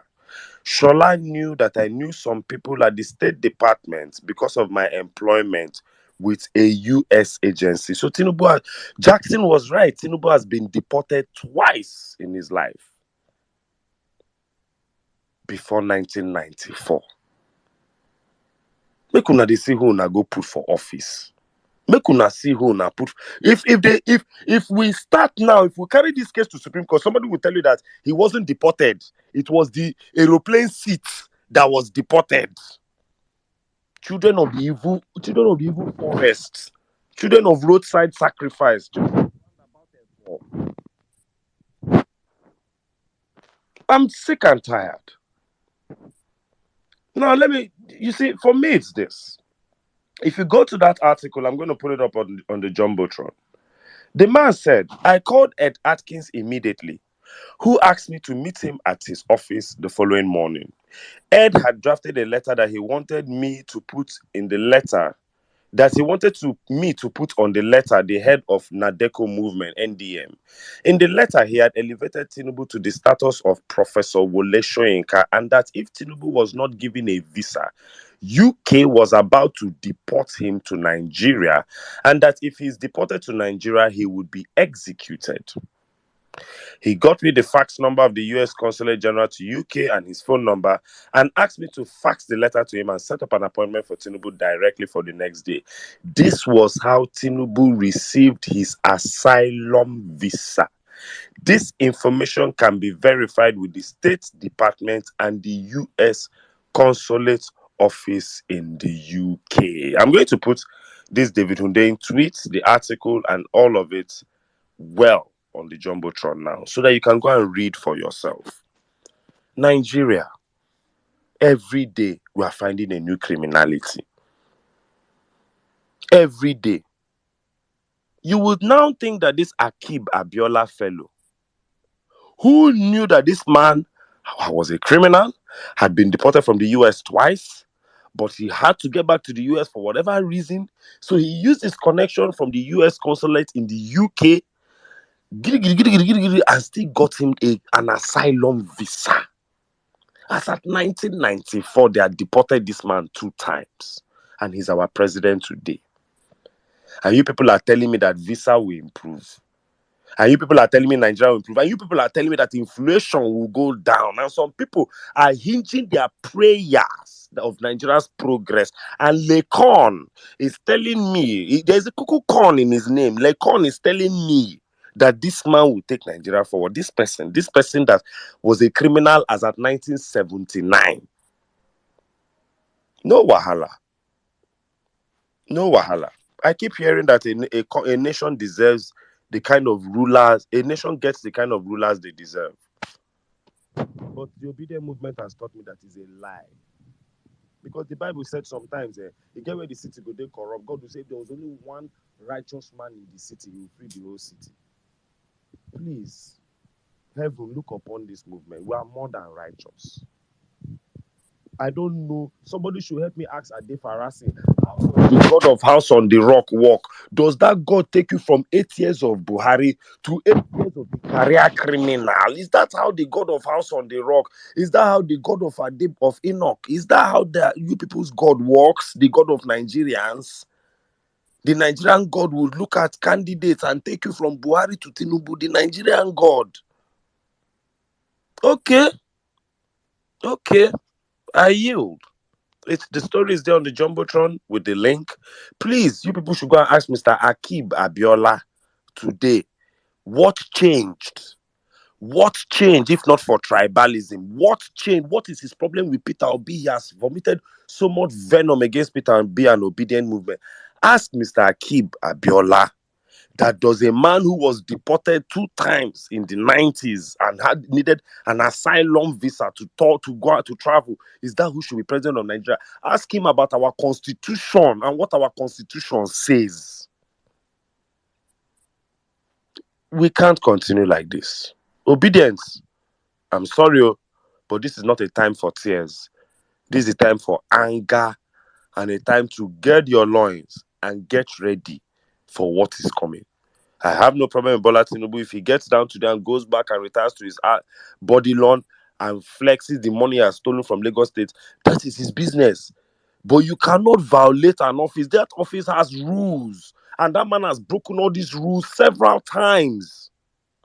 That office has rules. That is all. That office has rules. It's not the head of Ikoyi Club. It's not the head of the guy who picks sets at 3 aside. That office is the office of the president of Nigeria, and it has rules to get into, and you cannot flaunt those rules and then get your fellow court members to keep you there on technicalities. Somebody said it earlier. You are subverting justice if, as a lawyer, you are proud that you're winning cases on technicalities. Win the case straightforward. Win it straightforward. Why must it be the apartment that committed the crime and the bank accounts? Win a case straightforward. One more time, I don't believe in the Supreme Court. They are rubbish. They'll do their normal nonsense. God knows if the last election, PEPT, they face the camera and the people. Maybe this new one, they might squat, pull down their boxers, face their nyash on the camera and read the Supreme Court ruling backing us. We'll look at their nyash because nothing passed them. If I was watching Michael Zeko chewing granite and the other lawyer sleeping, while the future of this country's presidential tribunal was at hand, nothing stops them to moon all of us next time. Nothing stops them. I don't believe in the Nigerian Supreme Court. If the US and the UK consular service, as at then, was helping to give asylum to a man that had been deported twice for heroin trafficking, I don't trust the US either. Neither do I even trust their nonsense FBI leaking documents they've been promising since. Only Nigerians. We have a constitution. This man buried and destroyed our constitution. And that constitution, he didn't win 25% in Abuja. He has no degree certificate. He submitted a forged certificate. The man is a forgery. He has been a foreign citizen. He has been an American citizen. He has been a Guinean citizen. His vice president did not held double nomination. Bro, these are simple things. Person go, they use technicality, they dodge them. That is a subversion of justice. And let's call a spade a spade. I'll urge all of you, go to David Hunde. The article is on the Jumbotron. Go and read the Mr. A.Abiola's reply to David Hunde and then ask yourself, what happened to Nigeria? And tell yourself that this is barely 100 days. This is what criminality in the largest office of the land feels like. Lord knows, if you let this man there for 4 years, I'm telling you people that Peter Obi will not run in 2027. The mess Nigeria will be in by that time. There's no need. Just let APC continue. Anywhere they wreck Nigeria up to, we will free the last person way off the light. The last person will leave Nigeria off lights. Because Peter Obi, that I know that I'm seeing, is not going to run in 2027. He came, he saw he has conquered. People cannot kill him for his father. Who will allow this nonsense? Look at Shetima. They sent Shetima to China. He looked like somebody that had an explosive device under his kaftan, frowning and I don't know what is always pissing that man off. You think Nigeria will get anywhere with these two clowns? You think Nigeria will get anywhere? You better give them the fight of their lives. If your father is a Supreme Court judge, you better give them the fight of their lives. I tweeted the other day, I said, if I am struggling like this, me that I'm a celebrity, quote unquote, a socialite, a big boy, chairman, no kind of way area boys know they hear me once I come up from my motor. If I am struggling, how are the poorest of the poor living? I am struggling in Tinubu's Nigeria. I'm struggling. I went to buy underarm deodorant now. They charged me 2,100 for roll-on. I wanted to tweet it. I said, from now on, anybody I see with body odor in public, as long as the person is a poor Nigerian, he's allowed. Roll-on is 2,100. I almost didn't buy. Look here, we can't continue like this. It would have been better APC rigged this election, put one stupid guy there who went to school and had a background, and we would not be here dragging them on policy, dragging them on their normal foolishness, dragging them on the stupid ministers they put. But look at this. Look at this mess. Who is this fellow? We don't even know his mom or his dad to go and report him to. Who is he? Deported from Dallas, Texas, deported from NY, needed the asylum visa from a rogue agent in the US consulate in the UK. Who is this person, for God's sake? Oh yeah, you people now, this A.Abiola fellow, is he not somebody that should come to court and at least testify that this person is a career criminal? This fellow, but he's supporting APC today. Looking for senior special advisor to the special advisor to the lower special advisor. Now the highest then go give him. It is well, my people. Don't give up. This fight. The more I read about this man's criminality, the more I am motivated to getting him the fuck out of Asurok. The more I read about his criminality, the more I realize that Abacha is a saint, Gowon is a saint, everybody in this country is a saint. At least they never deported Abacha 2 times. At least Abacha goes school. Abacha get classmates. Abacha get mama. Abacha get papa. They know Abacha for Kano. Who be this guy? If you say it's from Iragiji, we don't know it's from Iraq. I've never seen this kind of thing from I've never. Biology designed every human being that to come to this planet, at least one man's penis, one female's womb. How you go there like this? We no get person, no get sibling, you no get. Sometimes when we drag in Tinubu, I remember when the Tinubu family complained that this person is not from us. But it's the truth. But if you drag him as Bola Ahmed, he's already. We are here in Sadekunle, we are here in Shongodele, we are here in Solakunle. Wait, God, I beg. There's even a name that they said in Chicago that he has a name, Tyrone. Another name. Please, people should help us beg Mr. A.Abiola. Let him come today and tell us what happened in 1994. Because he gave Nicolas Ibekwe an interview. He never came out to say Nicolas Ibekwe misquoted him. Nicolas Ibekwe is alive on Twitter today. A.Abiola is alive on Twitter today. They called him out on an article he did about something that happened in 1994. And A.Abiola said this article is fake and doctored.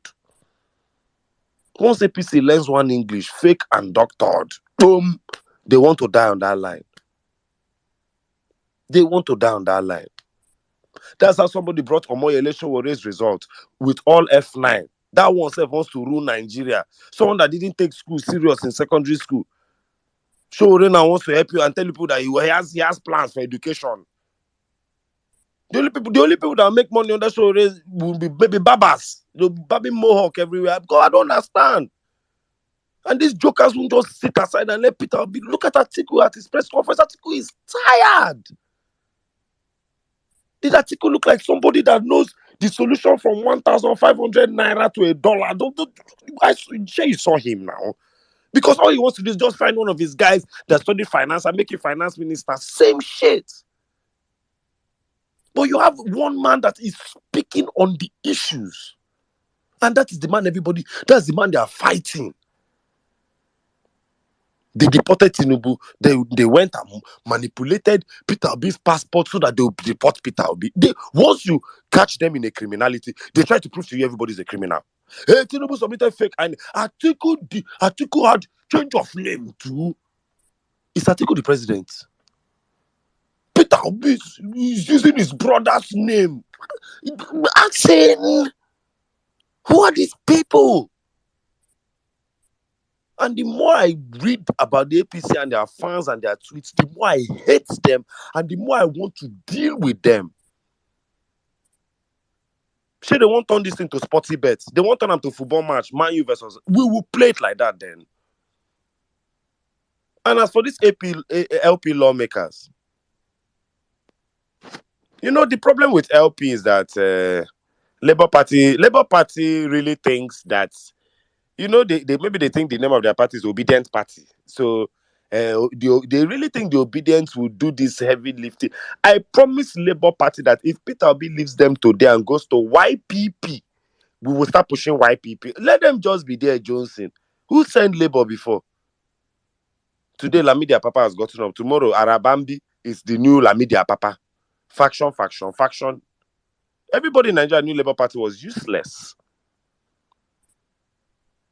If Peter Obi goes to Abga tomorrow, all of us are going to Abga. All he needs is to be in a party to get where he's going to. And if this Labour Party guys wants to start playing all these games they've been playing, because I remember when, after the election, there was one Labour Party guy that was already supporting APC. Play your game. I remember that many of the candidates in Labour Party do not have any obedient characteristics. Where they were lucky was that they had picked form in Labour Party before the election. True or false? That's just their luck. So if any of them don't want to imbibe the attitude of Peter Obi, go and collect your Jeep. Go punish you, join. Go and collect Jeep. Collect Jeep. Share Jeep. They've given you, they shared how many billion before at PEPT. Now they've shared Jeep. Collect Jeep. What you don't know is that by the time all this matter ends, they will deal with you people. Cross cap it, do, because pass. That's what you want to do. And it's just a shame.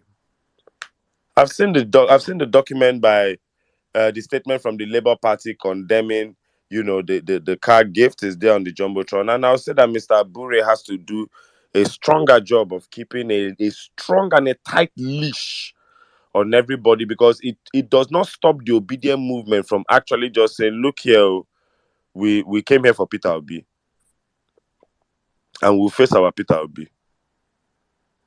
Because we were insulted within our structure and then we built structure. There's still a lot of elections coming. And the obedient movement has a great ambassador in Alex Oti. Right now, I don't even feel I need to campaign in Imo State. All I'll tell people in Imo is that if you want to enjoy like Abia State, vote Labour Party. If you don't want to enjoy, continue you catching your PDP and your APC crews. Continue. At this point, they're not supposed to beg anybody right now. If you want to enjoy, have you noticed? Alex Oti is tensioning all the governors. If you notice now, Sanwo-Olu will be looking for what to report that they're doing today. Today, if they didn't do anything in Lagos State, Sanwo-Olu report, we are removing all the orange sellers from the train tracks of the blue line. Tomorrow, if there's nothing to report, we are switching on the electricity on the blue line. Next week, Alex Oti starts off building of port in Abia. Sanwo-Olu clears orange and pepper sellers from the blue line. Alex Oti built 6-kilometer, 6-lane road. Sanwo-Olu climbs train personally and warns traders on the blue line that it is running on electricity. Nothing they happen for Lagos. Alex Oti claims he has not been collecting salary. Sanwo-Olu destroys one whole estate because of canal in Lekki. You see governments where they move front. You are seeing them. Alex Oti is the standard now. So I will still tell the Labour Party, Mr. Abure, you need to have a tighter leash. It'd be like, say the head of Labour Party never even called some people who win elections since Some people just win election for Labour Party. Don't they house, they answer, the eyes have it, the nails have it. If I slap many of you now go get to yourself. We need a tighter leash on those labor lawmakers. They are an absolute embarrassment to this country. And if they think they were voted in there just for the serere, it's like now in Etiosa, in 100 days of Etiosa, Atad already shared 5 transformers. But I can't remember that APC boy that was there doing anything that trended in Etiosa. Highest, you just call market women and buy them amala. So if by now, if they do a rerun in Etiosa, if you don't want 5 transformers and patching of the Lekki Ekpe, if you don't want Ata, at this point, LP doesn't even need to stress themselves to campaign. Tinubu is a career criminal. And the sooner we get him out of Asurok, I don't know how we're going to do it, but Tinubu must go. I don't know how we're going to do it. Whether they must disqualify him, must get out of that place. The man is clueless. He has no ideas. He has no new ideas. And his old ideas were all hogwash from day one. In the same 23-year period he has had his reigns on Lagos State, is the same 23-year period the Al Sayed family had their reigns in Dubai. We can see where Dubai is. We can see where Lagos State is. 17 years just to build a railway. It is well. Dear Nigerians, please don't give up. Please don't give up. Now small thing remain. Now small thing. 9 remain. And we'll take back our country. All right. Thank you very much, NCs. Omo. In fact, the only submission so much just do now a reaction to NCs. Now after you don't finish because a reaction. Because I mean, it's not that we have speakers in speaker section. Now I'm not reach to close the space today. Did you read that article, my bro? I say, see, I've locked my Tinubu crime allowance. I don't have space again. So, because the way Tinubu is growing, I don't even understand. It just looks as if you don't even need to dig. You just raise one surface. You just see a crime. You just turn With every revelation another I crime. read, the man Tinubu looks like a madman to me. Because you cannot be this level of criminal and aspire to be president of the country. He actually is a mental patient, and we must get him out of that seat and sit him down and ask him, what are you normal? Are you really sure you're normal? Like you said, you don't need to dig to find shit. You go just pour him for dirty like this. Pat, yeah, Tinubu fly go come out. Everywhere go begin smell. How can one man have all of this verifiable all over the place? Not one witness. Is Mr. Okay, I want to ask Mr. Akib. Mr. Akib, are you an obedient? When you said that thing, when you did this thing in 1994 and you gave this article in 2050, you are not obedient, you are not Igbo, you are not LP, you are not IPOP, there was no Peter Obi. And you said the truth. Why are you lying and standing by evil today? I'm confused. Sometimes politically Nigeria feels like I'm in La La Land. We must resolve this issue somehow. Yeah, thank you very much, NCs. Thank you very much. All right, quickly, let's just have you, Jermaine. Quickly, let's have you for about 4 minutes. Then we'll come to justice. Hi everyone, I greet you. Wemini, Jimmy, Saddam, I greet everybody. Sisu, you don't have to be confused, my brother. Um, that Abiola and majority of them, they all have a price. Tinubu is someone who corrupts, right? Who would have thought that this same Festus Keyamo that took Tinubu all the way to the court will be trekking for him right now? So that is who he is. If you might be very surprised that um, very strong critics of that man currently right now, in 4 years' time or 5 years' time, will be the ones telling you that they know him that he's a saint. So for people who have worked with that man or who are strong critics of him, I really don't. Have any high expectation because that man can corrupt. Look at this Boso Tijani, because he needed a ministerial appointment. Is he not trekking for him right now? Is he not trekking for him and going all My around? brother, this man just The gave other, Hamza Al Mustafa a political appointment and Atiku do you Bagudu, get? men Do that you he get? fought in the military. Who is a So career criminal, bro? exactly. So for me, I'm even more going to more focused on the LP lawmakers. I see one of them is here. I hope he's not a Bonner account. Honorable Chimaobi and Sam of Enugu State. See, sir, if you are here and you are actually the person that is here, um, you- it pains my heart and it breaks a lot of people's hearts because of you guys. There's a lot of fights. I remember clearly during the presidential election, even after the presidential election, the huge fight we had in Imo State. I think there was one Enugu State. Yes, Enugu State, where we had people shouting LP top to bottom. Others were saying let's vote on competence. It was a huge fight in this Twitter because why we're saying, oh, let's give Peter Obi the platform. Let's give him enough members. So by the time he gets into that place, the policies will be easier to do. But you guys are now making people feel like they were wrong or they were stupid, or you guys don't even believe in the mantra that we're all pushing forward, which we believe that it's not just a political party we are building. We are building a collective of people who have a shared ideology. And one of the things that pushed a lot of people, apart from Peter Obi's work is verifiable work as a governor in Anambra State with the human indexes and all that he did. It was also about how he treated money, about how he looked at money and how he was able to de-emphasize himself from money, and someone who has conquered greed. Someone who went as far as saying that how can he sleep in an hotel? Someone who deprived Obasanjo from sleeping, from sleeping. I think building a presidential lot, but as powerful as that time. So which freaking excuse? In the words of Honorable Ada, you guys don't have the balls.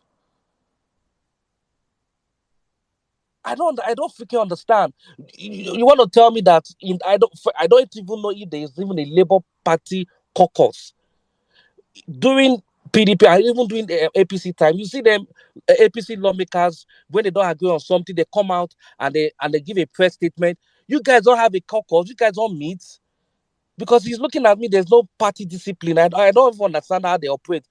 Like MC said, all of you just go in and say hi, nay, hi, and everybody enter. I don't understand. You guys don't meet. What's the essence of that workshop you guys did before you guys started this section? Because I knew that they organized sections for you guys. So what were you people discussing at that point in time? So we are already 4 months in this government. So you can't tell me that you are still trying to find your feet. Majority of the cases have been concluded. So you can't tell me that, oh, I don't know if I'm still a member. I'm not. Even if you are not, the way you speak, that's let people know that, okay, yes, even this guy spent 1 month in that National Assembly. We heard him. We knew his values. What the freaking hell are you people afraid of? Everybody all year dying. Every day people come of space. Some of them never had one space one day. One.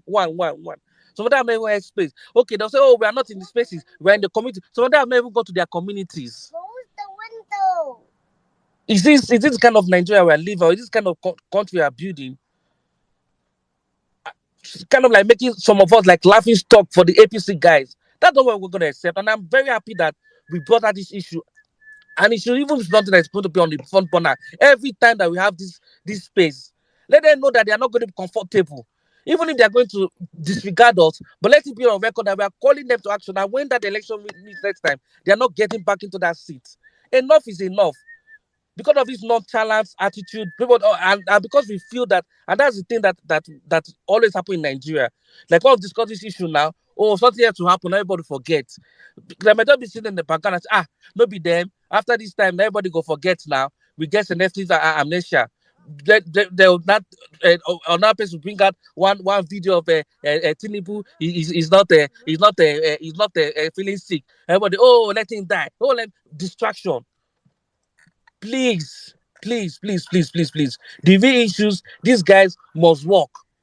The legislative agenda of Labour Party. What is it? I don't even know the legislative agenda of Labour Party. That's even the wrongest thing, self. So that we can begin to find out what are we using to measure these guys? What are the indices? I don't even know.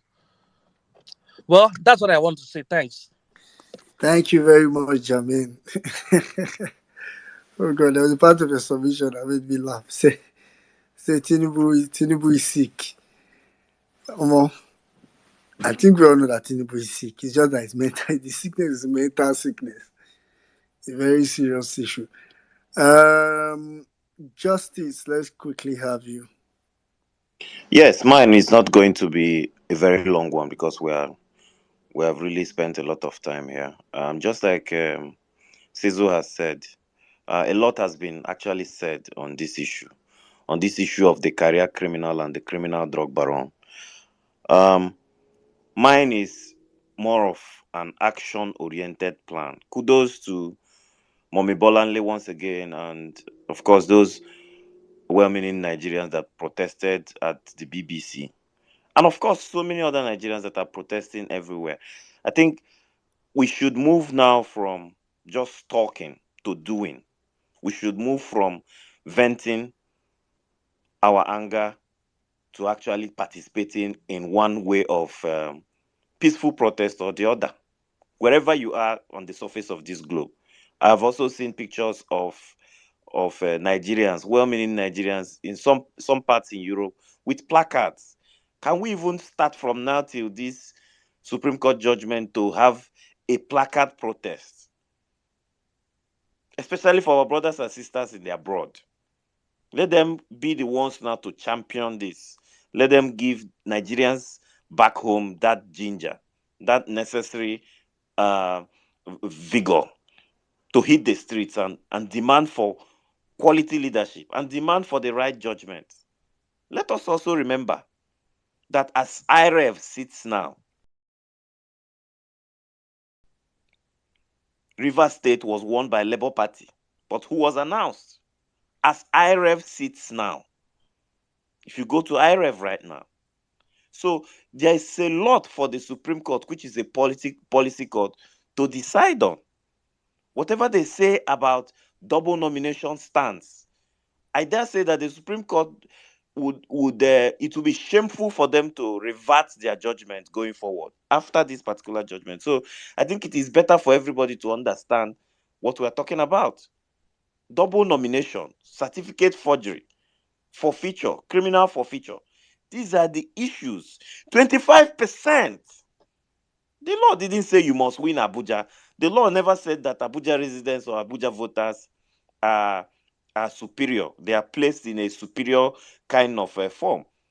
The law states that Abuja is a federal capital territory and that anybody who resides in the federal capital territory as president must at least get 25%. So there lies a lot of issues for the Supreme Court to address.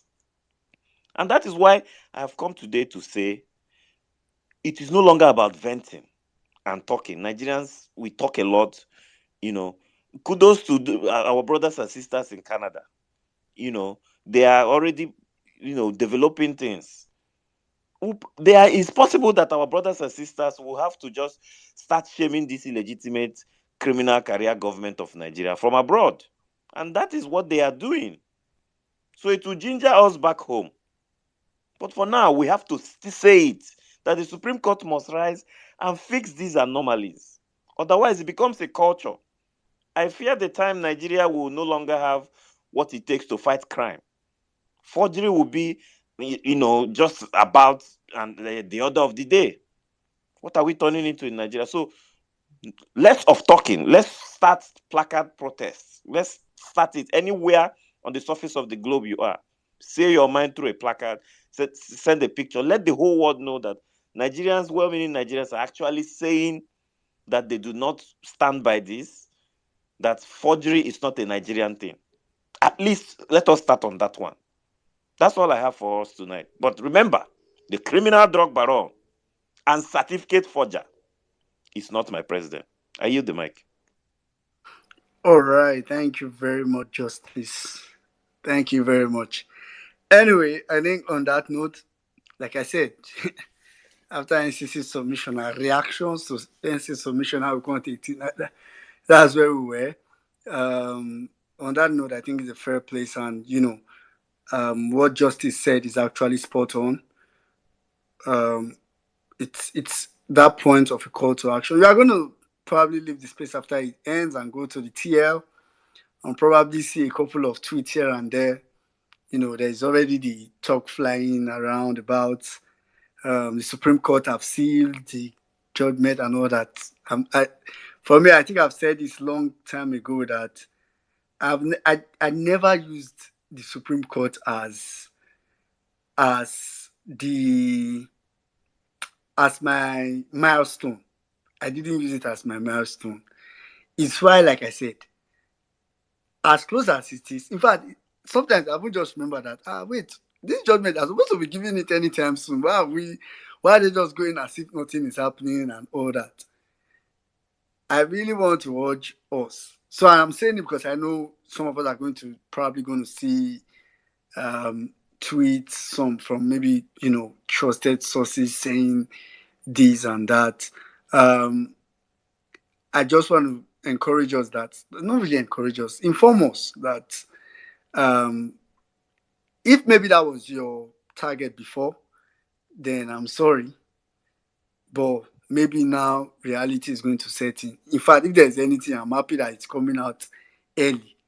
So that maybe, just maybe, on that Supreme Court, whatever day they plan to give that criminal judgment that they will give, maybe that day will be the uprising. Just maybe, I really hope it is.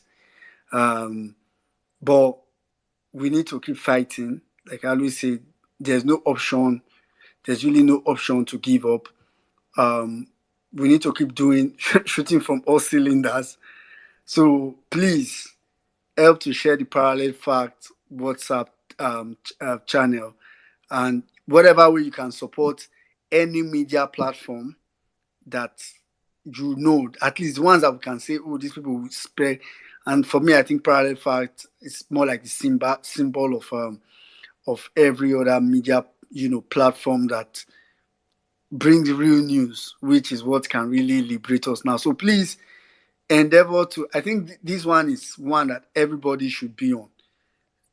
We've said a lot about WhatsApp, so please endeavor to share it with your family members. Let them join, and from there, so that we can gradually take away this mainstream bad news from them, and start to give them real news. Just maybe that too might bring all of us to the same page. I just thought about it that, before now we've elected people into power, and they get into power before we discover that they are maybe corrupt, that they are criminal. But for the very first time, probably maybe not for the very, but at least at the presidential level, for the very first time, INEC declared someone that is already a known criminal as a president of Nigeria. And some of us are not disturbed. Now get mind go. Anyway, Saddam, over to you. Thank you very much, my brother. Thank you very much, guys. Thank you, guys. It's been on that long space, just talking to the issues. I've come to the end of on that violence space. Thank you, my brothers. N6, well-meaning Jimmy. Thank you, Ibrahim, Bolandi. Thank you to every single one of you guys. Many of you requested for the mic and could not come up to speak. It's just because, as we always say, we have a time cap on the space and we are over 25 minutes gone deep. I just feel like it is important we keep understanding the role we have to play. There's a reason why I've not even done any space on this platform on anything Supreme Court, because I'm not even expecting anything from the Supreme Court. If you're expecting anything from the Supreme Court, you're just wasting your time. If they come and do what is right, good for them. If they don't do what is right, bad for them. It's up to Nigerians to react the way Nigerians want to react. Our own job is just to make sure that we keep informing Nigerians on what they should do and what they should not do. and making sure that we hit up the polity for Nigerians to react rightfully so, because we are dealing with a bunch of criminals that are doing everything possible to make sure that we run we have a state captured system, and it's important that we as Nigerians come out and resist them by every means that we can as possible.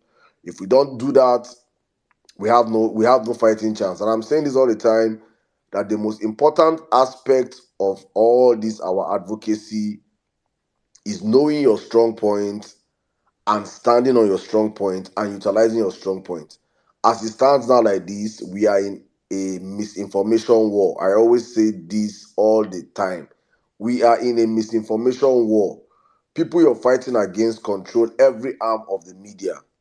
The only arm of media that we as a people have a fighting chance and we are controlling is because we reflect the reality of the society, the social media, which involves your Twitter, your Facebook, your Instagram, your spaces.